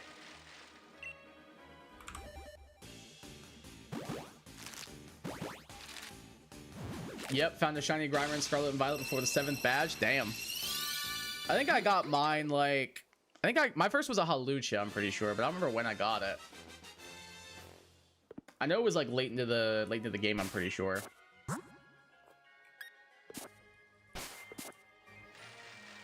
Meanwhile, tomorrow's fireworks, Murka. True. Enjoy it now, but hardly connect with people anymore. Yeah.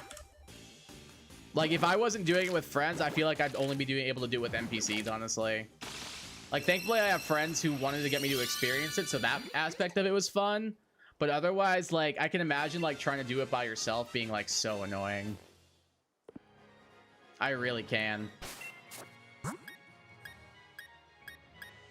Because, like, that's basically how it is, like, in the actual, like, in-game raids and everything. Like, doing the Dynamax raids by yourself with no people. Like, I can't imagine... Like, those were already annoying. I can't imagine doing Dynamax adventures with those same NPC trainers. Like, that'd be awful. Like, that trash AI. Just spam Cosmic Power on your Soul Rock, dog. It'll work eventually. It'll work eventually. Just keep trying. Surely the 5th stored power is enough. Oh, it got crit and dropped immediately, and we lost the battle. At least Martin doesn't have his Soul Rock? Exactly. That's true. At least because they are forced to take the rentals, they won't have the normal mods that they're stuck with. Maractus is so cute, in my opinion. Yeah, I think Maractus is adorable. I like this Pokemon a lot. That's why I wanted to hunt it, because I can't get it in any other game. Or, I mean, I can get it in, like, Gen 7 and Gen 6, but it's not in Scarlet and Violet, so I was like, oh, this is a perfect Pokemon to go for. That's what I'm trying to do with Sword and Shield, is get Pokemon that I can't get via Scarlet and Violet. Which is why we're going for Maractus currently. But yeah, Maractus is adorable. I really like it. Thankfully, the decks are usually complete by Scarlet and Violet, and Scarlet on DLC filled like 3 cores of the original decks. There you go.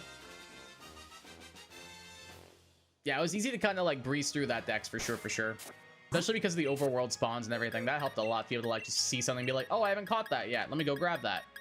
Instead of like, all right, this is a 10% chance to be encountered. Let me run around in grass forever. First Shiny Scarlet was a Magikarp within the first 3 minutes of the playthrough. Damn, that's crazy. 30 minutes? That's wild. Wow. Didn't use it in that playthrough though because I really wanted to play a Pokemon I was less familiar with. Yeah, I can understand that. Whenever I play a new game for the first time, I always make it a rule for myself that I can only use brand new Pokemon or Pokemon introduced like in this particular game.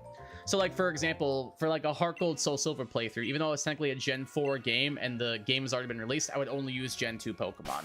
Or for like ZA coming up, I'm only going to use Pokemon that were introduced in Gen 6 or mods that get new Megas. That's kind of what my current plan is. And like Scarlet and Violet, I only use like brand new Gen 9 Pokemon. Like, I don't know, that's just fun for me. They'll be able to experience what the new mods offer a lot faster. I enjoy doing that. My first Scarlet and Violet shiny was an Oinkologne my mother found. Nice. Which one was it? The male or the female? Do you know?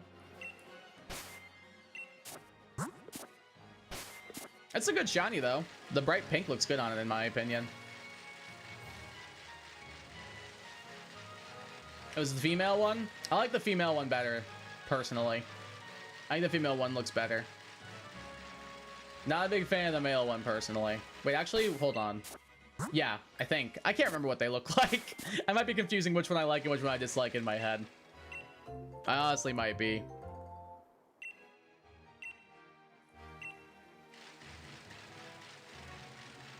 I think these 5 eggs will probably be our last batch before we wrap up, because we're about to hit the 4-hour mark. And it feels like a pretty good stopping point. Or we could go to 200. Maybe we'll go to 200. I don't know. I'll see how I'm feeling after this batch. I'll see how I'm feeling after this batch before we decide. Wasn't for Scarlet and Violet, I would have felt confident enough to start working on a shiny living dex. Yeah, for sure. Like, that's why I like hunting in Scarlet and Violet. Like, some people I feel like complain being like, oh, it's too easy. The shinies don't mean anything anymore. And for some people that might be the case, and if that's how that is for them, then valid, honestly. However, I personally like, because I feel like it's more accessible for people who've always wanted to try shiny hunting, but have never had either the capabilities or the means or the reasons to want to give it a go. But by including overworld spawns, especially on Switch 2 with how many Pokemon spawn now, and making it easy and more accessible for people to get into shiny hunting, I feel like that's a smart thing. But if people are also on the other side being like, oh, they made the shinies too easy and everything, like, they should increase their odds again. If that's a point, I can see why people will believe that. Me personally, it doesn't bother me, but I can understand why people would be frustrated. But no, I like that it includes, like, more chances for shinies, because it gets more people interested in shiny hunting in general. Like, that's cool.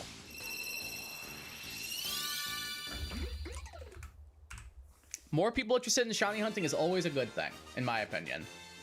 Used her on the team for a bit, but she wasn't pulling her weight, and I wanted to use an Annihilate, so I boxed her for the most part. That's fair. I feel like a mon like Oink Cologne is probably going to fall off pretty quickly, like once you get to like a 3rd or 4th badge.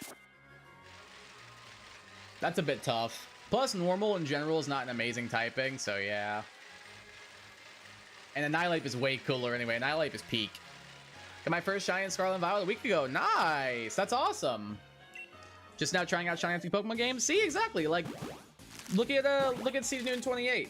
They're attempting their first bit of shiny hunting right now. Like, that's cool that people feel motivated to want to try shiny hunting now. Again, I can understand why people think that the shinies are less valuable now and everything. I really can. Like, I can understand people's viewpoints on that. It doesn't bother me personally, but in my mind, more people interested in shiny hunting as, like, a thing is just good for the game and good for the shiny hunting community in general. Like, that's awesome that more people want to, like, try and do this stuff. I love that. Surprisingly, my shiny on Pheasant in black and white hasn't fallen off. Damn, wait, that's actually impressive. Hold on. I'm glad that your Unpheasant hasn't fallen off yet. Because every time I've tried to use that thing, it's a bit of a travesty. Which is sad because I really like Unpheasant's design, especially the male one. The male one looks so good. Can't remember every single one that I've found, but they still mean something to me. Oh, definitely, yeah. Never forget certain hunts, though. Like the time I spent 7 hours knocking out Phantoms and Sword. Yeah, exactly. Like the memories you make through shiny hunting, man, those stick with you. Like the first shiny I ever got in Pokemon Pearl, I'll never forget it. It was in the Trophy Garden, south of Hearthome City. I was trying to complete my Pokedex, and I was hoping that the one guy who's like, where he puts like a new Pokemon in the garden every day, I was waiting to try and get the Porygon one. I finally got the Porygon one, and I was like, nice, I'm gonna go catch me a Porygon. While running around looking for the Porygon to add to my Pokedex, actually to catch 3 because I had to get the Porygon 2 and the Porygon Z. While doing that, I bumped into a shiny Staravia, and I'll never forget it for as long as I live. Like, those hunts stick with you, man. I think we will go ahead and wrap up right here. Thank you guys so much for tuning into the stream. I really appreciate it. Definitely subscribe if y'all are new around here. Helps me out a freaking ton. We're on our way to 1,200 subscribers now, and really appreciate y'all helping me get there. Also, leave a like on the stream because it helps me out a freaking ton as well. I will be back on Sunday to do some Scarlet and Violet shiny hunting. In between now and then, we have a shiny highlight video going up tomorrow, as well as a Mario Kart World video going up on Saturday. So if you want to check those out, please do. And I'll catch you all on Sunday for some Scarlet and Violet shiny hunting. Until then, appreciate y'all tuning the stream. As always, y'all are amazing. I appreciate every single one of you. Thank you for 1,100 subscribers. Y'all are the coolest people on YouTube. The coolest chat imaginable. Can't say enough good about y'all. Appreciate you guys so much. Appreciate y'all being here. Have yourselves a great day, afternoon, evening, and night. Wherever the hell you are, have yourselves a damn good one. Take care of yourselves. And I'm going to leave you all with this. Peace.